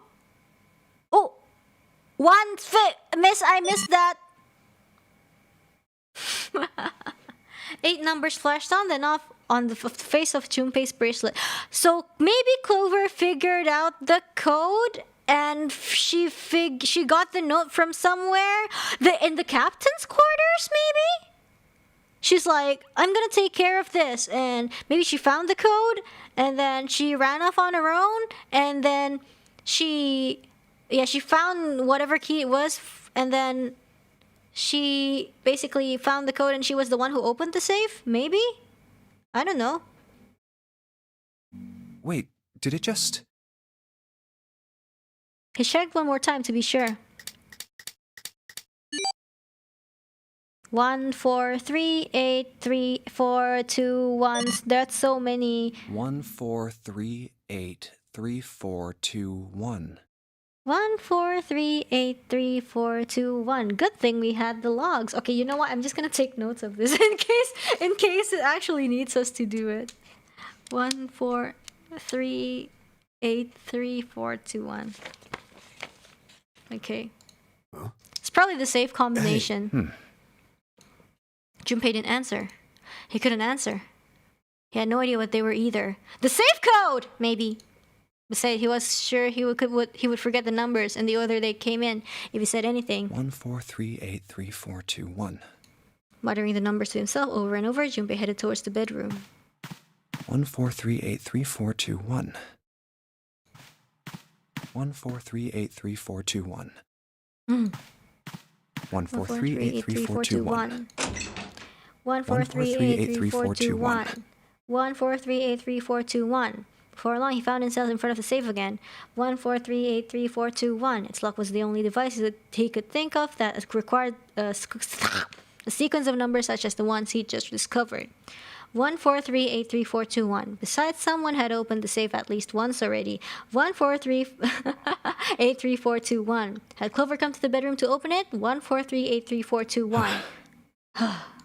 Junpei slowly dialed in the numbers the bracelet had given him. 1 4 3 8 3 4 2 1.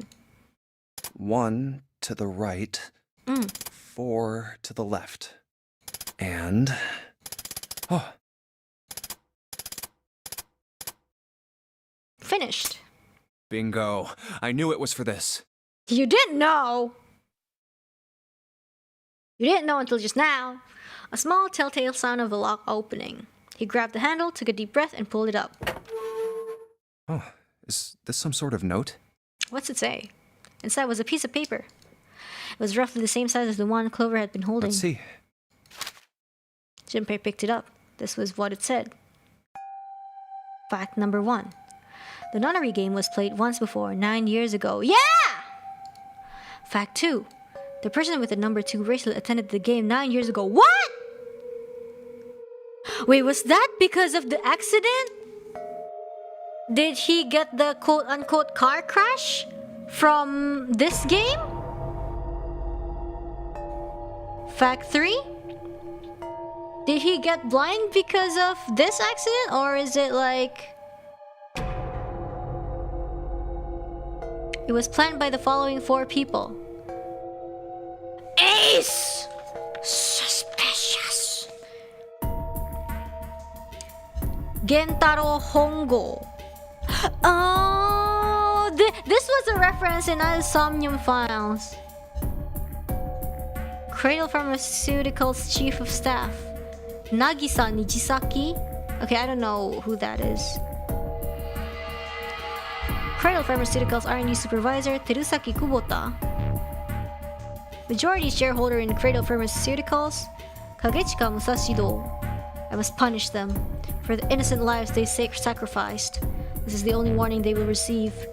That innocent souls might be saved. I now state the truth. 0. Oh.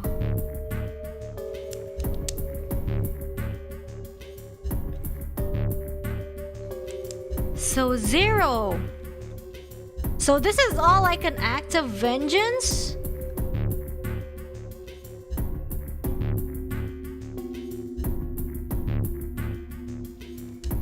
And the real bad guy is actually Ace.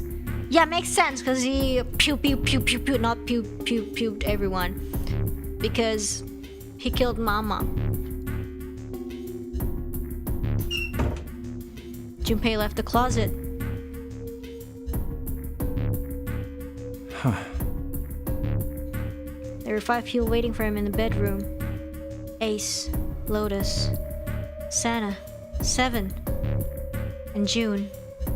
He looked at each one of them in turn, and slowly placed his hands in the pockets of his vest. Sorry, but do you think you could all come with me? Come with you. I want all of you to go to the big hospital room. Hospital room. There's something I want to be sure of.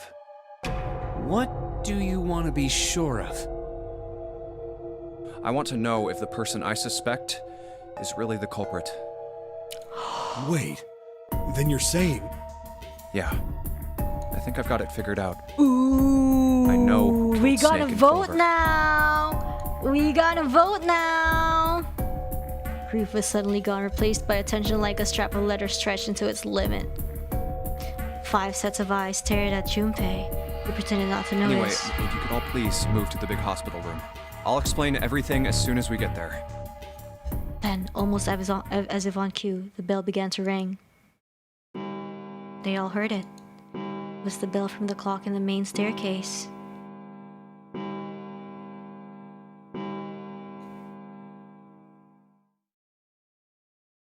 The bell rang 5 times, then ceased. It's 5 o'clock.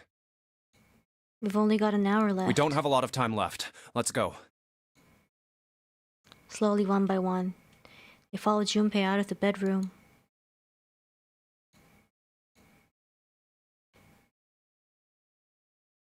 Actually, before we get started, I was hoping you could do something for me.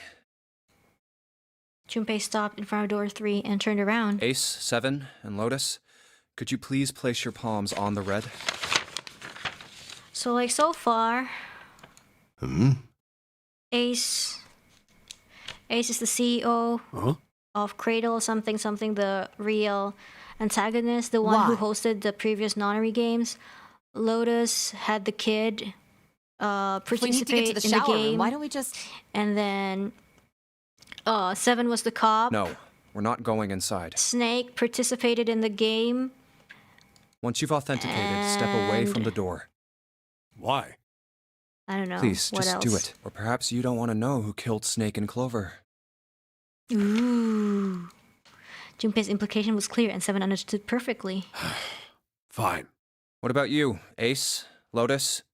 Very well. Sure.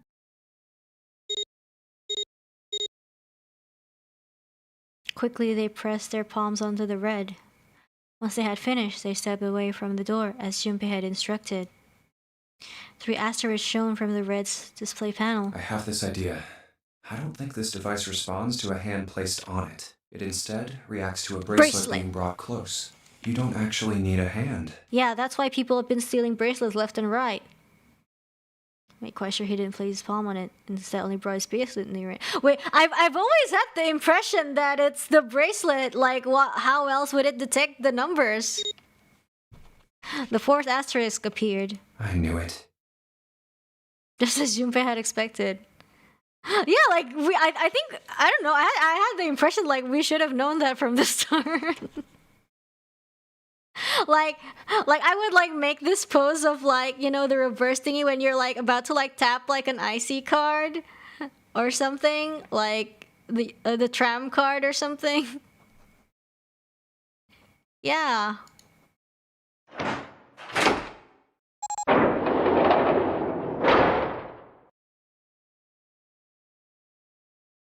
Let Junpei enjoy his moment. Okay, sorry.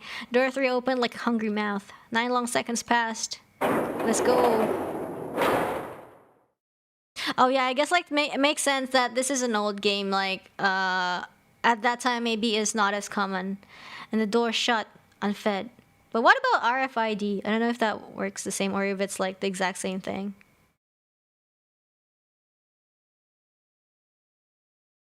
Junpei walked slowly back to the others, who were waiting some distance from the door, talking to one another. But also, if it's like biometrics, it would be too gruesome. Like, imagine, like, if you needed fingerprints, what extent people would do to get fingerprints instead of just quote-unquote stealing bracelets. Imagine what people would do. I think it would be very much more gruesome if it were biometrics.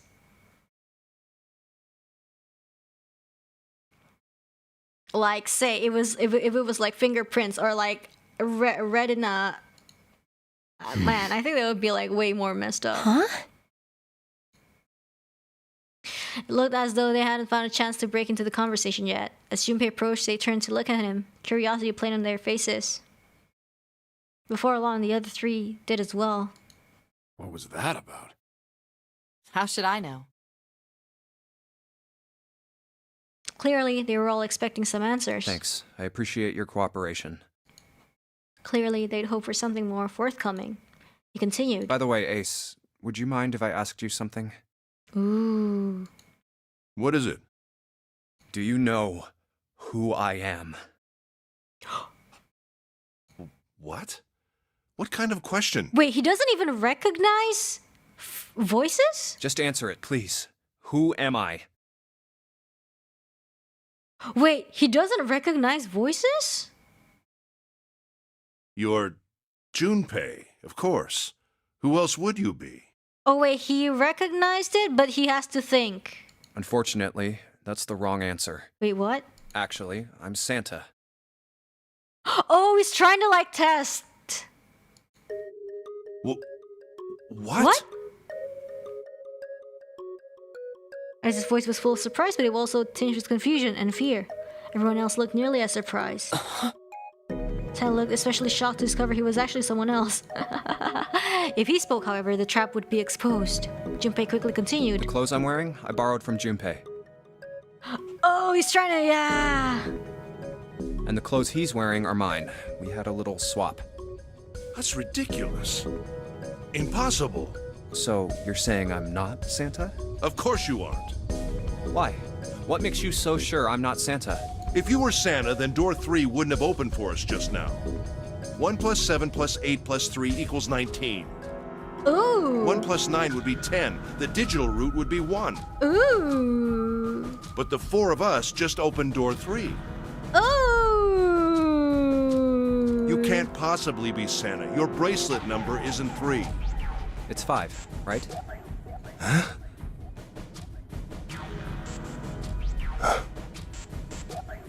Only then, when it was too late, did Ace realize his mistake. He set his jaw and glared at Junpei. You're exactly right. My bracelet number is 5.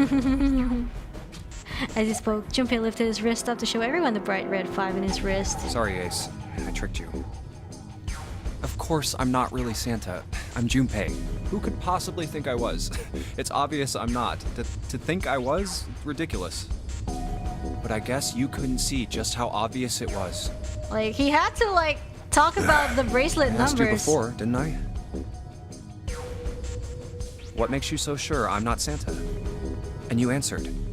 If you were Santa, then door 3 wouldn't have opened for us just now.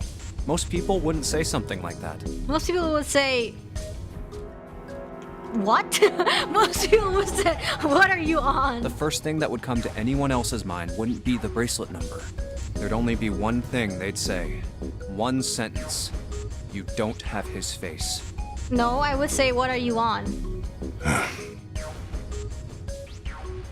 Ace, you have prosopagnosia. Like, Junpei Am I actually, right? like, said, what are you smoking at some point in the game, at June, too. While they were in the kitchen. June was, like, talking about, like, stuff being possessed, and then Junpei was like, what are you smoking? I'd say pass that, please. Wow. Prosopagnosia. Chad.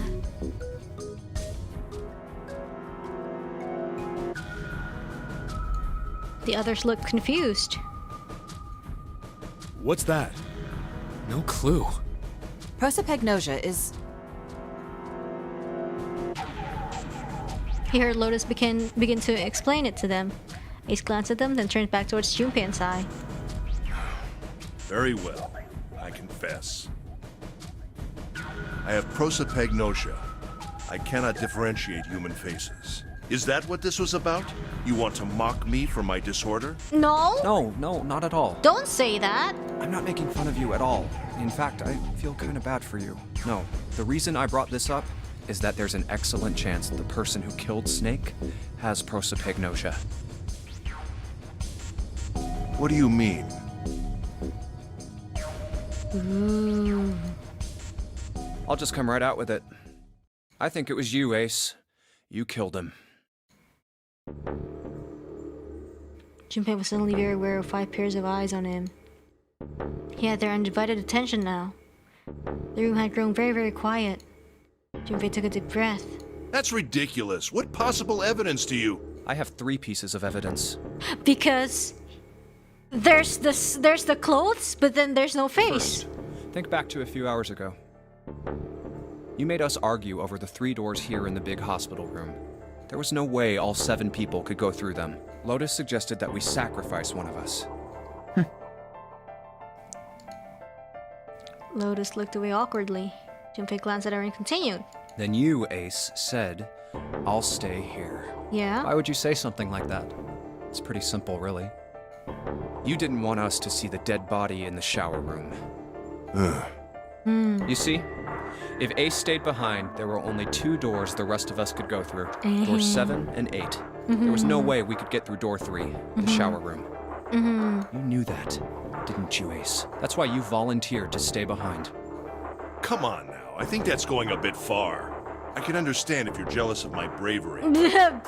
Please don't devalue my actions. I only wanted to save the rest of you. Surely you can understand my altruism. Yeah, right. Altruism. He's using math against us. I totally didn't, like, catch that, because, you know, I just let everybody do the math for me. But Junpei stared off the darkness as something very interesting and lazily began to dig a persistent bit of wax out of his ear, huh? You already knew, didn't you? You knew that whichever doors we took, eventually we'd end up back in the big hospital room. What on earth are you saying? Of course I didn't know that. How could I have?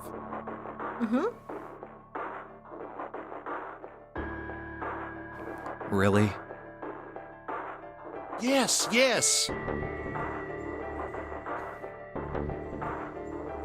Pleading was not something they'd heard from Mace before. Junpei pulled a piece of wax from his ear, glanced at it, and flicked it off into the darkness. Oh my gosh. Oh well, that's cool. I've still got 2 more pieces of evidence that say you're the killer. Ooh. The second is that, as I said earlier, you have prosopagnosia. Prosopagnosia. Then you mean to imply that a person who can't distinguish human faces must be a bad person? No, stop using that as, you know, a way to shield yourself, Ace. Junpei, they call that prejudice. Nah, you can't use that. You can't use that.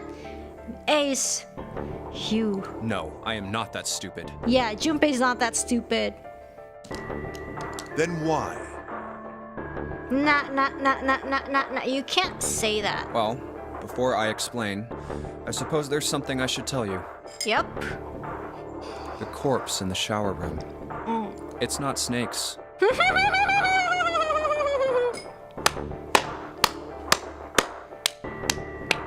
Let's see his reaction. Let's see his reaction after this. What? Oh my gosh! He doesn't realize. Woo-hoo-hoo! Got him. Ace's face went pale. The others looked confused as well. If the body wasn't Snake's. I didn't put it together right away, but there was something Clover told me. She said that Snake's left arm was prosthetic. He'd lost his real arm in an accident. But the body we saw in the shower room, let's call him Guy X. Guy X's left arm was definitely flesh and blood. Mm-hmm. In other words, Guy X couldn't possibly have been Snake. Mm-hmm. No, that's impossible. Ace had started muttering deliriously to himself, shaking his head back and forth. Junpei was long past caring. Let's say, hypothetically, that the killer didn't have prosopagnosia. If that were the case, he would immediately realize that Guy X wasn't Snake. Mm-hmm. Even if the clothes Rip were the Guy same as X. Snake's, their faces would be completely different. It would have been obvious they were different people. Why are they wearing Snake's clothes, And yet, though? they still killed him. Why? Why would they kill a stranger who'd only just shown up? On the other hand, if the killer did have prosopagnosia, it makes sense. They thought Guy X was Snake and killed him. Is it just a trap? Wait just a moment. Maybe it's like maybe it's a trap? It's like a setup because like they want everyone to solve it and like incriminate Ace? Because you know Zero wants this quote-unquote revenge on Ace. Let's say you're right, and I mistook Guy X for Snake. he just like straight up admit it. He just straight up admitted it. Even if I did, I would have had no motive to kill him. Why would I want to kill Snake? I can think of at least two motives. Ooh. One, Snake knew about your past. He just straight up admitted it. If he ever revealed what he knew, that would have been really bad for you. You Oh really yeah, didn't want because that to happen. he organized the previous game, and then Snake was a participant in the So game. to make sure Snake's mouth stayed shut, you killed him. Admitting he killed someone, just not Snake. 2. Snake had a grudge against you. Ooh, You knew that, or at least you could have easily assumed he did. ooh, Even without exposing your identity, he was a threat to you. ooh, You never knew when you might be attacked. ooh. You couldn't ever let your guard down. Every moment was a moment he might try something. And he's really smart, and you can tell by the way he speaks and everything that he's really smart, especially, you know, his senses and everything. And I think he did mention that he can do karate or something. Yeah. He's definitely like physically or even like intellect-wise, he is very, you know, You didn't want that kind smart of danger slash hanging strong. over you. So you... Hey, hold on a minute. Yeah, like Junpei was like impossible, and Snake's like, "Oh, you want to try me?" And Junpei's like, "Oh yeah, no." When it's during our first route that she tried it, we tried it. What's the past that Ace wouldn't want us to know? Why did Snake have a grudge against him? Look at this.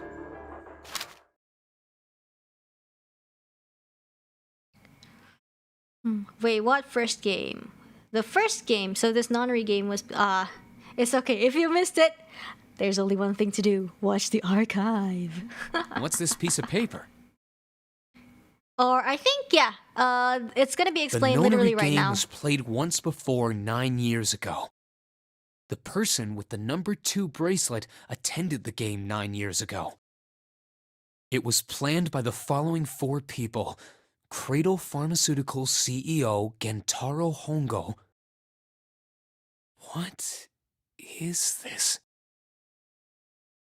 Slowly, Santa looked up from the paper. His eyes met Junpei's. It's the message from Zero. It was in the safe in the first class cabin. Then suddenly... Give me a break! Oh, he's mad! Ace's face was red and shaking, and his voice was full of fury, tinged with desperation. That paper is a lie! Someone is trying to frame me! Oh, yeah? Me. You said me, right? But it never said Ace's name! Junpei's eyes narrowed and the trap began to close. Ooh.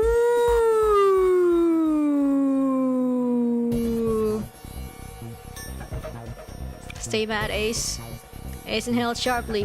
His eyes flaked off Junpei to something, anything else. Wouldn't that mean you're admitting you're Hongo, the CEO of Cradle Pharmaceuticals? Oh, or am I man. mistaken? It was as though a switch had been flipped. The color drained from Ace's face, and as he realized what he'd done, his eyes went wide. Very well. I admit that much. I am certainly the CEO of Cradle Pharmaceutical, Gentaro Hongo. Oh, he just straight up admitted So it. what if I am? I don't know anything about this Nonary game that supposedly took place 9 years ago. Oh, that's a lie. Everything on that scrap of paper is bullshit. Oh, that's a Someone lie. is Because trying we to set got me this up, you cop see? we got this cop right here who investigated everything. You First of all- lying piece of First of all, lion. Ace stammered as he tried desperately to work himself to a more tenable position. Junpei, you're claiming I did this all by myself. No, there was 4 people. You didn't do it by yourself. There were 4 people. Think that over, all right? How could I have killed Snake all by Oh, myself? the killing. Not Snake. It was Guy X. I don't care who it was. You said the killer put this other man into door 3, right? Yeah, maybe. Yeah, maybe. Then I couldn't have possibly done that alone. I couldn't have opened door 3 with only myself and Guy X. Nope. You could have. With the... Door 3 is 1 and 2 and 9.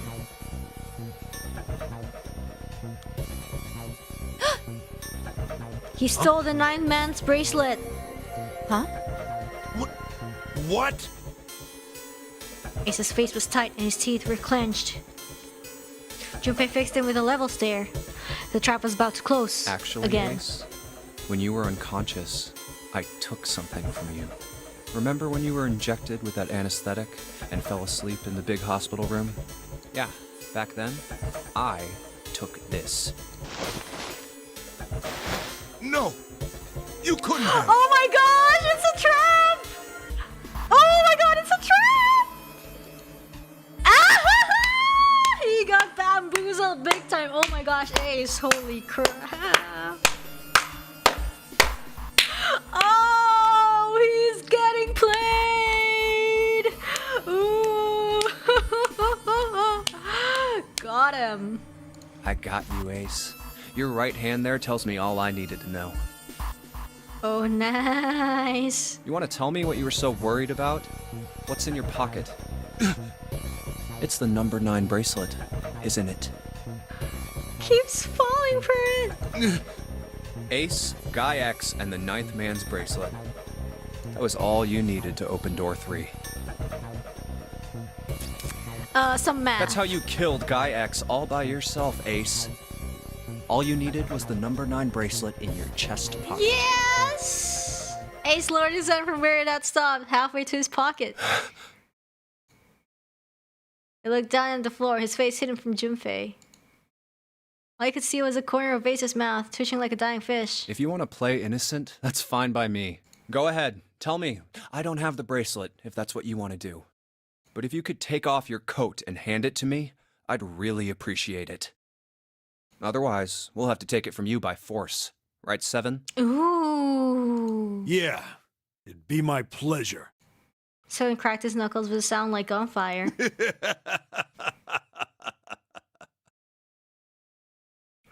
Oh my gosh, he's laughing.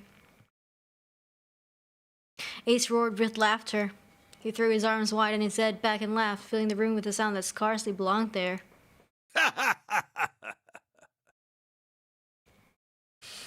Then it stopped. His arms came down and his head dropped to look straight ahead at Jumtae. New sprite! Everybody! Oh, wow! His face was flat and cold, devoid of any emotion. Well done, Junpei. Oh my gosh, his voice changed too. Oh, wow. As you so correctly deduced, I have the number 9 bracelet. Oh. Oh yeah, Junpei. I retrieved it while we were searching for the missing hardware for the rig. I see. I left the room I was supposed to search and headed to the first Yeah, he was class like cabin. flipping his airbag like His voice showed no emotion, no sense of remorse or interest. It was almost bored, as though he was reciting an especially dull corporate letter. My purpose was to obtain the number 9 bracelet. 9 is a potent ally in the Nonary game. Yep. Adding 9 to any set of numbers won't alter the digital root. Yeah, some math. Some math. Some math. As you can see, 9 is a very useful number here. With it, one can go anywhere. With anyone. It is, I suppose you could say, a game changer. Ooh. So I made for the first class cabin to obtain it. Uh-huh. In mere moments, Uh-huh. I successfully acquired the number 9 bracelet. There was also an unexpected bonus. Hold on, sorry. The knife the 9th man had used. I quickly pocketed both of them and left. I made my way back to where I was expected to be. That's when I ran into Snake. Well, this guy X, actually. I spotted him ahead of me. He was heading for the large hospital room and hadn't noticed me. The man wearing Snake's clothes arrived at door 3. Wait, sorry. Let's see. Also, the knife was from the 9th man. That explains. See? Ace was behind all of this all along. Anyways, yeah. So that's where the knife is from. I'm just waiting for the large. Okay, yep. Sorry. When he stopped, I walked up behind him and called out, "Snake." He turned around. Who is this guy? He said nothing. His mouth simply hung half open. He seemed dazed somehow, almost like a man half asleep. So, did Zero kidnap someone else and use this guy as bait? Maybe this was one of the guys that was also involved in the previous Nonary game? I don't know, I'm just like guessing, because who else could it be, right? It couldn't be like some random guy that would make Zero quote-unquote heartless. Perhaps he had been drugged. It wasn't important. I tend to gloss over little things like that. I was certain that man was Snake. I knew Snake had taken part in the Nonary game 9 years ago. Being blind, it made sense that he didn't recognize me immediately upon our first meeting. Like, I think like in the captain's quarters too, there was like somebody who died it. Like, I think, you know how the thing had 4 people? Like, there's also a chance that it was also one of those people. But why then hadn't Snake said anything to me later?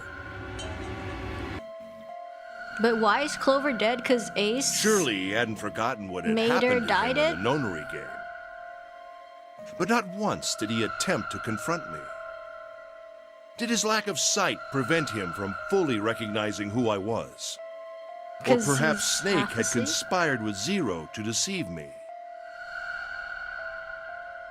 Regardless, he was a threat, and it was better to deal with him sooner rather than later. I had to get rid of him before he took action.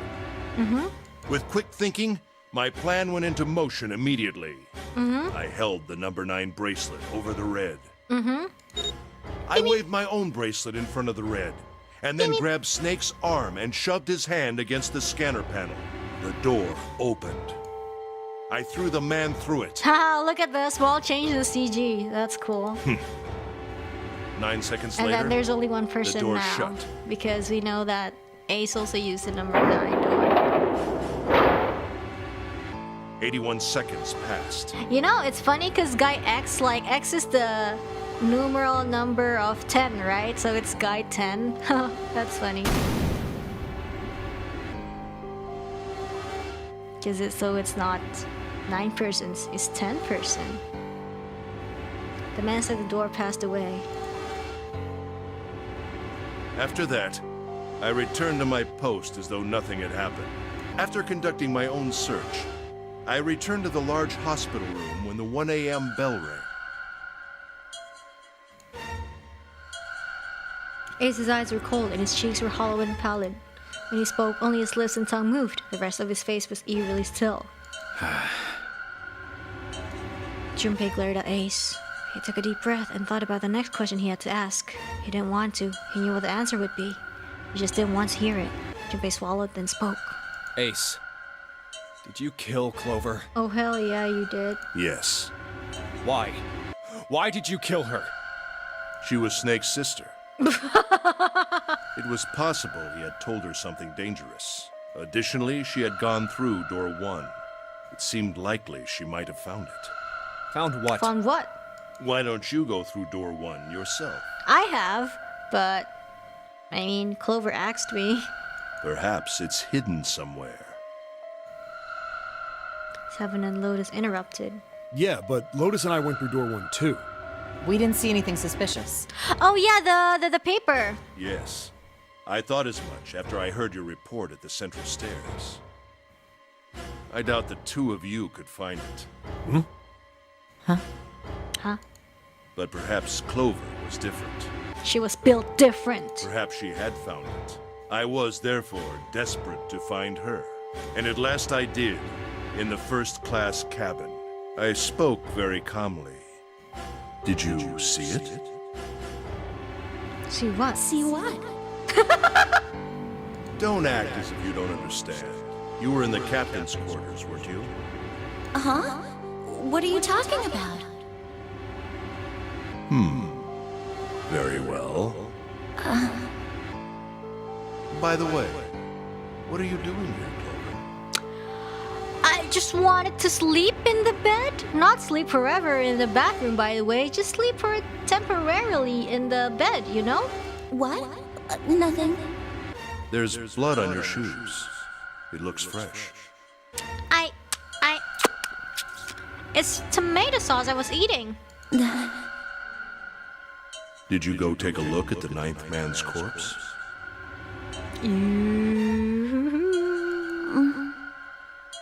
I see. I see. Your silence suggests that you noticed. You saw something, didn't you? You saw that his bracelet was gone.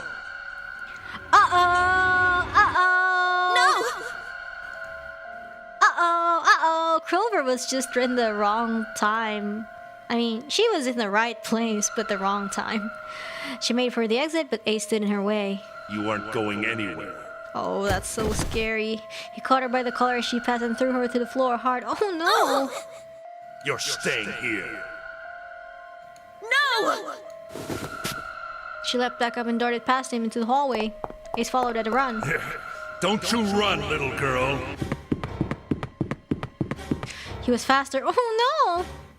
Ah!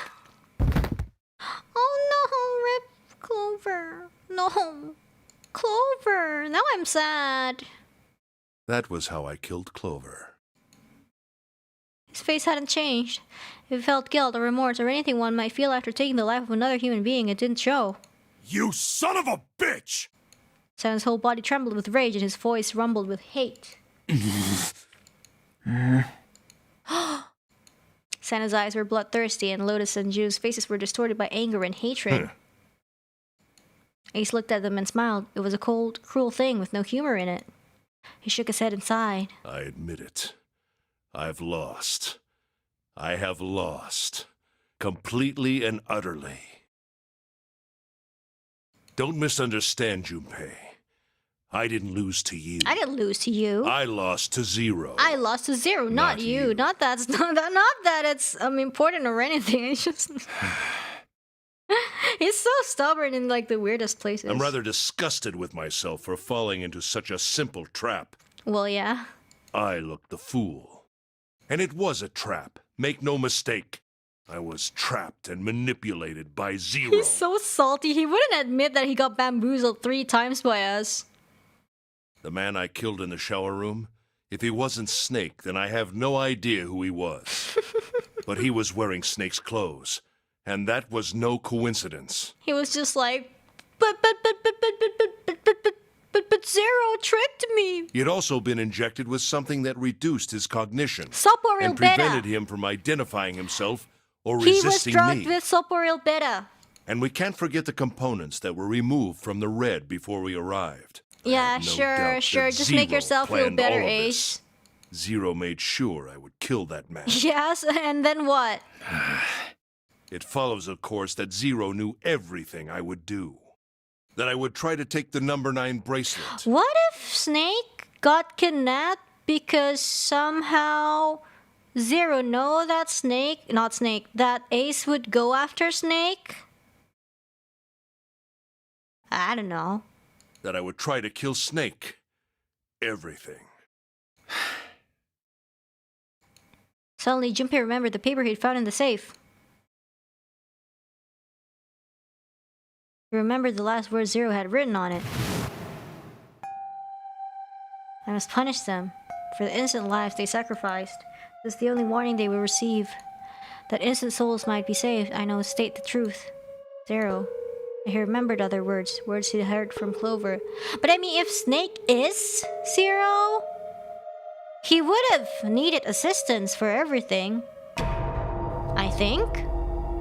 Because I mean, you know, like he has karate and everything, but, you know, I think Zero he still is needs assistance one of us. because of his blindness. One by one, Junpei looked at the 5 people standing in front of him. Yeah, like, I don't know, because, like, yeah, there's, like, a possibility, right? Like, either Snake is Zero or someone else is Zero. Because Ace, Santa, Jude, 7, Lotus. Zero is one of us? So Snake's not Zero. No. Wait. There's one more person. Snake. Snake. The man who died in the shower room isn't Snake. That means he's almost certainly still alive. Maybe Snake is Zero. Maybe I am Zero. Maybe he made Guy X wear his clothes so that we'd all think he was dead. I think he's in the coffin. What if he's off somewhere laughing at us? If he is Zero, he must have been lying to us about everything else. Is he watching us? The real Zero is the friends we made along the way. Maybe we're all Zero.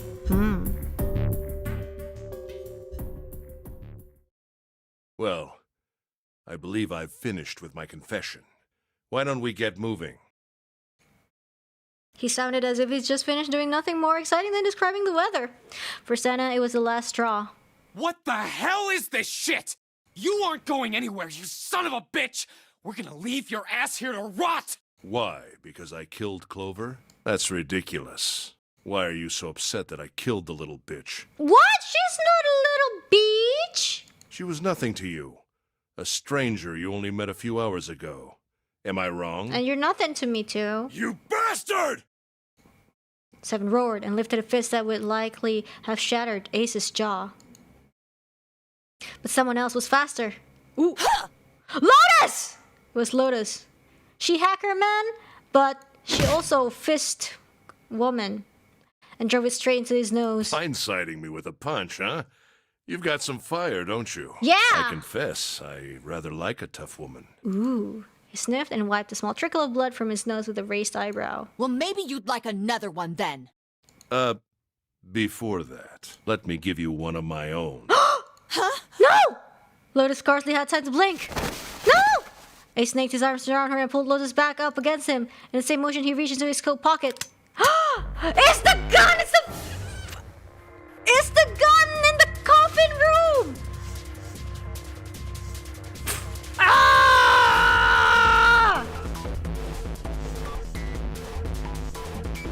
Who would have guessed?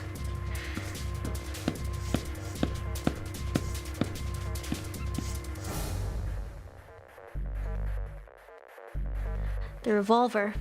Almost lazily, he tilted it to the point at Lotus's head. If any of you so much as blink, I won't hesitate to pull this trigger. Man, Lotus already got put to sleep so many times. I've already killed 3 people. Don't think I'm not ready to make it 4. Oh my gosh. 3 people? What do you mean? Very well. Let me take this opportunity to illuminate you. The person who killed the 9th man was me. Although I suppose, to be more accurate, I encouraged him to get himself Oh, remember when the 9th man said he lied to me? The 9th man said he lied to me in the beginning, and then I was like, who lied? Like, spill it before you explode, and then he exploded. While we were examining the main staircase, he came to me and told me his name. I recognized it at once, so I gave him a little push. Just a little white lie. It seems the settings for the dead were altered. Now it only requires a single person to deactivate the detonator in the bracelet. Investigate what's beyond door 5. We'll meet again later. And with that... Okay. Have a good one, guys. I'm going off ahead now. Well then. That's why he is so confident. Goodbye. Why is it stopping? God damn it! So 9 is probably... They knew 8, so probably like, yeah, one of the 4 people. You lied! Open the door, please! I'm begging you! Help me! Please get me out of here! Get me out of here! Yeah, that happened. Oh my god! There's no time left! Listen, I was lied to! He lied to me! He put me in here!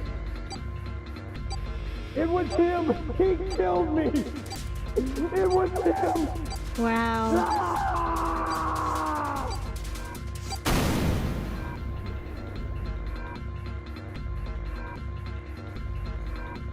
I had 4 reasons for killing him. As I said before, in the Nonary game, the number 9 bracelet is of utmost importance. It is. If I had allowed him to keep such a useful tool, he, or it, would have become a threat to me. As such, I decided that he should be eliminated early on. 2. I wanted the number 9 bracelet. If I could manage to obtain it, I would be able to manipulate the game as I saw fit. I would be unable to acquire the bracelet unless its owner was dead. That's the second reason. Even setting aside his number, he would have been nothing but trouble for me. He was aware of my past. He knew what happened here 9 years ago. Yeah! He was, yeah. It was important that I eliminate him before he was able to disseminate this information. 4. Lastly, I wished to conduct a simple test. A test to see if this Nonary game was serious, or a poor attempt at a joke. Really? Really? That's the 4th reason? Needed to be quite sure. Huh. As such, I encouraged him to act against the rules so that I might observe the outcome. I don't Junpei get glared your at him. third motive. What the hell happened 9 years ago? The game. Didn't I say? The Nonary The game. was He was played. behind it, and a bunch of more people. I planned it out, and I conducted its execution. Why? What on earth was it supposed to do? I don't really think I have any obligation to tell you that. Ace smirked. He was trying to provoke them, and it was working. Although Ace had paid very little attention to Lotus after catching her, the gun had never wavered around from her temple. She looked quite pale, and when she spoke, her voice shook. Hey, what's with this gun? Where did he get this? Or that room with the Why coffin. don't you tell her, Santa? Santa ground his teeth and glared at Ace. On the other side of door 6, we found the gun in the coffin in the cargo room, right? Bastard must have grabbed it when we weren't looking. Indeed I did. That was a pretty serious mistake, you know. Oh. Just saying you intended to leave it behind. Ace laughed, a short, derisive snort, and gave Junpei a sickeningly pitying look. Well, there isn't much time left. I'll be off then. Well, where are you going? Do I really need to explain? I had assumed it would be obvious. I have the number 9 bracelet. And now I have Lotus. Yeah. Wasn't there a door Yeah, with that's a the 9 on it reason in the room Lotus that looked like always a church? dies. And remember, I think everyone is dead, and 7 and Lotus only died last because they were with us That's where you're going, isn't it? in the sub ending. And how do you know that? Santa told me about it while we were looking for Clover. I see. He didn't know. Well, you are correct. That is my destination. But now I must say goodbye to all of you. Ah, and please, don't forget my warning. Move and I'll pull the trigger. I don't need her alive to open the door, you know. As he spoke, Ace began backing towards the door, practically dragging Lotus behind him. Shit! He's getting away! We can't risk it. Junpei, Sana, Jun, and 7 stood frozen. Ace had the face of a man gone mad. They had no doubt he would pull the trigger. Ace had reached the exit. Now, Lotus, open the door for me if you would. He forced Lotus to open it, then turned and addressed them once more. Goodbye. And he stepped through the door.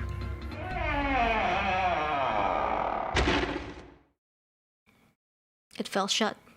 In the blink of an eye, they were gone. Damn it! As soon as Ace and Lotus were gone, Junpei and the others leapt for the door in pursuit of Ace. But as Junpei laid his hand on the doorknob... Uh-oh! There was a noise behind him. He looked over his shoulder. Oh, it's the same June, but now it's Ace. Not Ace, I mean Sana. Hey, June, what happened? Are you alright? Sana ran to June and wrapped his arm around her before she could collapse all the way. Jesus, you're burning up. Your fever's back. Are you okay? June's fever had returned, again for no apparent reason. Her eyes were watery and her eyelids drooped. Her breath came in dry, shallow gasps. I'm okay. Really, I'm fine. You should be worrying about Lotus. Yeah, like why do these people keep getting like fevers? But It's never been addressed, but I think we'll find out. Junpei was torn. He couldn't leave June alone in the state she was in. But every moment they waited, Ace was farther away, Lotus live in his hands. What was Junpei supposed to do? June's eyes drifted to Junpei. She managed to muster a weak smile. Jumpy, don't worry about me. I just need a little rest. I'll be fine. Don't you remember? I just needed to rest a little bit last time. So please, please save Lotus. Think about what Ace has already done, Junpei. When he's got what he needs from Lotus, you really think he's just gonna let her walk away? damn it. You guys go on ahead. Soon as June starts feeling better, we'll follow you. Go! Junpei looked at June.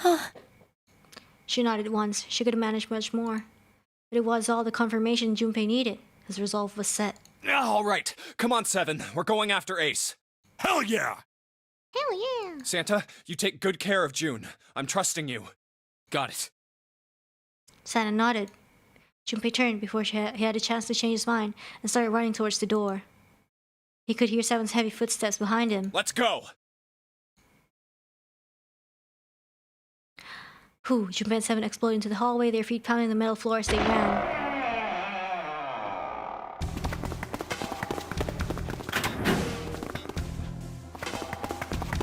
Whew! Also, by the way, the one in the bottom left is not up to date. We also got the knife ending. And that's why I kept telling you guys that Lotus always died, because we did the knife ending.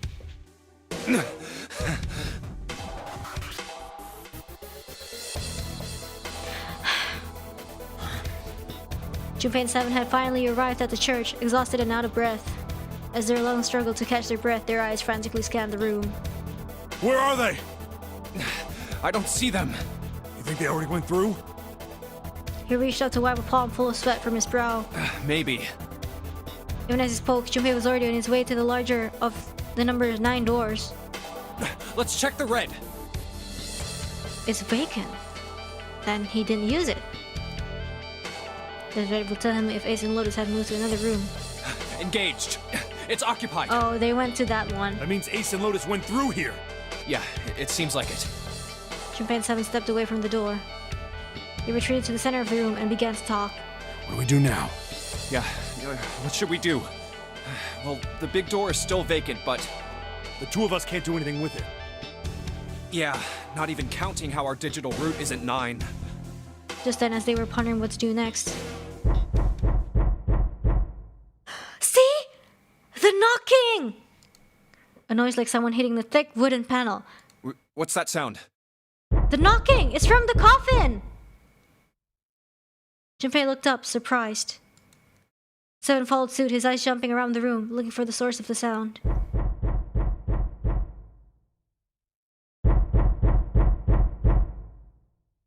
It's coming from over there.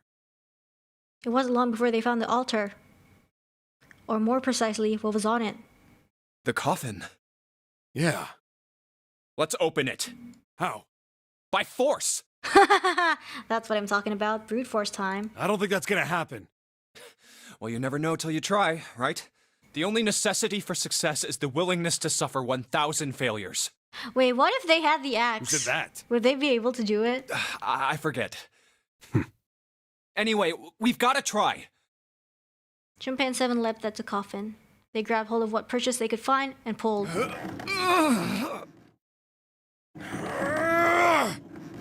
Damn it! See? Didn't I tell you? If you could just pull it open, why would it have something like that? Right. Some So point at unless the I put in keypad. the right passcode, it's not gonna open. It's... I don't know. It's the same code as the safe? I don't know. The noise hadn't stopped. In fact, as it continued, it had only gotten louder and more forceful. What were they supposed to do? Junpei wondered. Is there some Brute sort force of the clue code. somewhere? Was there some sort of clue somewhere? Oh, 3D. They stood there for a few moments, staring at the coffin, and then Seven spoke. Hey, Junpei. I remember you mumbling about some weird numbers over by the bathroom in the first-class cabin. Yeah, the safe code. You got those numbers by solving the secret message Clover was holding, right? Yep. Truth had gone, or something like that. Yep. Yeah, that's right. What about it? Yep. Well, maybe that number's the passcode for this thing, too. Yeah, that's what I was saying. Come on, that's impossible. Nah, try it. People do the same codes for Those everything. numbers were the code to unlock that safe. Yeah, but the person who set up that safe in this coffin is the same person, right? Zero set up both of these. Yeah, it's probably, you know. Yeah, probably. Like, let's check the number once more. What was it? Wait, where did I write it? 14383421. Well, then they might have What set could the same it possibly passcode for mean? both of them. I think it would be funny if it actually meant something.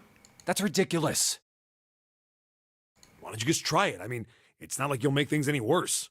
It'd just be a waste of time. There's no way they're the same number. I mean, what else are you know gonna that? do? You never know until you try. Yeah, exactly. The only necessity for success is the willingness to suffer 1,000 failures. Exactly. Who said that? You. Yo. Yeah, see, the knocking's getting impatient. Must be Fine. like, oh, you dumbasses, it's the same code. He knelt down in front of the keypad and looked at it. Perhaps because it repeated them so many times before, the numbers came easily to Junpei's mind. 14383421. Quickly, he typed them in. Yeah, it works! Yay! I think. He checked that it entered the right numbers, took a deep breath, and pressed the E button. Yes? Aha! See? What? People You use gotta the be kidding same me. passwords for everything, you know? It was a click. And with a heavy clunk, the lid of the coffin slid off onto the floor. Someone sat up from inside. Yes! Snake! We got it, boys. You? Why?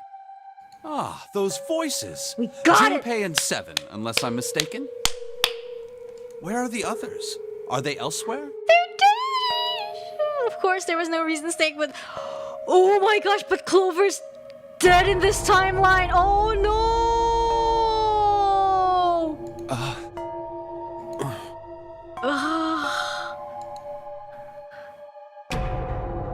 Junpei and Seven looked at one another. There was a great deal he needed to know, but... well...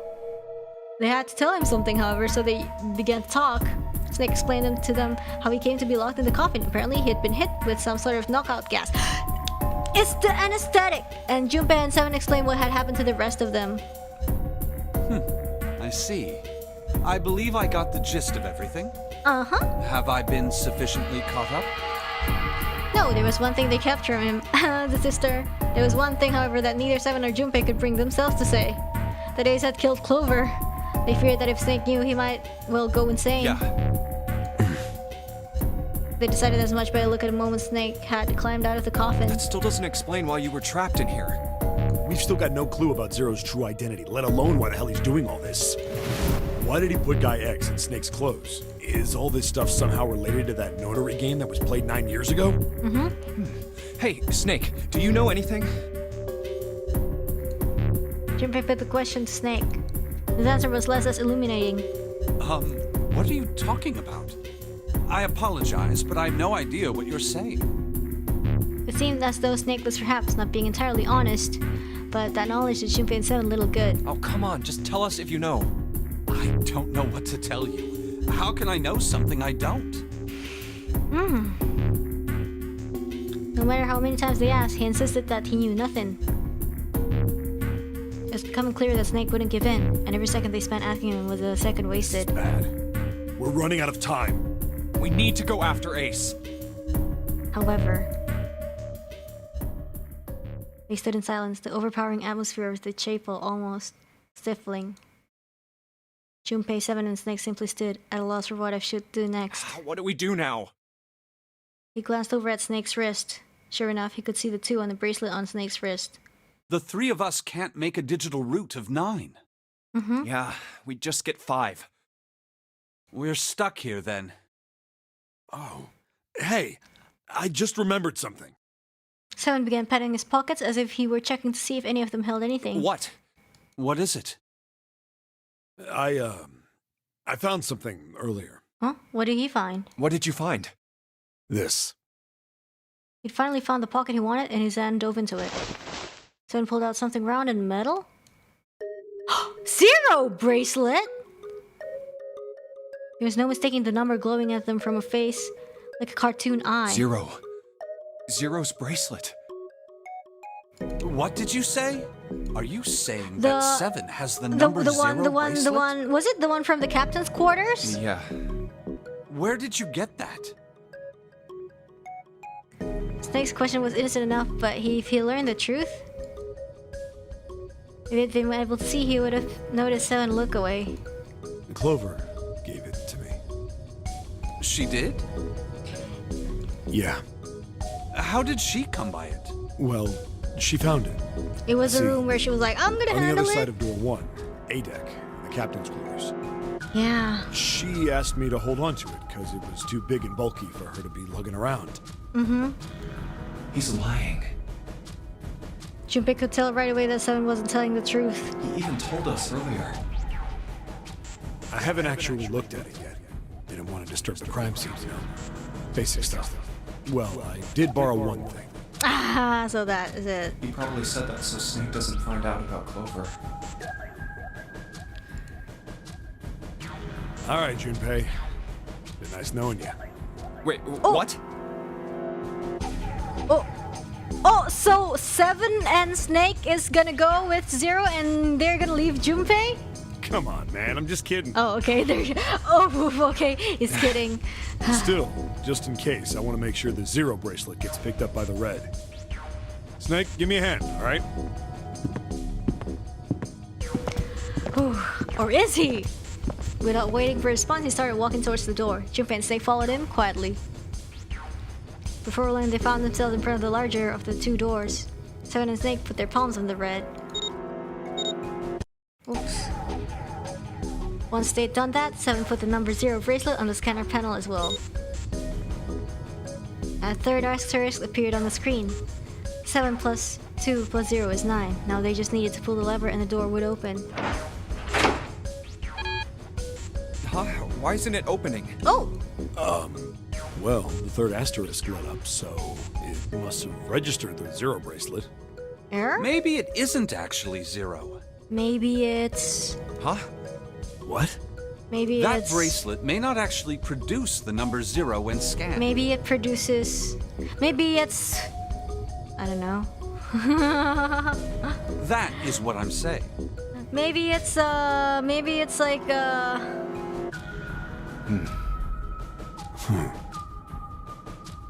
Why don't we try a few different combinations? Perhaps we can determine what number that bracelet actually contains. Oh, got it! Junpei nodded. They decided to use the following combination. I don't know.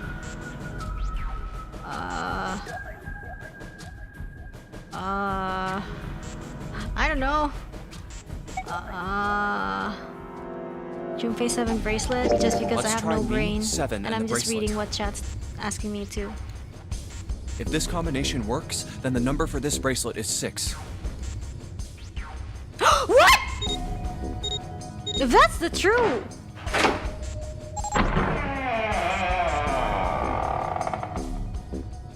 It opened.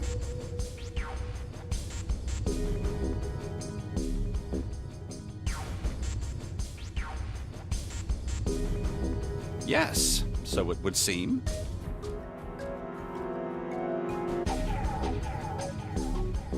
Wait, so 7 clearly hadn't thought of their experimentation would produce anything useful and looked rather confused. Snake was as usual, calm and smug.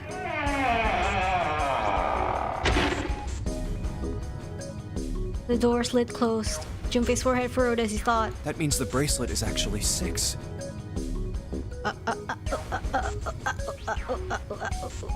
But how is that possible? Because... The display on the bracelet clearly shows a 0.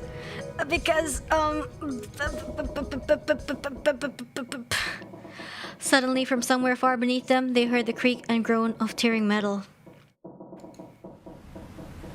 With it came the sound of water pouring into the parts of the ship that had until recently been dry. We exceeded the time limit? Oh man, that's not good. I guess our time's just about up, huh? Uh-oh. At any rate, we know now that the door can be opened. Let's go! Let's go. But, Snake, are you sure? Yeah. You know that only Junpei and I can go through this way. You needn't worry. I have a solution to this problem. My last resort. But if now is not the time for last resorts, then when? Then when? Last? Resort?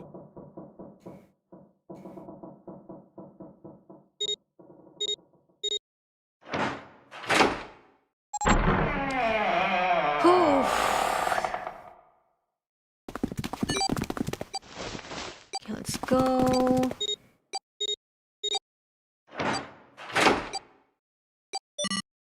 Oh. It works. Junpei 7 and the Snake ran full tilt down a long straight hallway. They were headed for the stern of the ship and had no time for distractions. As they ran, 7 spoke. Gotta admit, you really surprised me there, kid. I couldn't figure out how the hell you were gonna get out of that one. How come you didn't do that right off the bat? As I told you, it was a last resort. Had I used it at the beginning of the game, I would have come under a great deal of suspicion. I imagine that most people would have taken it to mean that I was 0. Once they'd convinced themselves of that, I wasn't optimistic about my chances of making it out of here alive, let alone unscathed. I felt it best to play my cards close to the chest, as it were. That way, if I were in a situation where there was nothing else I could do, I'd have a little trick up my sleeve. Ooh, I'd just see. take my bracelet off. Ah! Snake's plan had been simple but effective. It simply removed his bracelet. How? To Junpei, it had looked as though Snake had simply crushed the bones of his hand until they were small enough to fit through the wristband. Of course, that would have been practically impossible, so how had he done it? My brother's left arm is, it's not like a normal person's arm. It's fake. It's not a real arm. Snake had slid the bracelet off and tossed it into the coffin. I know this is kind of a weird thing to say, but I'm glad that's a fake arm. Don't have to be afraid of the door if you don't got a bracelet. You are correct. Oh. It walked through the door easily without authenticating. Oh my. They stepped out of the other side unscathed and began running down the hall alongside 7 and Junpei. They kept running for a while longer and eventually came upon a set of stairs running downwards on the right side of the hallway. They stopped and peered down the staircase. I think these stairs connect to the bottom deck. Okay, Doesn't let's look like go! it's underwater. They nodded quickly to one another and jogged down the stairs. It took only a few minutes to make their way to the bottom deck. There was a single hallway in front of them, and at the end, which was a single door. Let's go through that door. Let's go! Junpei threw it open. Oh, it's a new one! Inside was a massive iron gate. That looks pretty modern, in a way. A place was affixed to the top of it. Incinerator? It read incinerator. Incinerator? Oh my. That doesn't sound very pleasant. Do you see a lever near the gate, perhaps? Yeah, right over here. How did you know that? Well, I'd be happy to regale you with the story. I imagine it should only take half a day or so. Is it the same thing as the old game? Junpei grumbled, gave Snake a dirty look, and jogged over to the lever. If you pull it, the door ought to open. Got it. He pulled the lever down.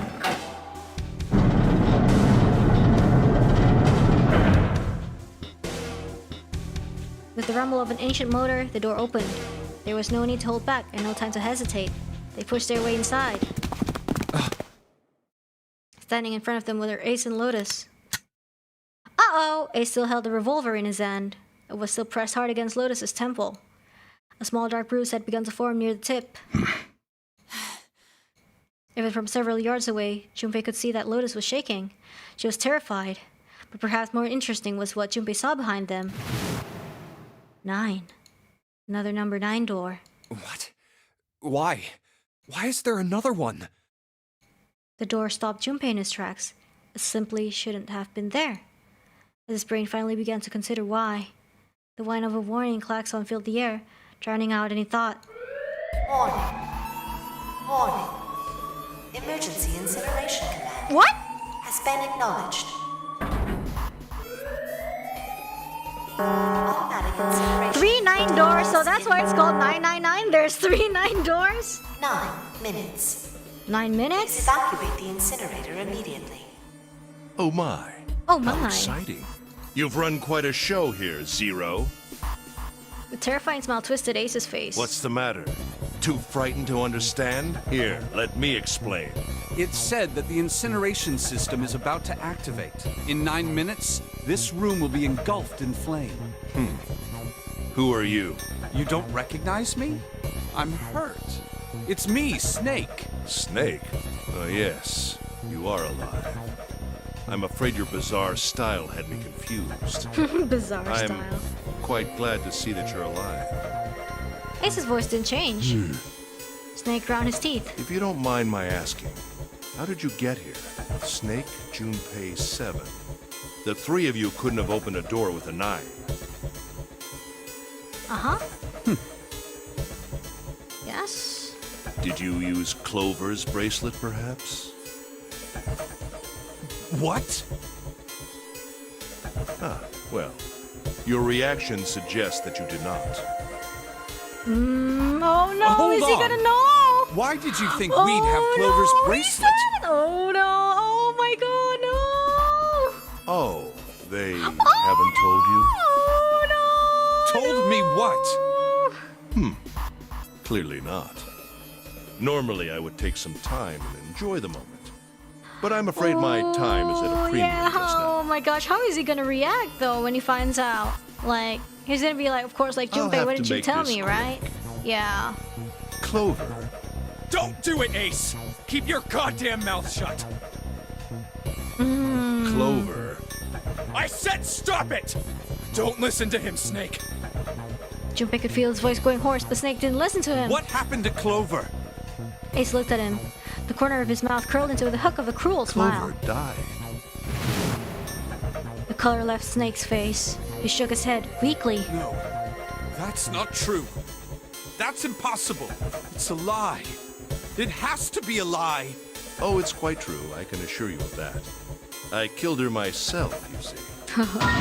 What? Oh, he opens his I'm eyes. sorry, did I stutter? I killed her. Oh no, Snake's face twisted into the mask of rage, mottled red rising to dot his pale skin. His entire body shook. He looked to Junpei disturbingly like a demon.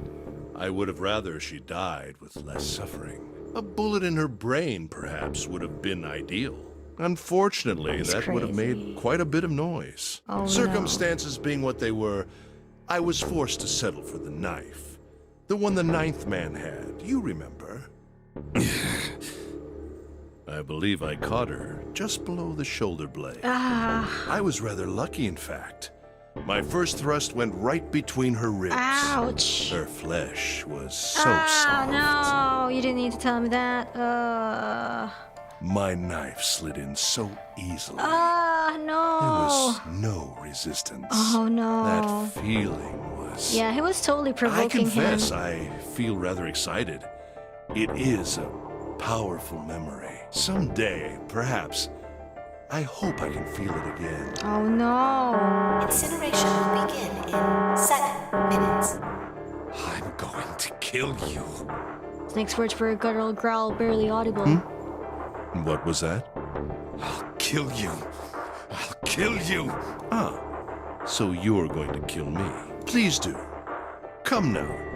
I'm waiting. Don't do it! Don't listen to him, Snake! Stop it, kid. He's screwing with your head. Is there a problem? What are you waiting for, boy? Don't you want me to send you to join your sister? Don't! The snake! Don't do it! But Snake could no longer hear them. Snake could no longer hear anything.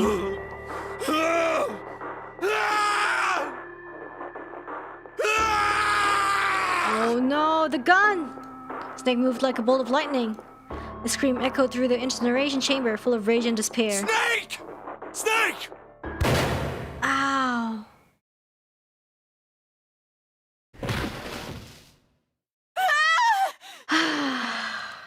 Another scream filled the room. It was Lotus. She ran across the room towards Junpei, her eyes wide with terror. Lotus! Hurry! This way! Snake's ill-fated attack had loosened Ace's grip on her, and she'd made a run for it. She reached Seven and Junpei and ducked behind them. Incineration will begin in 5 minutes. Give me the woman. Give me the woman. He raised the gun. I need her. Without her bracelet, I will be unable to open this door. Well, yeah. Sucks to be you. Math. Quickly now. I don't have time for your shenanigans. In the center of the room, Snake's body lay eerily still. He looked like a human larva, prone and vulnerable on the floor. I see. Then it would seem I have no choice. Oh no. The rest of you must die as well. Fortunately, I have 5 bullets left. Oh no! What if you missed though? What if you had crappy accuracy? One for Junpei, another for Lotus, and the last 3 for that lump of idiotic man you call Seven. Oh. I will take Lotus's body with me and leave this room. Yikes. Incineration will begin in A sure woke up and chose violence. 4 minutes. Well, it looks as though our time together is at an end. I rather enjoyed playing with you. Damn it! Junpei could see Ace's finger tighten. He could see it begin to squeeze down on the trigger. His body tensed, preparing for the catastrophic impact of the hot lead against human flesh. Goodbye. Then it happened. Kill you! Snake stood up. What? No! Oh! That's impossible! For the first time, Ace's composure broke. With obvious effort, Snake lunged forward, one step closer to Ace. Then another. He looked for all the world like a zombie. I'll kill you! I'll kill you! Too angry to die, his voice was the mournful wailing of the undead. Stay away from me! Get back! Stop! If you come any closer, I'll... Get away from me! Little by little, Ace was retreating. Snake didn't stop.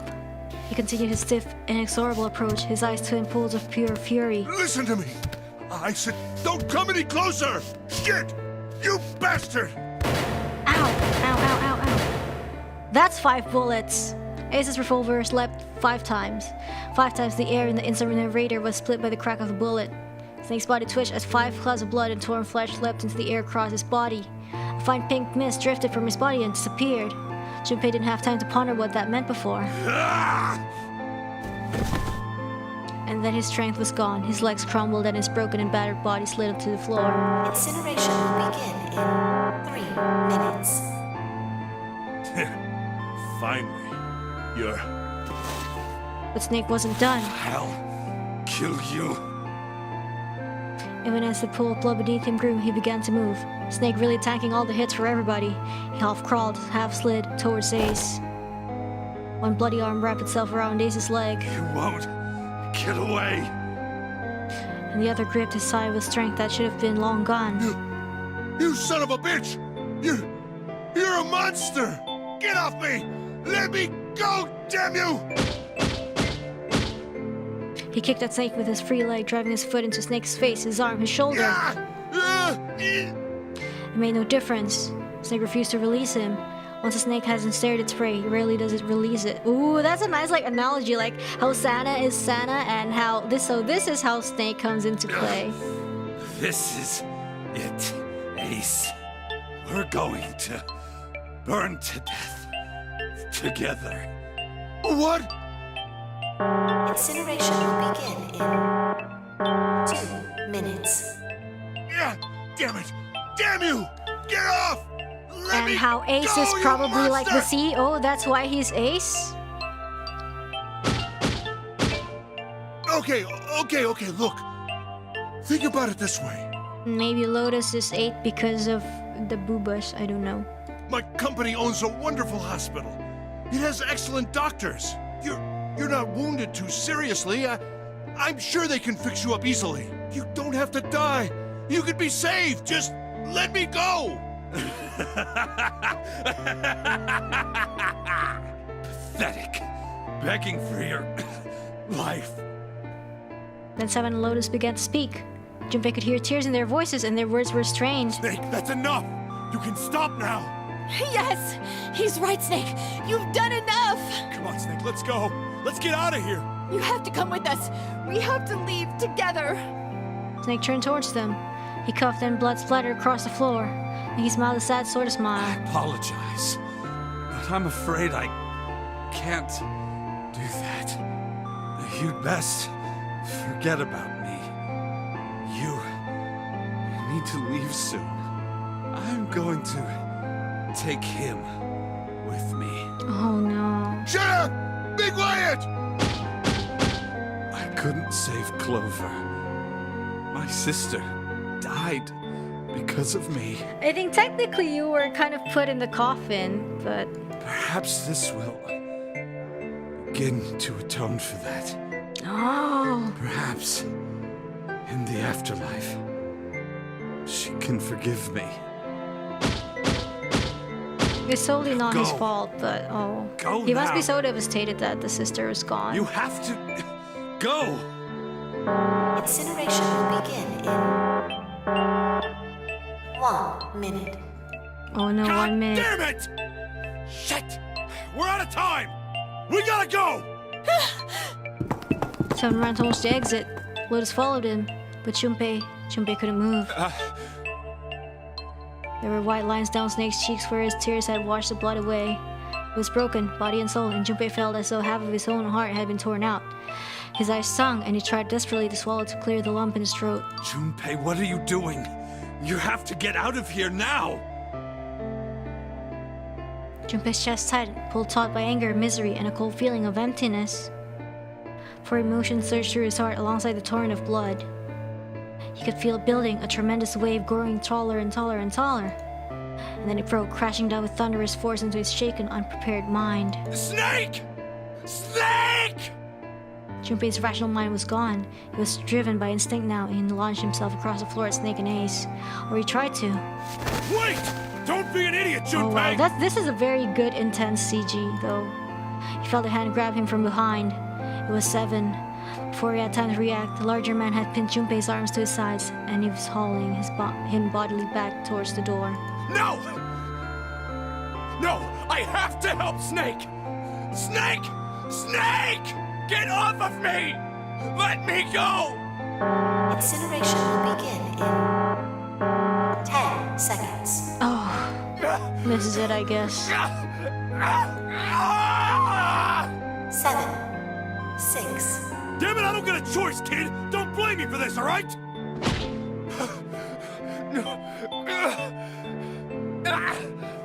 Five, four, three, two, one, zero.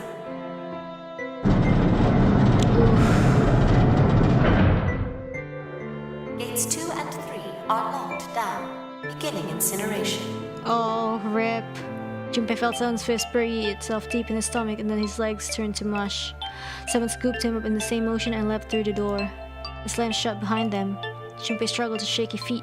He glanced over to see Lotus only a short distance away. Junpei ran to the door. He's... There was a small window cut into it. Inside he could see Asen. Snake. Shit! Damn you all! Why? Why? Why me?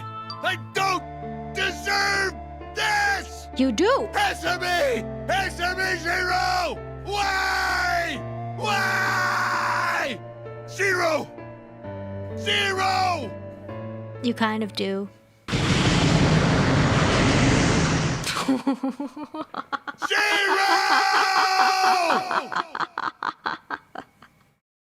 Oh, man.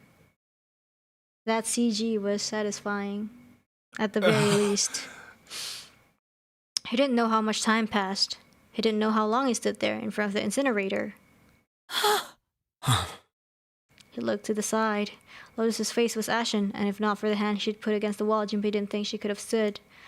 Seven looked old and tired and used. His eyes stared at the floor, seeing nothing. Junpei said nothing. He simply began to walk towards the open door and the hallway they'd come down earlier. Hey, wait! Junpei! Junpei, where are you going? He blinked when their voices broke the silence. He stopped. You stay here. I'll go get Santa and June. You're gonna bring them here? How? Don't worry about that. Just stay here and wait, all right?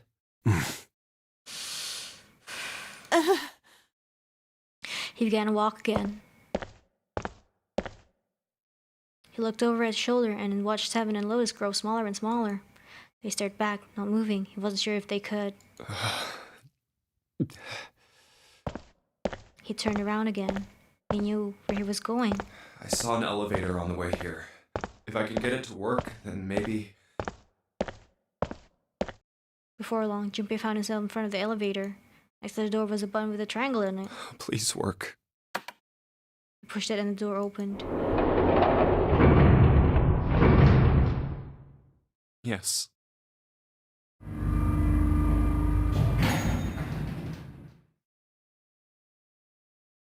Junpei was in the large hospital room. June! Santa! He kept calling and walked to the center of the room. But try as he might, he couldn't find them. Damn it. Where did they go? Where did they go? Increasingly frustrated and increasingly worried, Junpei left the large hospital room. He had no choice. He would have to look for them. Junpei's heart was heavy. He couldn't shake the feeling, but there was a part of him that felt it would be wrong too, even if he could. With every step he took, his leg felt more and more like lead. Oh my. Where are they? Where are they? There's only June and Santa, right? I think. June, Santa, Seven, Lotus, Junpei. Yeah, cause the other three died.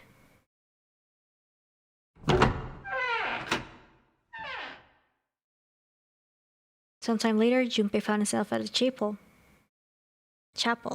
He stepped inside, expecting to find nothing, but there, on the red carpet in the center of the room, June! No codenames didn't matter any longer. She was Connie. Connie! Junpei cried her name and ran. Oh no, like lightning he ran across the room towards her. Connie! He stumbled to a stop.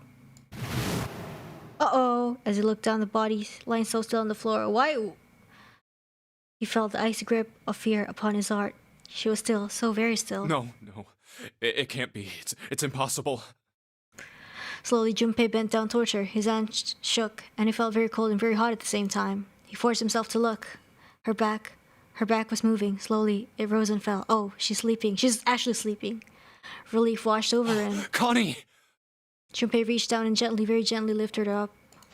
Connie, are you alright? Jumpy? Her face was pale and her lips were dry and cracked. Her eyes were blank and cloudy. They stared straight at Junpei but saw nothing.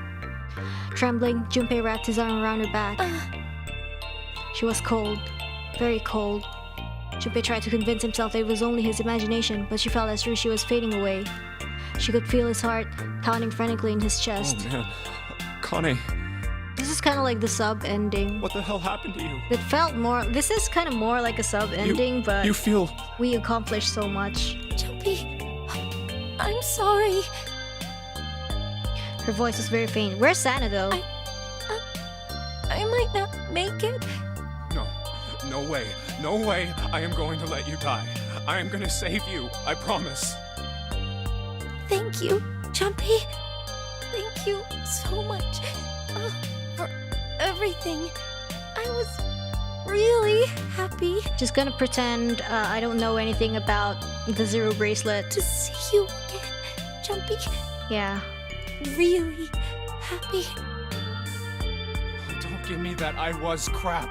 You're gonna see me again lots more times. Okay. Yeah. You just gotta hang on. All right, Connie? Yeah. Jumpy, did you know you meant a lot to me? Oh yeah. This is When the we exact were same kids. dialogue when, as the sub I ending. liked you for a long time, Junpei. A really long time. Junpei's vision had gone blurry. It took him a moment to realize his eyes were filled with tears. He could feel a piercing point of heat deep in his heart, like a white-hot flame. He looked down at Akane.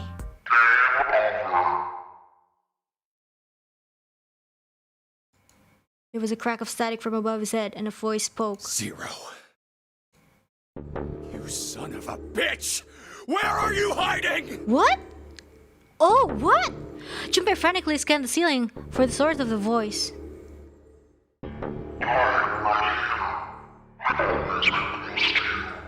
What the hell are you talking about?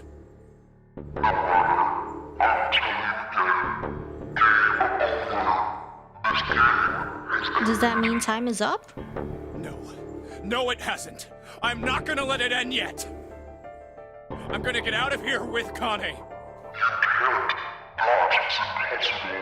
Why? I chose the wrong Wrong path? path? Because we are rats, and this is the electrocuted path. We need to go to the path that was the other one.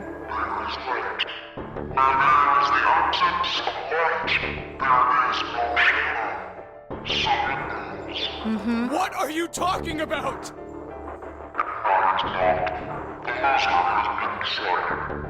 I told you! I am not gonna lose!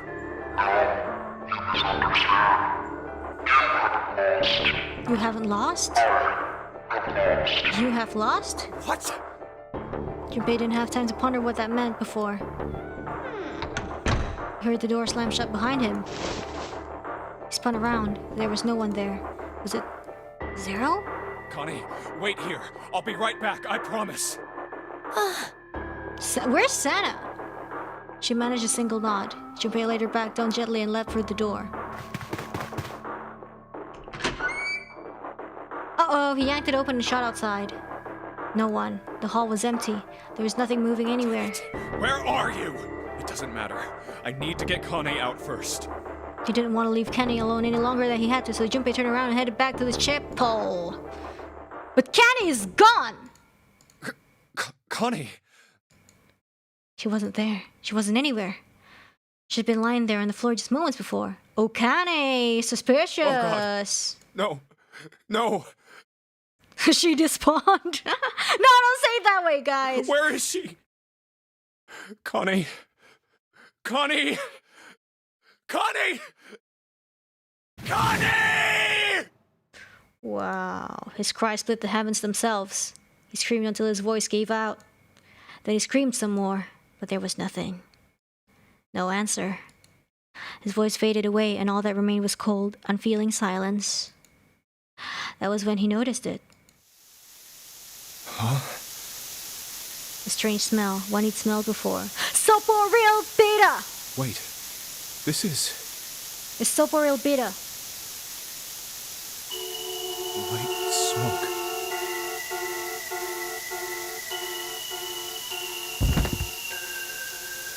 9 seconds later, Junpei's mind winked out.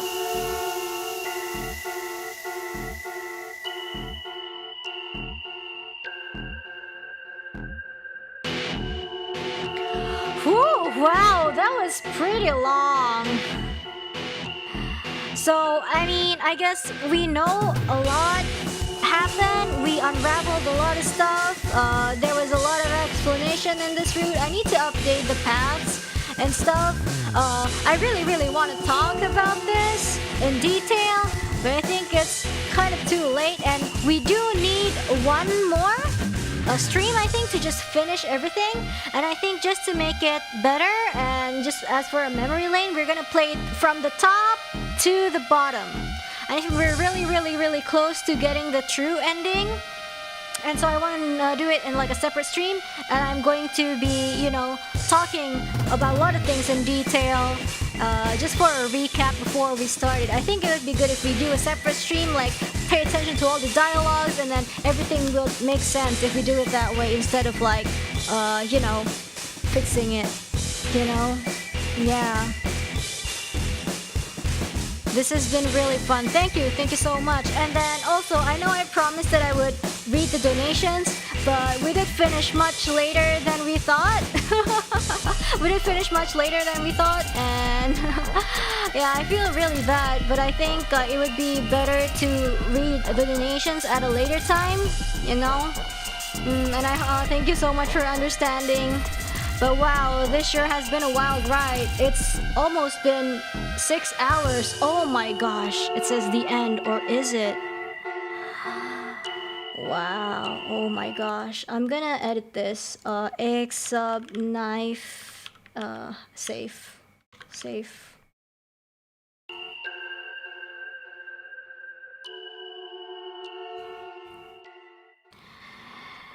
Yeah. Seek a way out. Seek a door that carries a knife. Oh, look at that. Wait, this wasn't here before. Whoa. Now it is time. Let our game begin. Ooh, this wasn't there. Would you like to save? Save complete. Okay. Now we can access this. Ooh. Ooh. Okay, I guess we can start from the beginning then. Maybe next time. Ooh.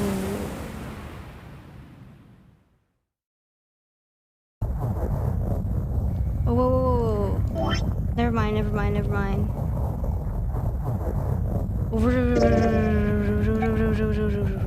Yeah, let's close the game.